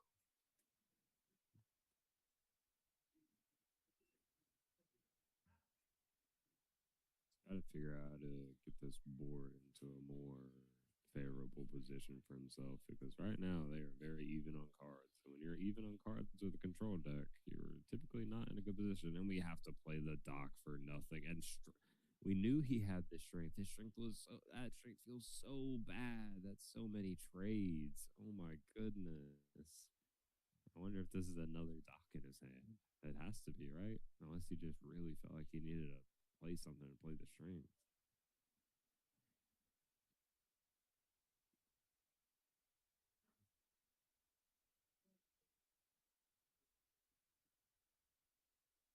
Ink dock. Yep, double dock. This game is very easy to predict sometimes. Dropping that Captain Hook, kind of getting our board a little bit wide again. Picking up a Tinkerbell for Russ. That might serve us well into making this board a little bit wider. But we're gonna get our diary established and start drawing cards. Now this is going. This curve is a lot better. This is probably the best curve Russ saw in these two matches. Like all three games last time I felt like have this like simple of a setup.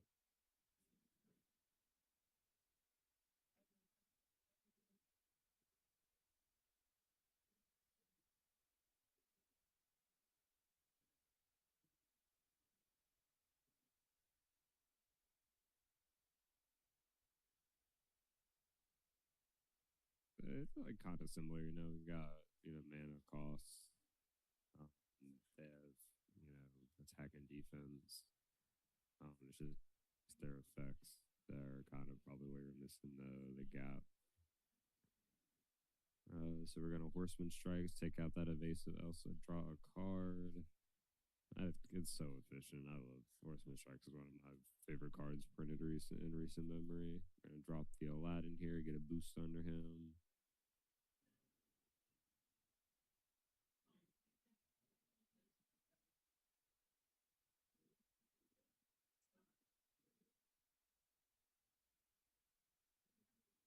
Got the Angel coming down, followed by Christopher Robin. And so now Crab Dragon is in the position that we saw DJ in previously, where he just needs to draw cards. And if he doesn't, Russ might run away with this Webby's Diary.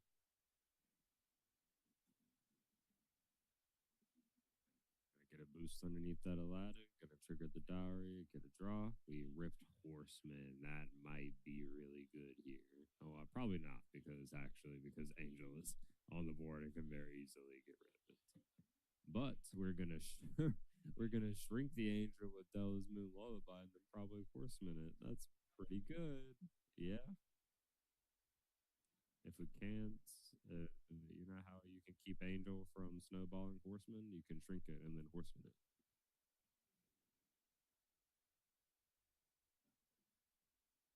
And we draw the Vanilla Heron off the top. And that's what Russ wants to see. Cards that just do nothing. And with the Raging Storm in his hand, Russ feels like if this game ever gets out of control, it can probably get quite easily back into his, because we have access to our draw engine in the Della's or Webby's Diary, and now we have the Raging Storm in case things ever start getting out of hand for him. And now we've established Cauldron as well. This feels really good to be Russ right now. We are far from winning, but this is starting to move very heavily into his favor. And now we've got Dragon underneath. That's also very cool with Cauldron because of the boost mechanic. You can get random things like Dragon into your discard even when you're not at 9 ink and then play them. That's kind of nuts. And then we get the Olaf coming down to take away Hoard. Now Crab Dragon's back one. This game's all Russ all of a sudden. Oh, another Black Heron. That's exactly what he wanted. And then he decides to concede, knowing the writing is on the wall there. That game was quickly getting out of Crab Dragon's hand, and he just had seen enough and wants to say, you know what? We will send it to game 2. And I will be on the play. There are no Elsas in Russ's deck as far as I'm aware of any kind, but there are Olafs. His opponent's definitely playing Elsa, though.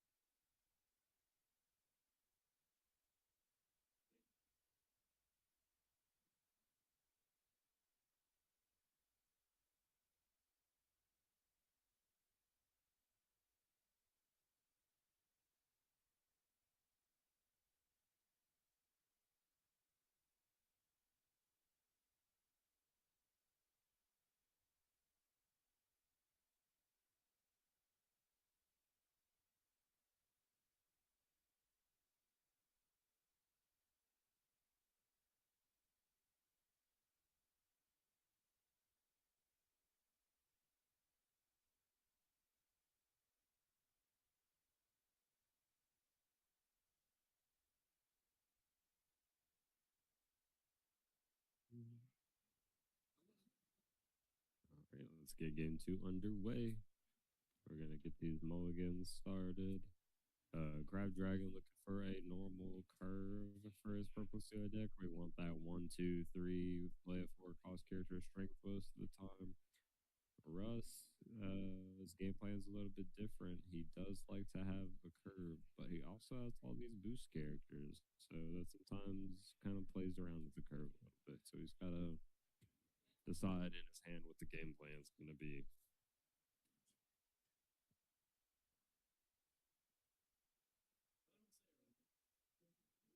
That's pretty solid.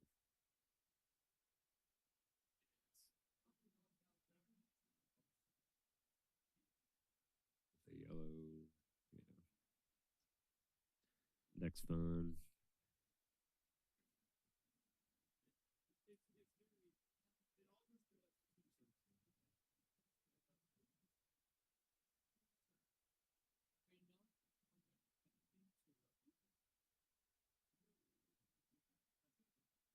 Foil.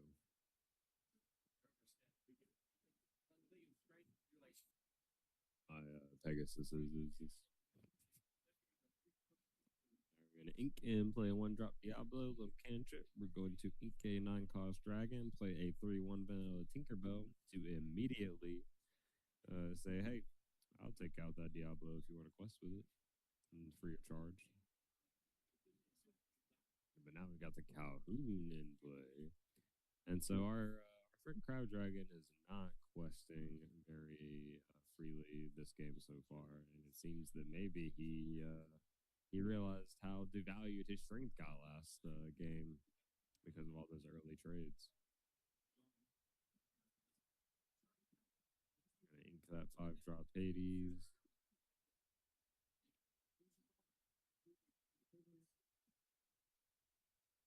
Play a genie and passive. The curve is looking one. We got 1, 2, 3 right now. So next time we're probably gonna play something in strength.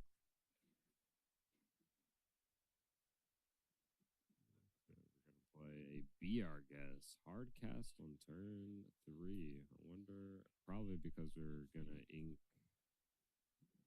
and boost, I imagine. Maybe because he didn't have a good turn 3 play.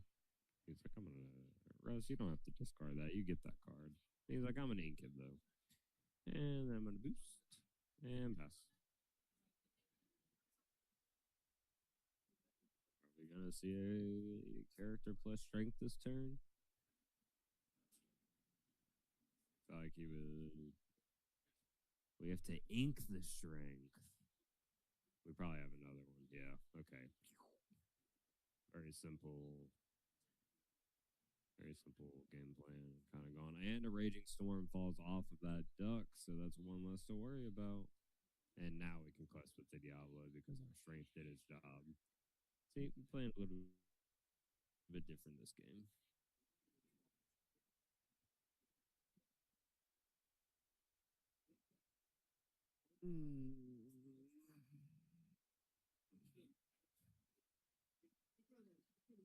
Now this is looking pretty good for our purple seal player. We just have to see if he has the ability to continue to snowball with some draws. That's the kind of variation in this deck, is whether or not you find the ability to draw. And he didn't. I wonder if that's a strength. If he didn't play it, it's a lot of times it's something. I mean, he might have. He probably casted it on the aerial. Actually, I have no idea what that is. Interesting. This genie's gonna need to be something that we take out pretty soon because every turn that card gets another one under him, he gets +1 lore, quickly compounding from 2 to 3 to 4. Like it's just so good. And play another aerial and boost. And send our pass.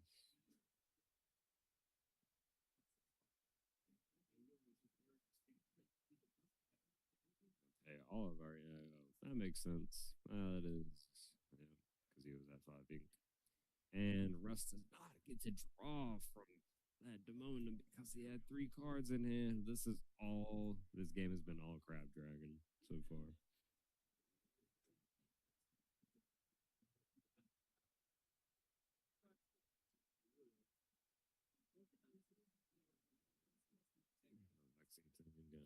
take out the aerial. Beer chest falling off of that one. So not as pivotal as a card as something like Raging Storm being lost.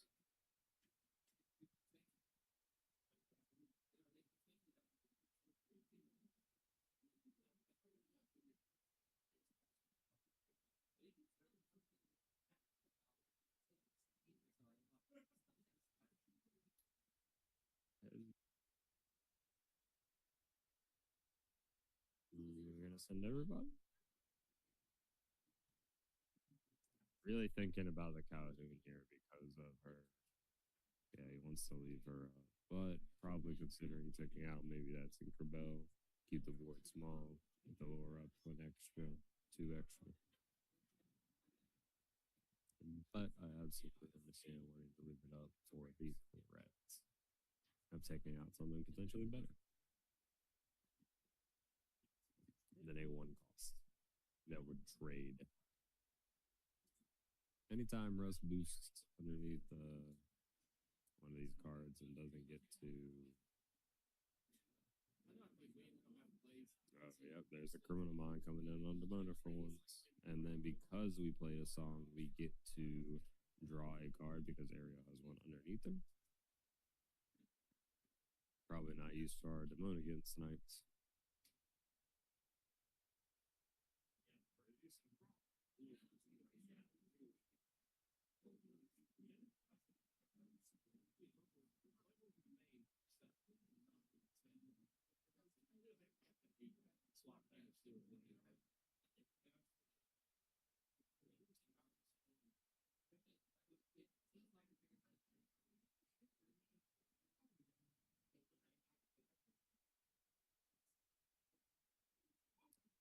Grab Dragon in a heavy think tank here. Purple Steel players using all of their brain power.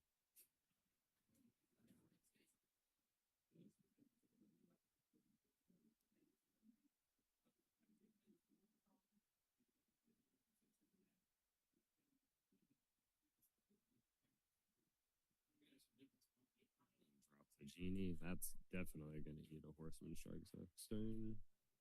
Probably, if I had to guess. Gonna boost our Genie so he continues. He got a quest for 3 now. 4 going to 11. This guy's gonna think that it's fine this turn to quest with the Calhoun. So we're gonna go to 12. 1, 2, 3, 4, 5. You should be it. Unless I'm mistaken. I might be.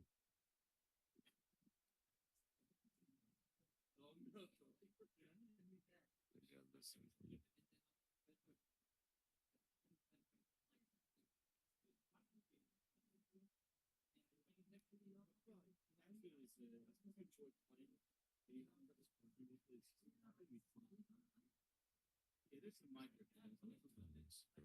We're really gonna get that trade on the Calhoun. It's pretty high value.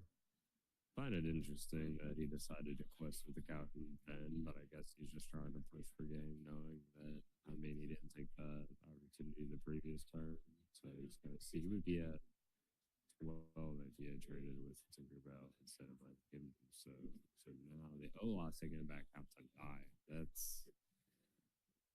We're still not able to take this Genie out, and every turn he gets a card under him, he quests for 1 more. I really like that card in the green purple boost deck with a new legendary model because then he gets an extra card on me. Letting him draw 2 feels so bad. Not finding Webby's Diary also seems like a really big feels bad in this deck, but it also felt pretty bad in the items Ruby Sapphire deck when you couldn't find Workshop. But I guess you at least had Popsicle in that deck, so when you didn't find Workshop, you could still draw cards. But boosting your characters does not draw cards.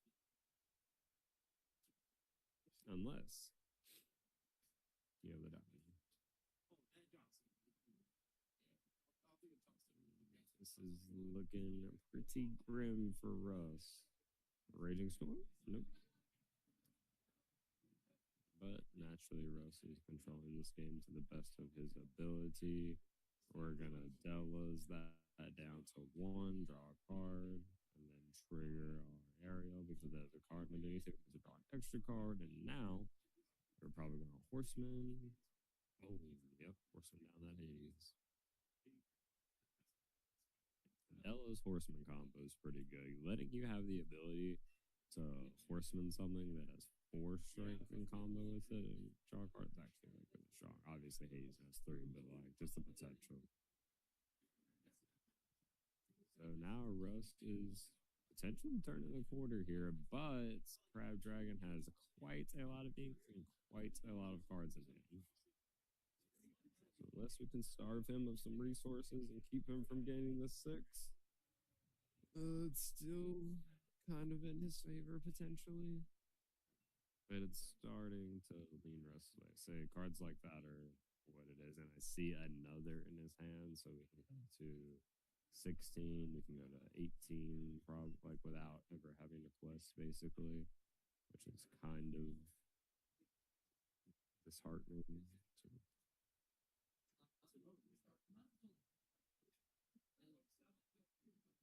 So play the genie. So if this genie gets its quest through, we win the game.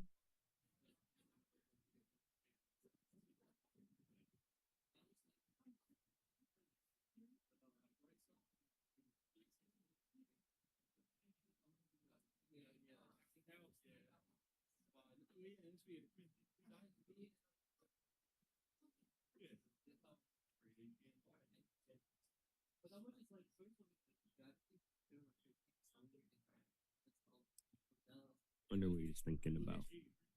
Maybe like inking a card and playing something.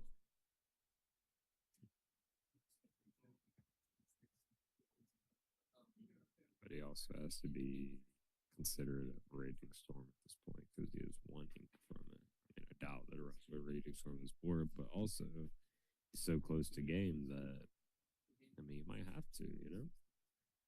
There's probably no way that he has the ability to out 3 guys.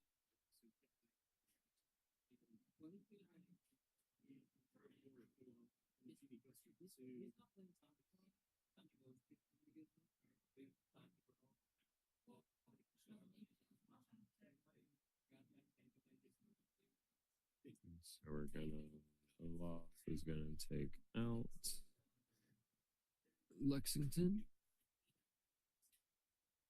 The horseman could potentially come down and take out the genie, but then we still have enough guys. Ooh, rewrite history. Okay, I like that play. So we get to draw a card off the aerial because we sang the song, and now we get to add back Olaf.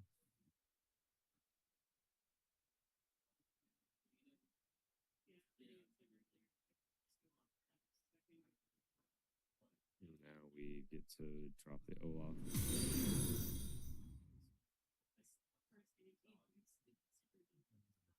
Recycling my Olaf is really cool. Thank you, Chrissy, for the follow. Appreciate that.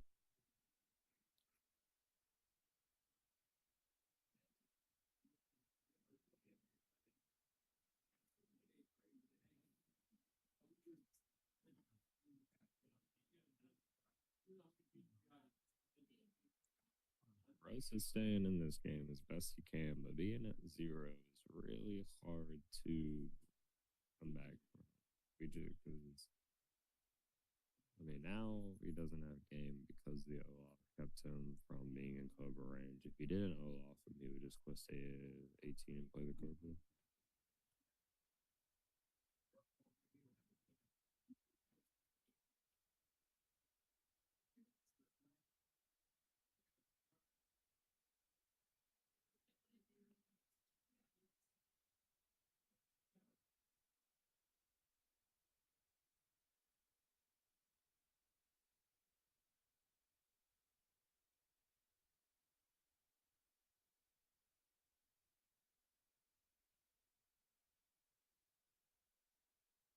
Are both playing their hopeful win and ends for the top cut of the 1K. I apologize that it is not updated. I'm aware. Appreciate it.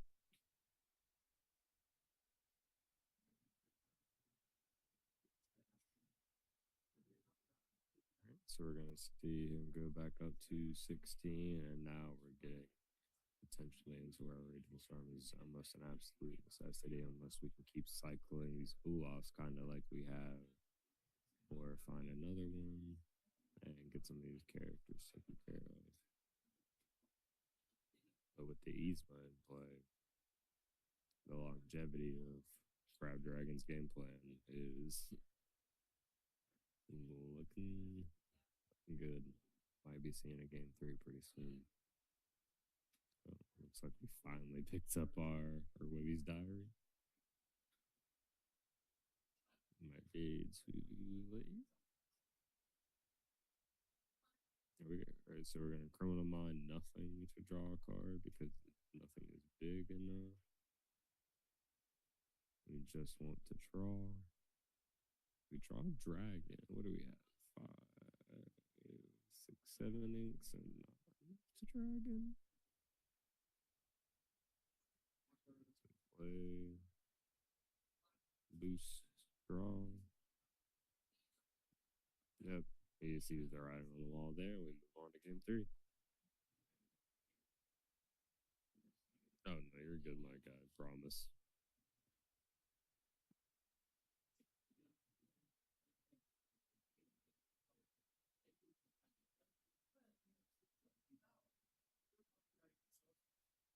Going into game 3 of round 5, these players are clinging on by a thread for their hopes to make the top 8 of the 1K. And it's going to be a slugfest with some of the decks that are, I'm very excited to see how this goes.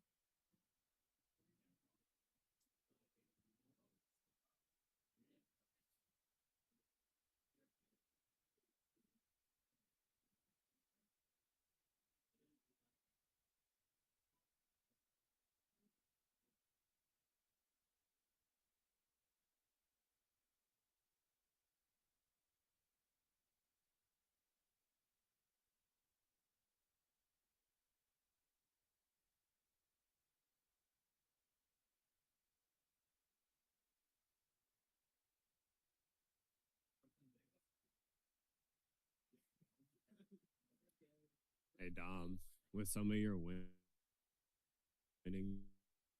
is you gonna buy me some cookie run packs?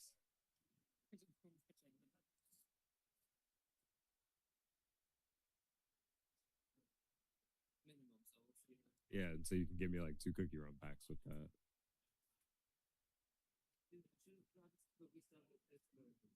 I've got. I'm literally never gonna change these decks, but we gotta run it. Huh? No, I got them all. We can run it.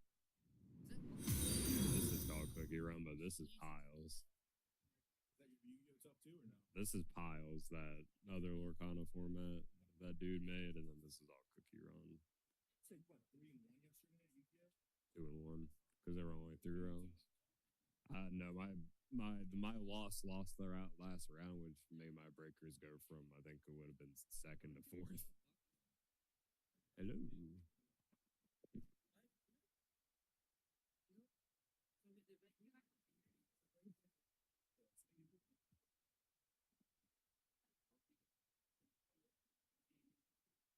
we got the ink play the Captain Hook to get us started here. In game 3, Russ did not have a turn 1 play, but we do have the Scrooge for turn 2.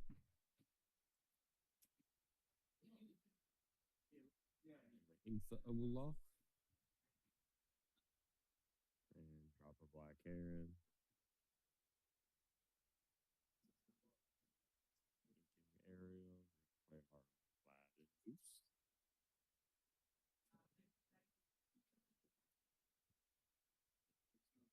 It's a very, very tense game for both players right here, for sure. A lot on the line.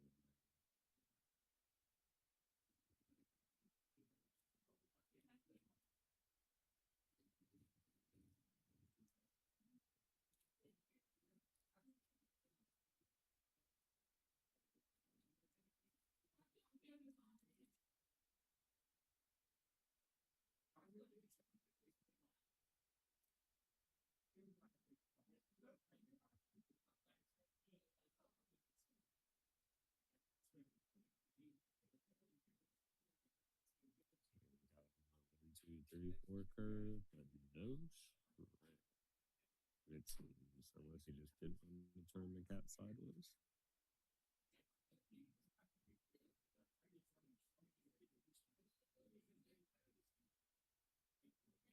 Yeah, he does have it. He's just contemplating it. So 2 games in a row, games 2 and 3, we see the normal strength curve, and he also had it game 1, but he decided to quest the credit for the characters. So all 3 games.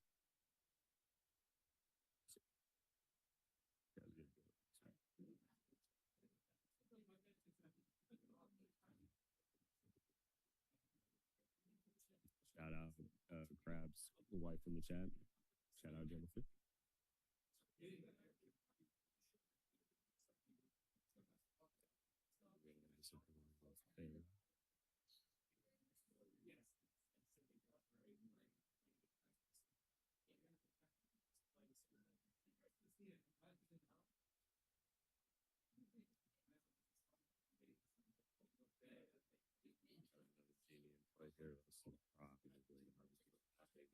Several times already. So another straight. Oh my goodness. That might be backbreaking.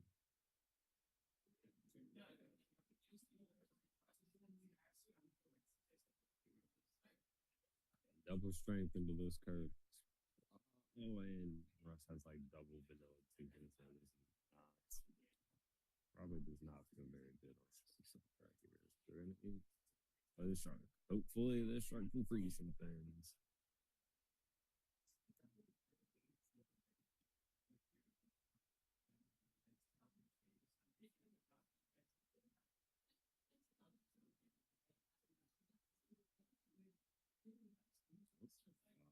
Yeah, he's gonna have to let him draw to. Russ has been caught in these positions of having been able to draw to go through so many times this match. Ooh. What does that mean? He's better question every time. Wait, shark. But I guess he has like nothing in the discard, right? So you could. You have to be worried about when you might play that turn and attack and then get it back immediately, I guess. So this is what he's kind of making a decision to see if he wants to play into. Russ also, I'm sure they both are thinking about the fact that he's also strength twice already, so it is pretty unlikely that he's going to rip into it. Yeah, so he decides to place into the exception and start grabbing back in action, and we do get an action at the top, so there was a chance to get some value off of that, but it's not the best. Okay, so we do get to boost our area, and we are going to get to pay the 1 with the diary to draw a card, picking up another shark.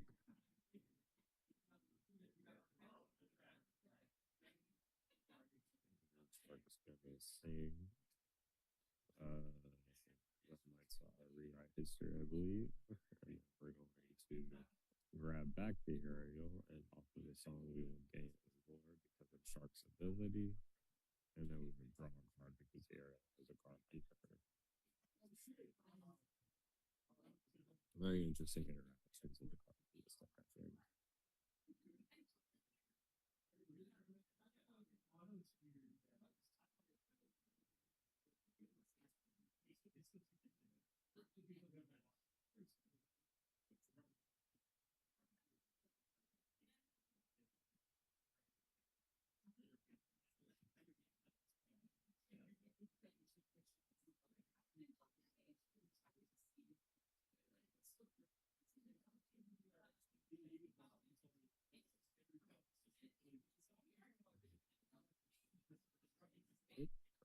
Back in the think tank. How are we going to get around this demon of the shark so we can start questing to the moon? I believe that's a picture of Robin right off camera. We're going to tap everything. We're going to play Elsa. Elsa's going to tap down the aerial. Probably going to use both of those to take her out potentially, just to keep his draw engine offline from the diary as far as he's aware. He does know that he has another. Oh, there's a ring. That is the like third time I've seen Russ in the last two matches drop a Raging Storm off of his boosted card. So now we're gonna go start questing to the moon, but oh, I see. Crowd Dragon is kind of biased into this is actually really good for us in a way. So Crowd Dragon is biased into questing with all of his guys because Russ flipped the Raging Storm off the top of his boosted guy that Crowd Dragon decided to take out because now he gets to grab it back and reset the board. Wow, that's actually really crazy. That's a really wow. The way that that played out is actually really insane. And then Crab did what he could best to play around that and get the value out of his cards, but he definitely probably like felt a sinking feeling in his stomach a little bit when that Raging Storm flipped. It's still anybody's game now. The dragon comes down.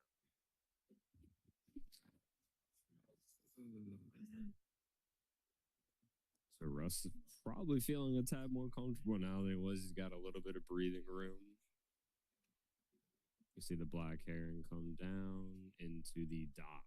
Crab Dragon's probably feeling really good about the dock. Let's see what he gets off of the dock.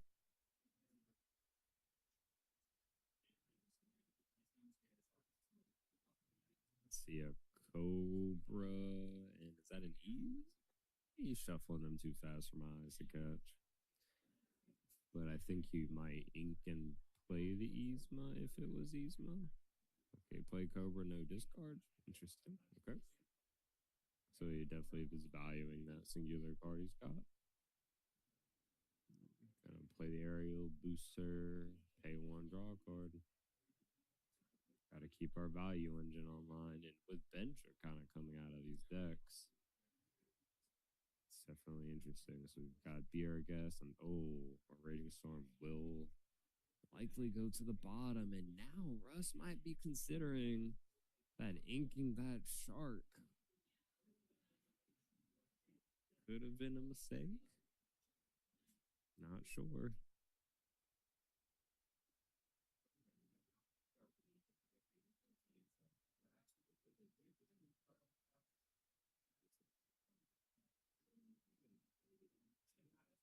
And Russ passes back, trying to reestablish some command on this board.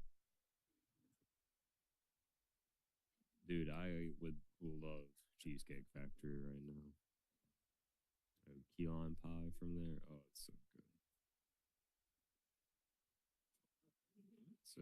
So it was Yzma, and that's why I didn't want to discard it. And then he plays and passes. Yes, again, he doesn't want to take any negative. I think he's playing around the potential Ohana means family because then he doesn't want Maleficent to crash into, say, the 4 cost Cobra or the 3 attack from either the other two, because then he can draw that many cards with the Ohanas. Crowd Dragon is playing really well. Now he's going to go down 2 because of Olaf. It's starting to look a little grim now that Russ has everything online. That Raging Storm flip off of the bottom of that card might be the game-making play, and that is crazy. If it does end up being it, I cannot wait to talk to them about it. That's one of the most insane things I think I've ever seen in Lorcana if this ends up going his way. But now, 3 more cards are going to get ripped off that Yzma. Now we do have some ink available.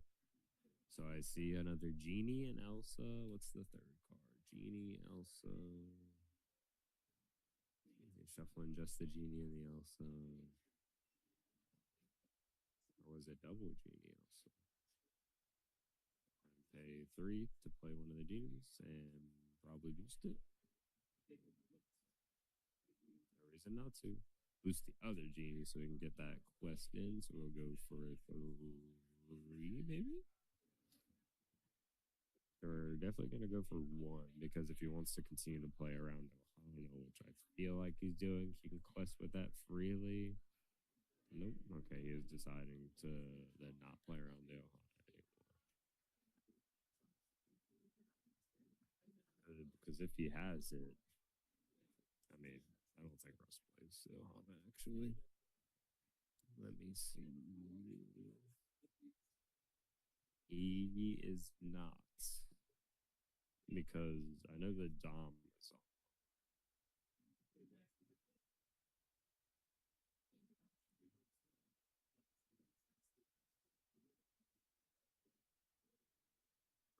Dragon. Take out the genie with the extra card underneath it. See that that is a Lexington. And Olaf will take out the Cobra for a nice little trade. Or no, not Olaf, the Icy Dog. And then Olaf will go in for some more damage, taking out that Yzma to keep him from continuously drawing all of these cards.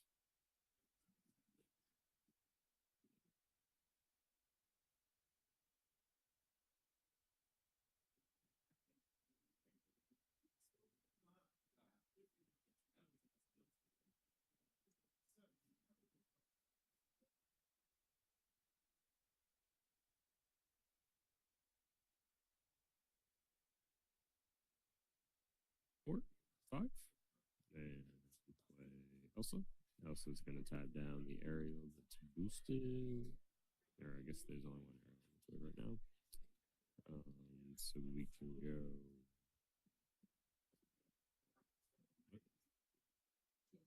One. She is four strength, good sir. Yep, you're going to have to use those to reach that math.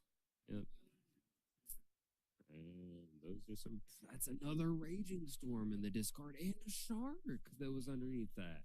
Our access to our Raging Storms is getting very limited, and I'm sure that Crab Dragon, showing the skill that he has so far, is keeping track of that.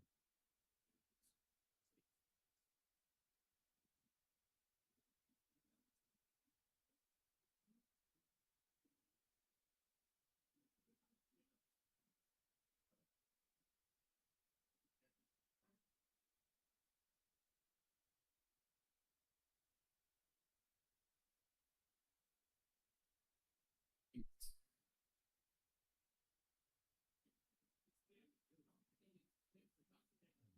Pay 3. We're gonna take out the Elsa to try card, and is that the fourth Raging Storm?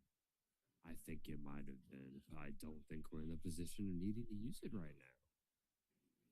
Let's see, 1, 2. That's the third Raging Storm. Okay, we're gonna take him down to 6. Gonna play an Icy Dog. Gonna play another Icy Dog. Gonna start question. We're going to 6. Russ said it's time to. You want to make some trades? Make some trades. I've got a lot of big guys on the board. Got a lot of threats, and you seem to be struggling for draw.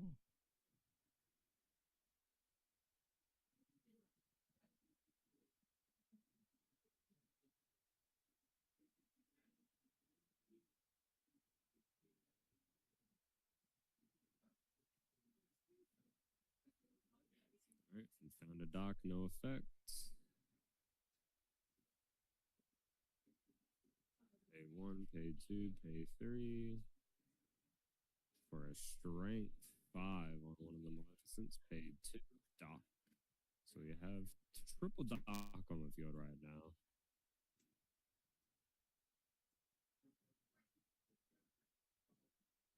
Quest for 1.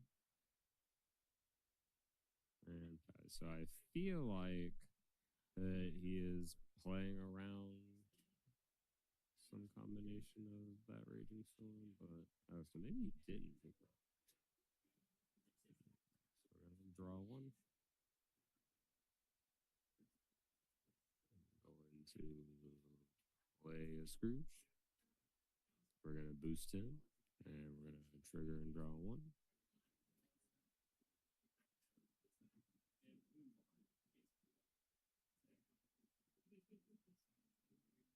this diary, man. That card is really good. Hand's kind of awkward. They quest for one. Yeah, they do. Okay, that's interesting. 1, 2, 3, 4, 5, 6. Oh, you quest for 2, going to 12. Sheesh.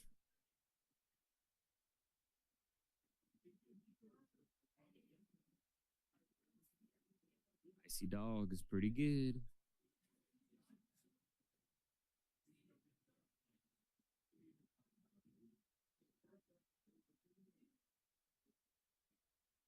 This game is very, very close.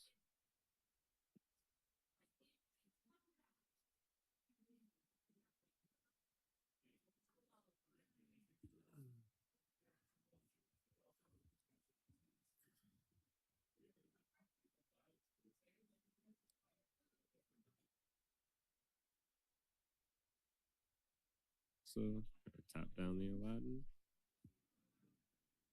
2 damage. Probably gonna boosty. Boost and move.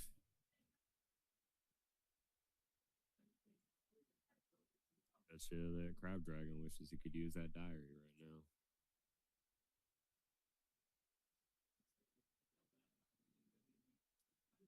Quest for one more. This Diablo is going to the freaking moon right now, man.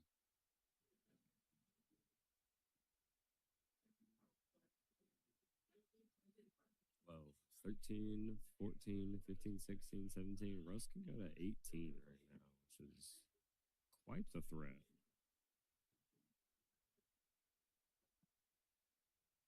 Drawing all those strengths early is kind of rough when you have a lot less singable kill spells in your deck. And another dragon comes down. This has been a wild match.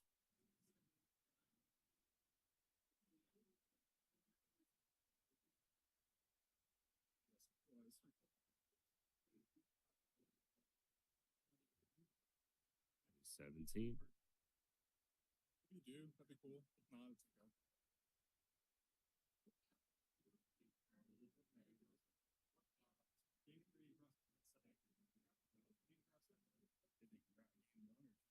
Hmm?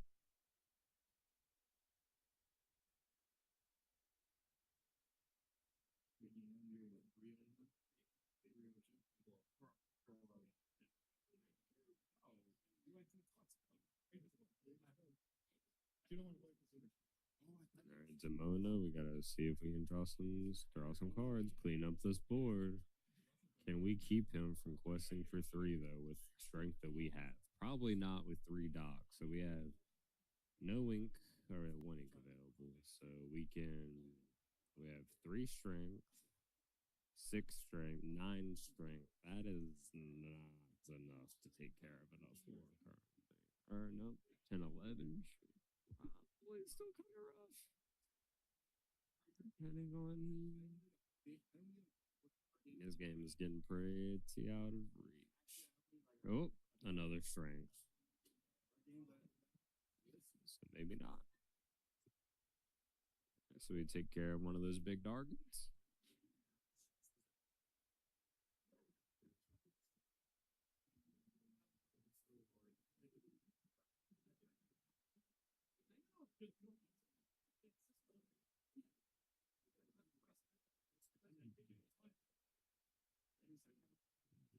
Ink the Diablo.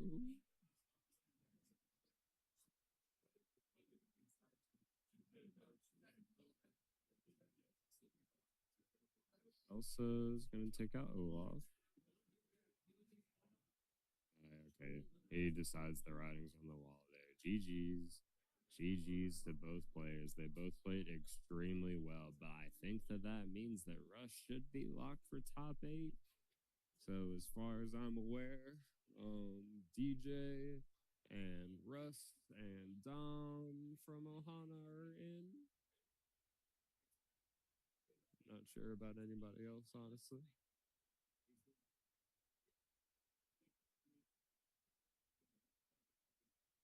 That wasn't a great great game. Thank you guys for hanging out as always. We're at 39 people in the chat. We definitely appreciate you all. Just another reminder, our set champ is next week, and we do have for first place the Tinkerbell Giant card up as an additional prize. And then at May 16th, a month before at DOC Indianapolis, we have an Infinity tournament that doubles as a charity case tournament where all of the proceeds go to helping out our friends and team member Al's mother, who has just been diagnosed with stage 4 stomach cancer, and that will go on that day. We will have raffles both in person and online, so you can join from the stream and donate if you can participate.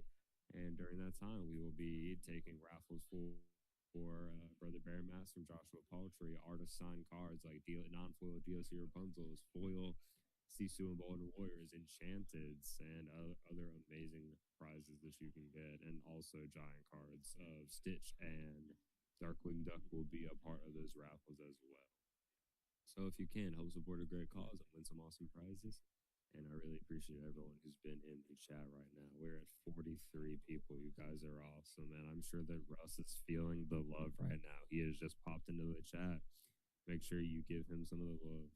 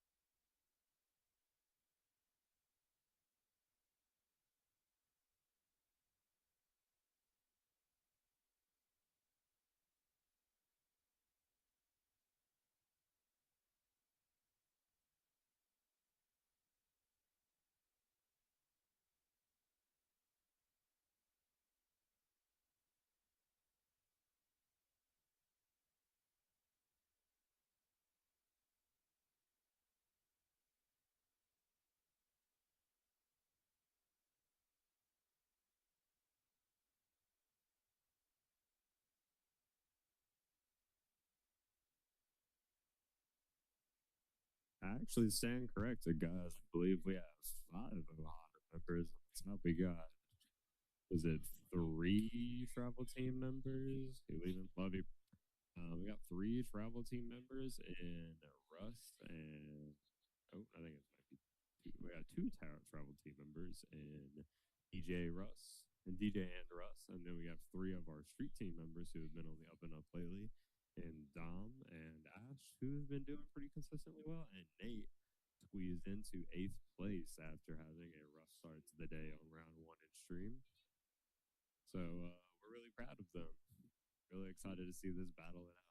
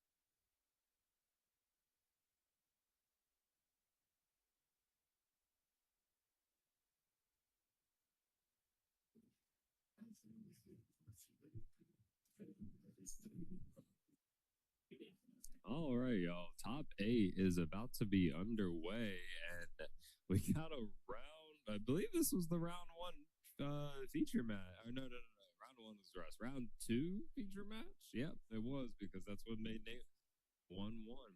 So we've got DJ in at 4-0-1, and then Nate at 3-2.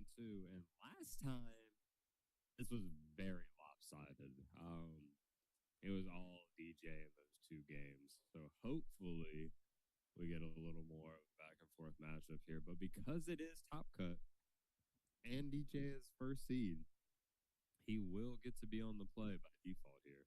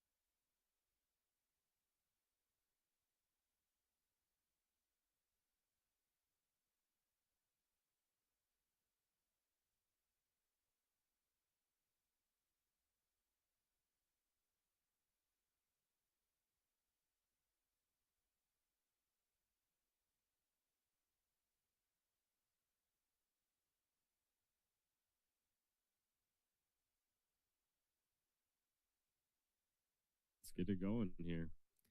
DJ is going to Inca Captain Hook and play a Palace Guard, and he knows what Nate is on because they played earlier, and we are, in fact, on the same team, street team and travel team of Team Ohana here. We did not see this character in round two earlier, which was kind of a reason that Nate felt like it was a little bit harder for him, but we found a one drop in Basil, which is good to see. Basil opens up a lot of good trades in this deck. The support ability is simple but effective. All right, and on turn two, we get the 3/3 Black Heron Power creeping our best friend Smee Bumbling Mate. I miss him ever so much. Turn two, Tipo. We've got one drop in ramp. This is already looking better for Nate than it was in Swiss.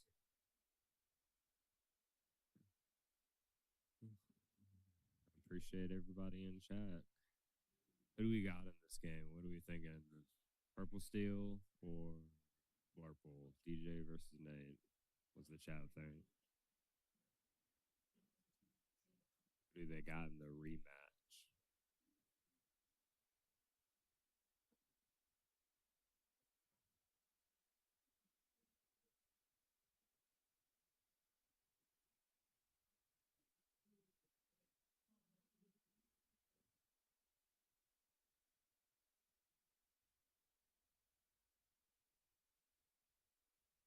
And play the Genie 3 cost with the boost ability. That card is very solid.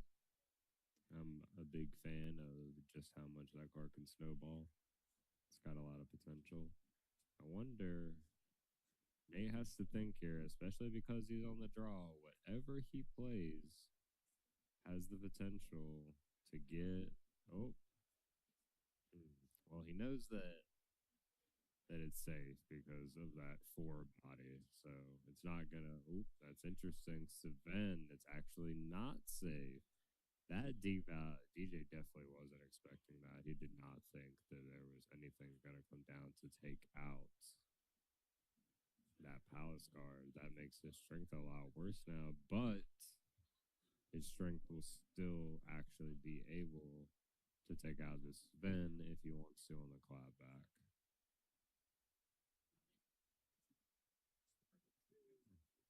What is this from?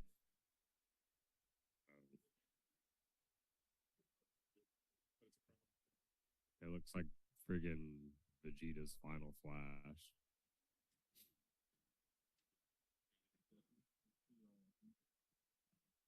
Sick.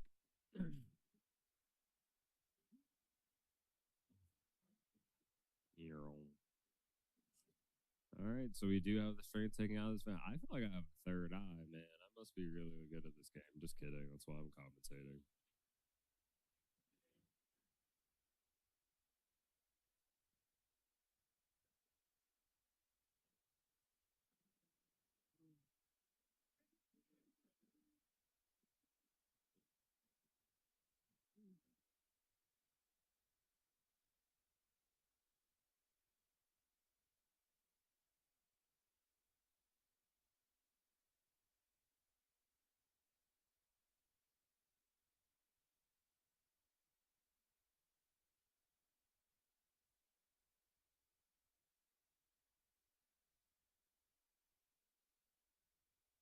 Think. Waiting for our players to make a play.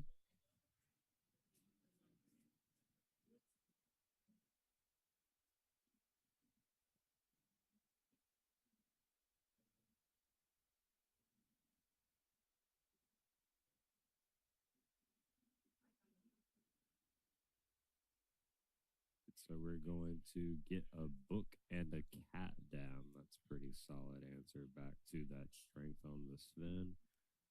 But Nate's only got, no, I mean, we got our guidebook in the tank, so we're kind of chilling on cards. Doc from the DJ. We'll see if this gets us any more snowball effects. No pun intended from Angel.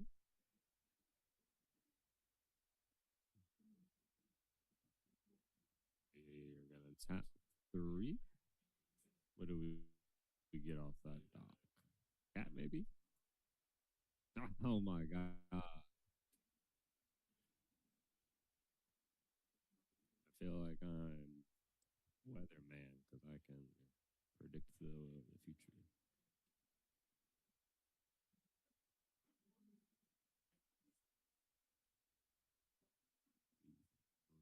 Lexington gonna get in here on Basil. It's unfortunate for Nate that his Basil's gone. Getting us some 2 damage available for Nate to possibly move, or if Nate doesn't move it or take out our Lexington here, that Cheshire Cat on DJ side to move next turn. Interesting gameplay between Amethyst players with Cheshire Cat ever since its release.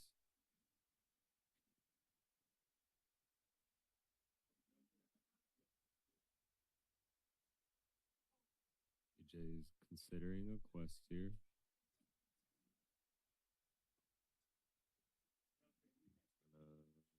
Send it for 2.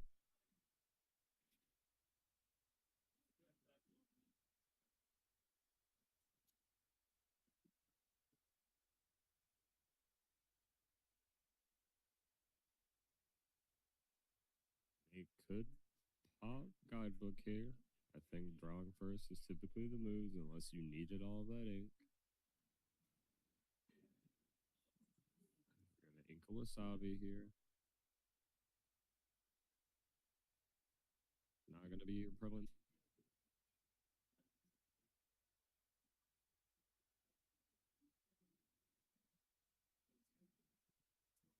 Asking cards in hand. Nate's considering what he's gonna do with that 3 ink.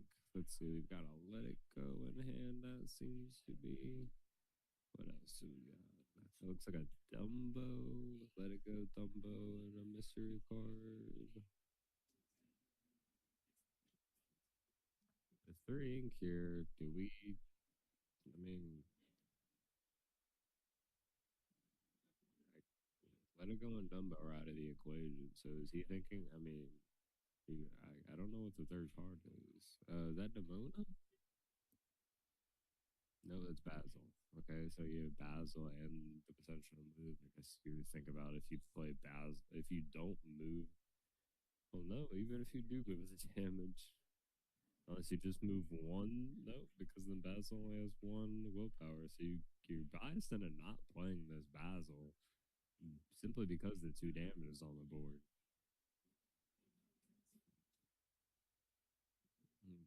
So Basil, let it go Dumbo. Yeah, you can't play these any. What? Oh, is that 5 ink? My bad. That must be crazy. Wait. Wait.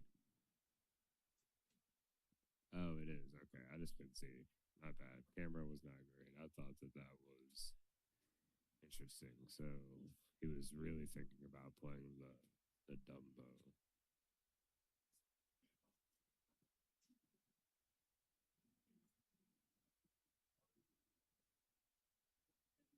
Dumbo doesn't feel the best unless you can get value from it the turn you play it, though, which I understand, but kind of low on cards here. And now, with that Olaf that DJ just played, if Nate ever turns something sideways, we can sack Olaf into it and helping hand ability this dock back to our hand and just start snowballing. 80s on the genie. If I'm DJ, I'm putting this guy on the bottom of my deck, I think. But he lets him drop two.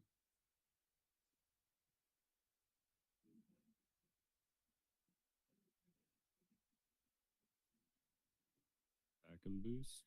Take it out anywhere.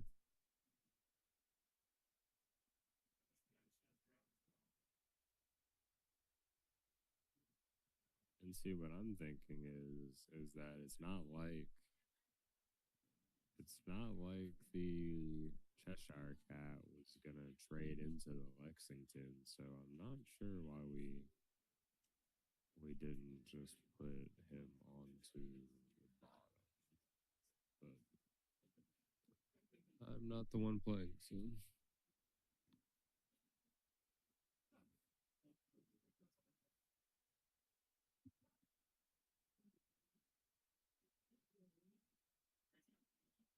two cards is kind of crazy. But I mean, we drew Yzma, and Nate did play into allowing that dock to be replayed. Huh. I'm not sure if I would have played the last two turns the way that either of these guys did, but they are in top 8 and I am not. DJ going to 11 here.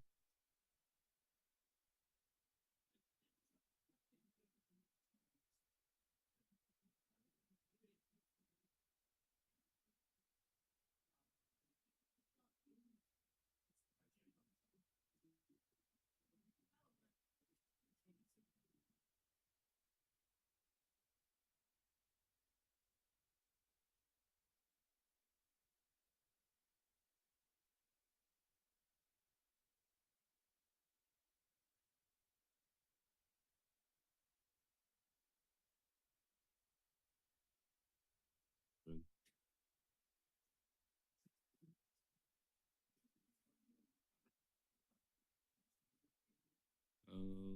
we're at tap 4 on DJ's side.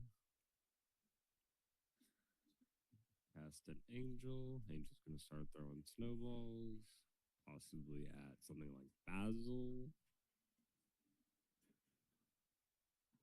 You already inked DJ, I think. Maybe not. I don't think so, actually. My bad. Gonna ink the Cobra. Going to play another Yzma so we can keep this Yzma chain on. Probably gonna draw 3. Yep. And then maybe, depending on what's in our hand, we snowball this Basil.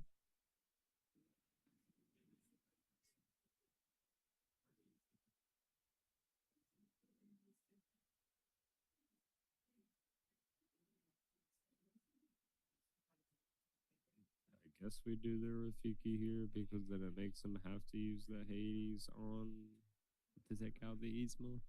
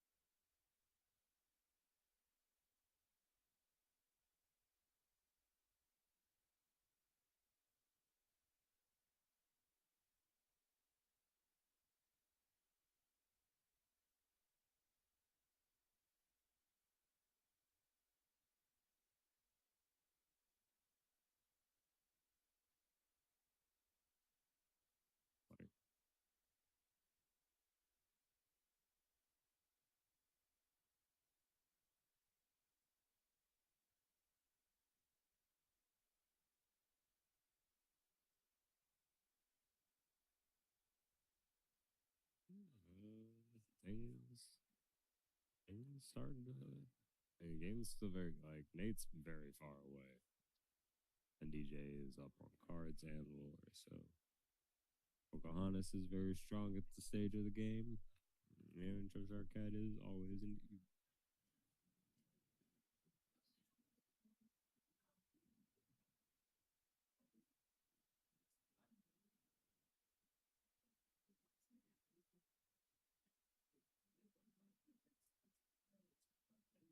Gotta get a boost.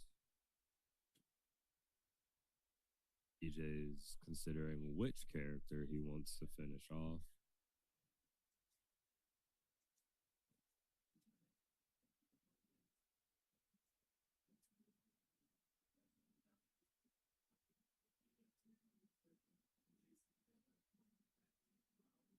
And he moves the Hades damage to the Elsa to take it out, and then uses Angel, who now has the resist because DJ has no cards in hand to take out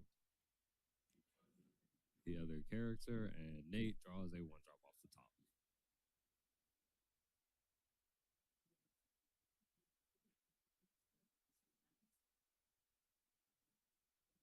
And now what seemed to be anybody's game is looking to be back in the favor of DJ. And that genie is definitely going to make it easier to get to 20. I probably would have quested with the Basil because that damage was up. But you know, maybe he forgets to boost.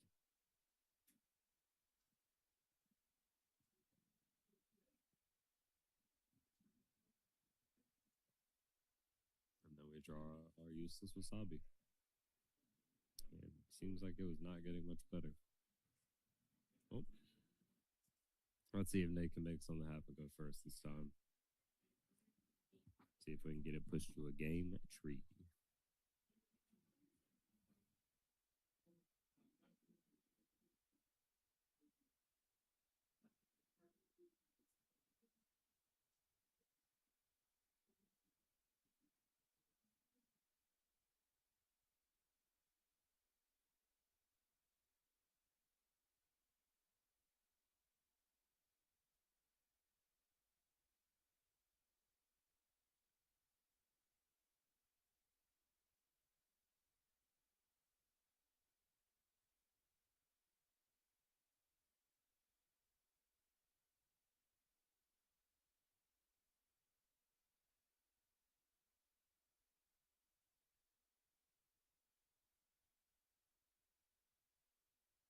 Will the counter reset for us?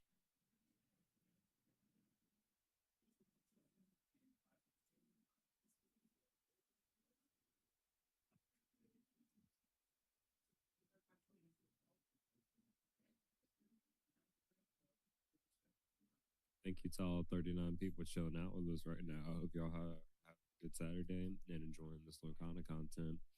We got our set champs coming next weekend where we will absolutely be streaming. I'm not sure who's commentating. It might be me, might not be me. But I look forward to some more competitive games next week. The Dragon Sword set champ is always a banger.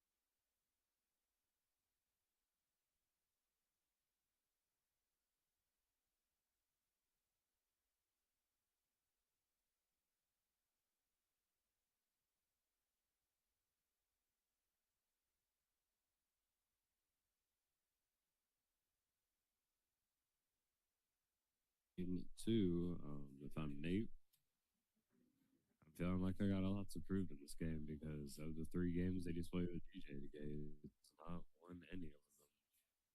And he snuck into Top Cut, probably because of the breakers he had with DJ and the fact that he was able to get through too. So I'd really like the chance to push it to game 3 and hope that I can make something happen.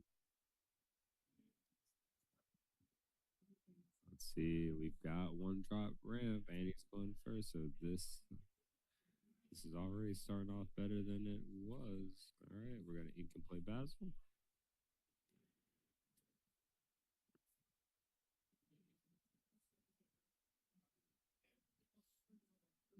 Ink and play Palace card. Very similar to last game so far. Think about you open 3-1 drops. Play sale.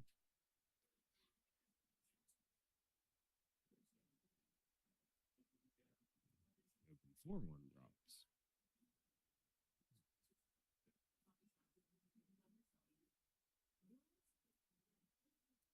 Interesting the quest of the Basil here is saying, hey, you won't attack with the Palace card because then I'm going to get back in with this Royal Guard. And it's probably right.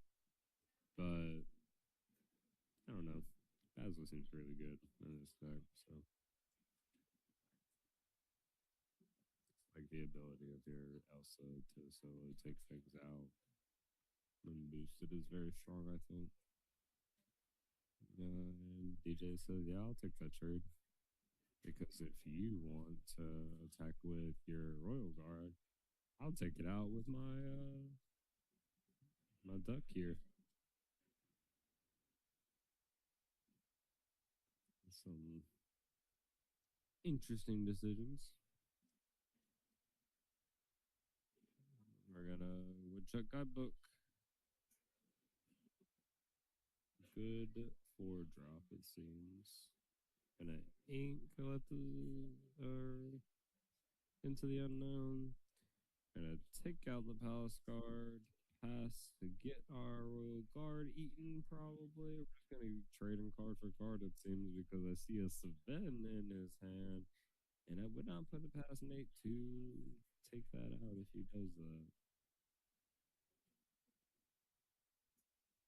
I'm gonna play a Lexington here. Pass. A lot more challenging than you normally see in this matchup at the beginning of the game. Elsa coming in, tapping Lexington for funsies, and then taking out. Oh, we're stoned by Dade. Yes, actually, good job, Nate. Didn't think about that. He caught DJ too. DJ didn't think about that. That Lexington is froze. This is the best position Nate's been in probably through all 4 games they've played.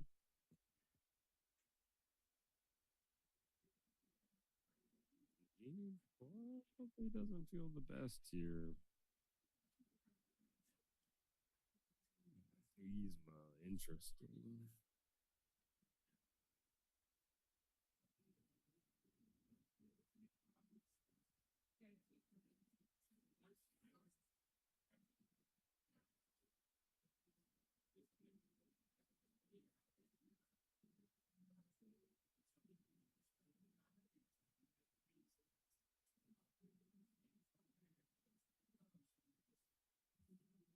Let it go on the Yzma. That feels really strong. Then on the Lexington, do we have a draw card though? I think that's another Sven.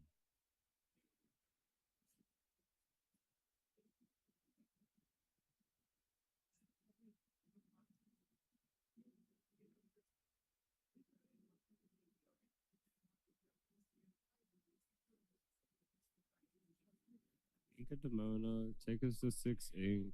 Probably not gonna Demona, blurple opponent with nothing on the board. 5 cost, Haiti, nope, Elsa into Elsa. Okay. Nate seems to be fed up the way that dice rolled off. And then Sven's gonna come back in. And pass, because Nate's probably thinking, yes, all the one drops now. Because he was he was very upset about the lack of one drops that he drew in the first match that they played in round two, and now he's seeing every single one drop.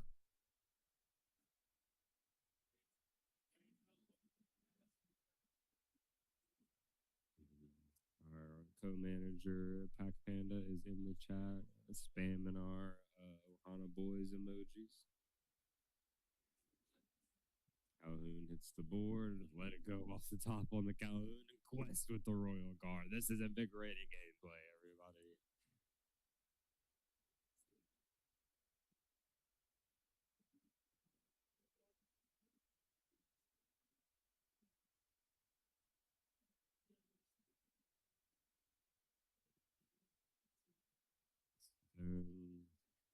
Hades on those. Put it on the bottom, Nate. Put it on the bottom.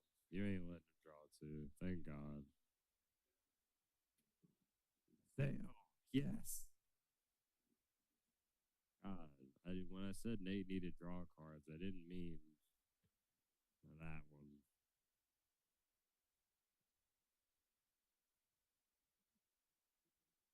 Oh my goodness. Hades on the Hades. Gosh. I feel like DJ just being who he is liable to hit a draw card first.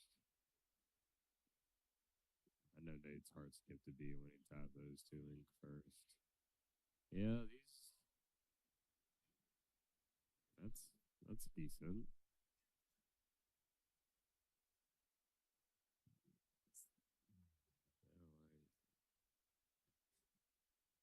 Oh boy.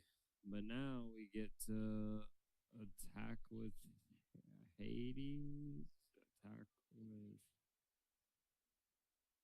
Palace Guard, move, kill, or banish their Hades.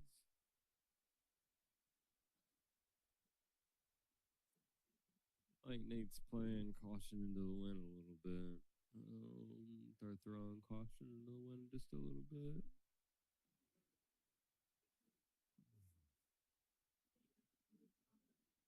Yep. And then we get to boost. Exactly the play I just predicted again.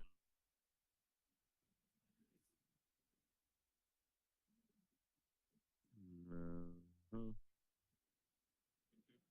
Yeah. Not looking good for Nate. Huh? Not looking good for Nate. I mean, he's obviously still low, but let's see what we. Oh, that Elsa pickup's pretty good. And then we probably have to use this peak to challenge, I think, unfortunately.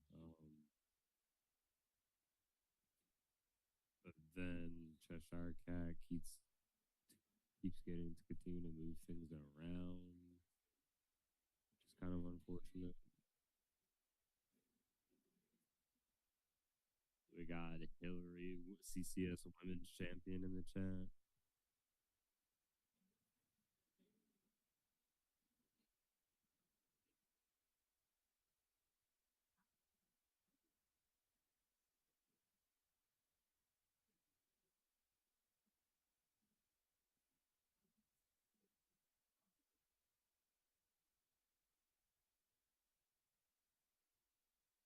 But I guess he's deciding whether or not to boost quest and check for cards.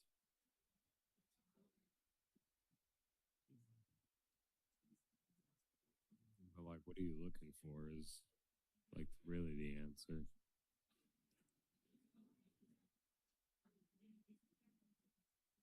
Yeah, I think you do that.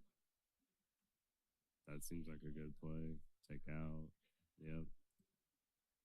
I guess also can take away the Palace card. Yep. Seems solid. And then like this peak gets to stay unless you want to trade these things into it.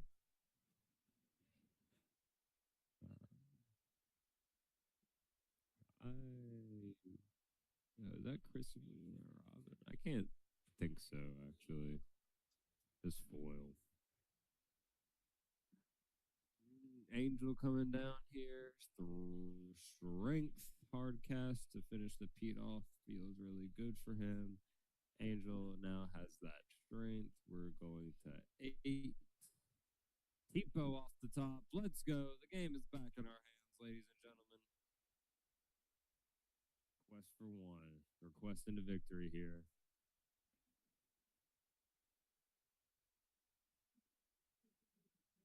Lexington. What is he going to do? Nothing against Tipo. He's a growing boy. DJ is at 12. Basil, all the one drops. Nate is going to be so mad about these one drops after not getting them in the very first match they played in round two. Like, that's. Oh, this is crazy. Taking out Hades. See, Nate, that might have been the biggest misplay for Nate of the entire day because Tipo actually guarantees that you quest for 20. And so if he would have just quested, DJ couldn't do anything to it for the next, like, was it 14 turns? So we're taking out Elsa and questing for a lot. Going to 16 and another Tipo. Let's go. What more could you want? See, if he had two Tipos on the field, he would have had double the lore guys. That's all I'm saying. I think they would have won if he would have just kept two Tipo on the field. Well, that was an invigorating top 8 match. So we will be back soon with the top 4, unless they decide to split or something like that. So don't go anywhere, or go somewhere and then come back in a little bit.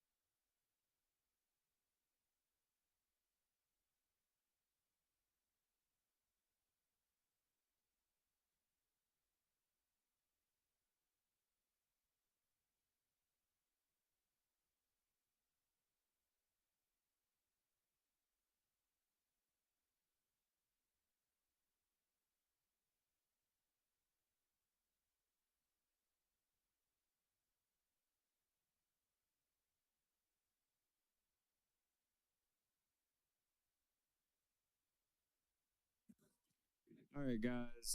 Apparently, top four has decided that they want to go home and split. So that is going to be that for us today. Thank you for joining us, and spending the entire day with me.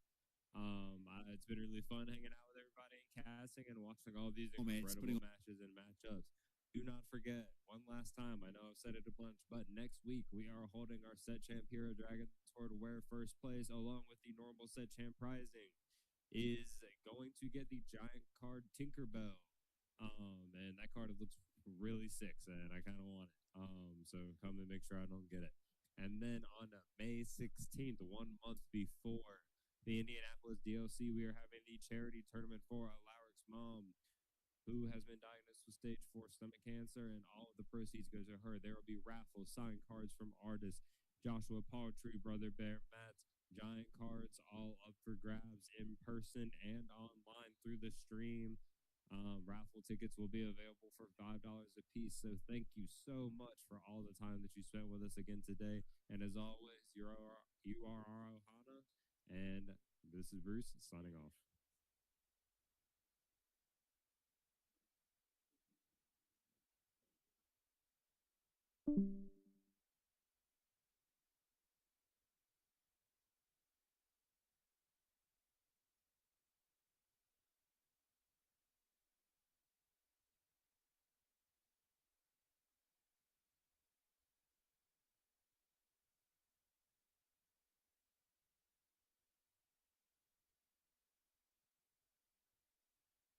C'est normal, c'est la base des dogs. En vrai, dog, j'ai le deck de montée et tout, hein, j'ai toutes les cartes. Hein. À tout moment, ça part sur un dog. Merci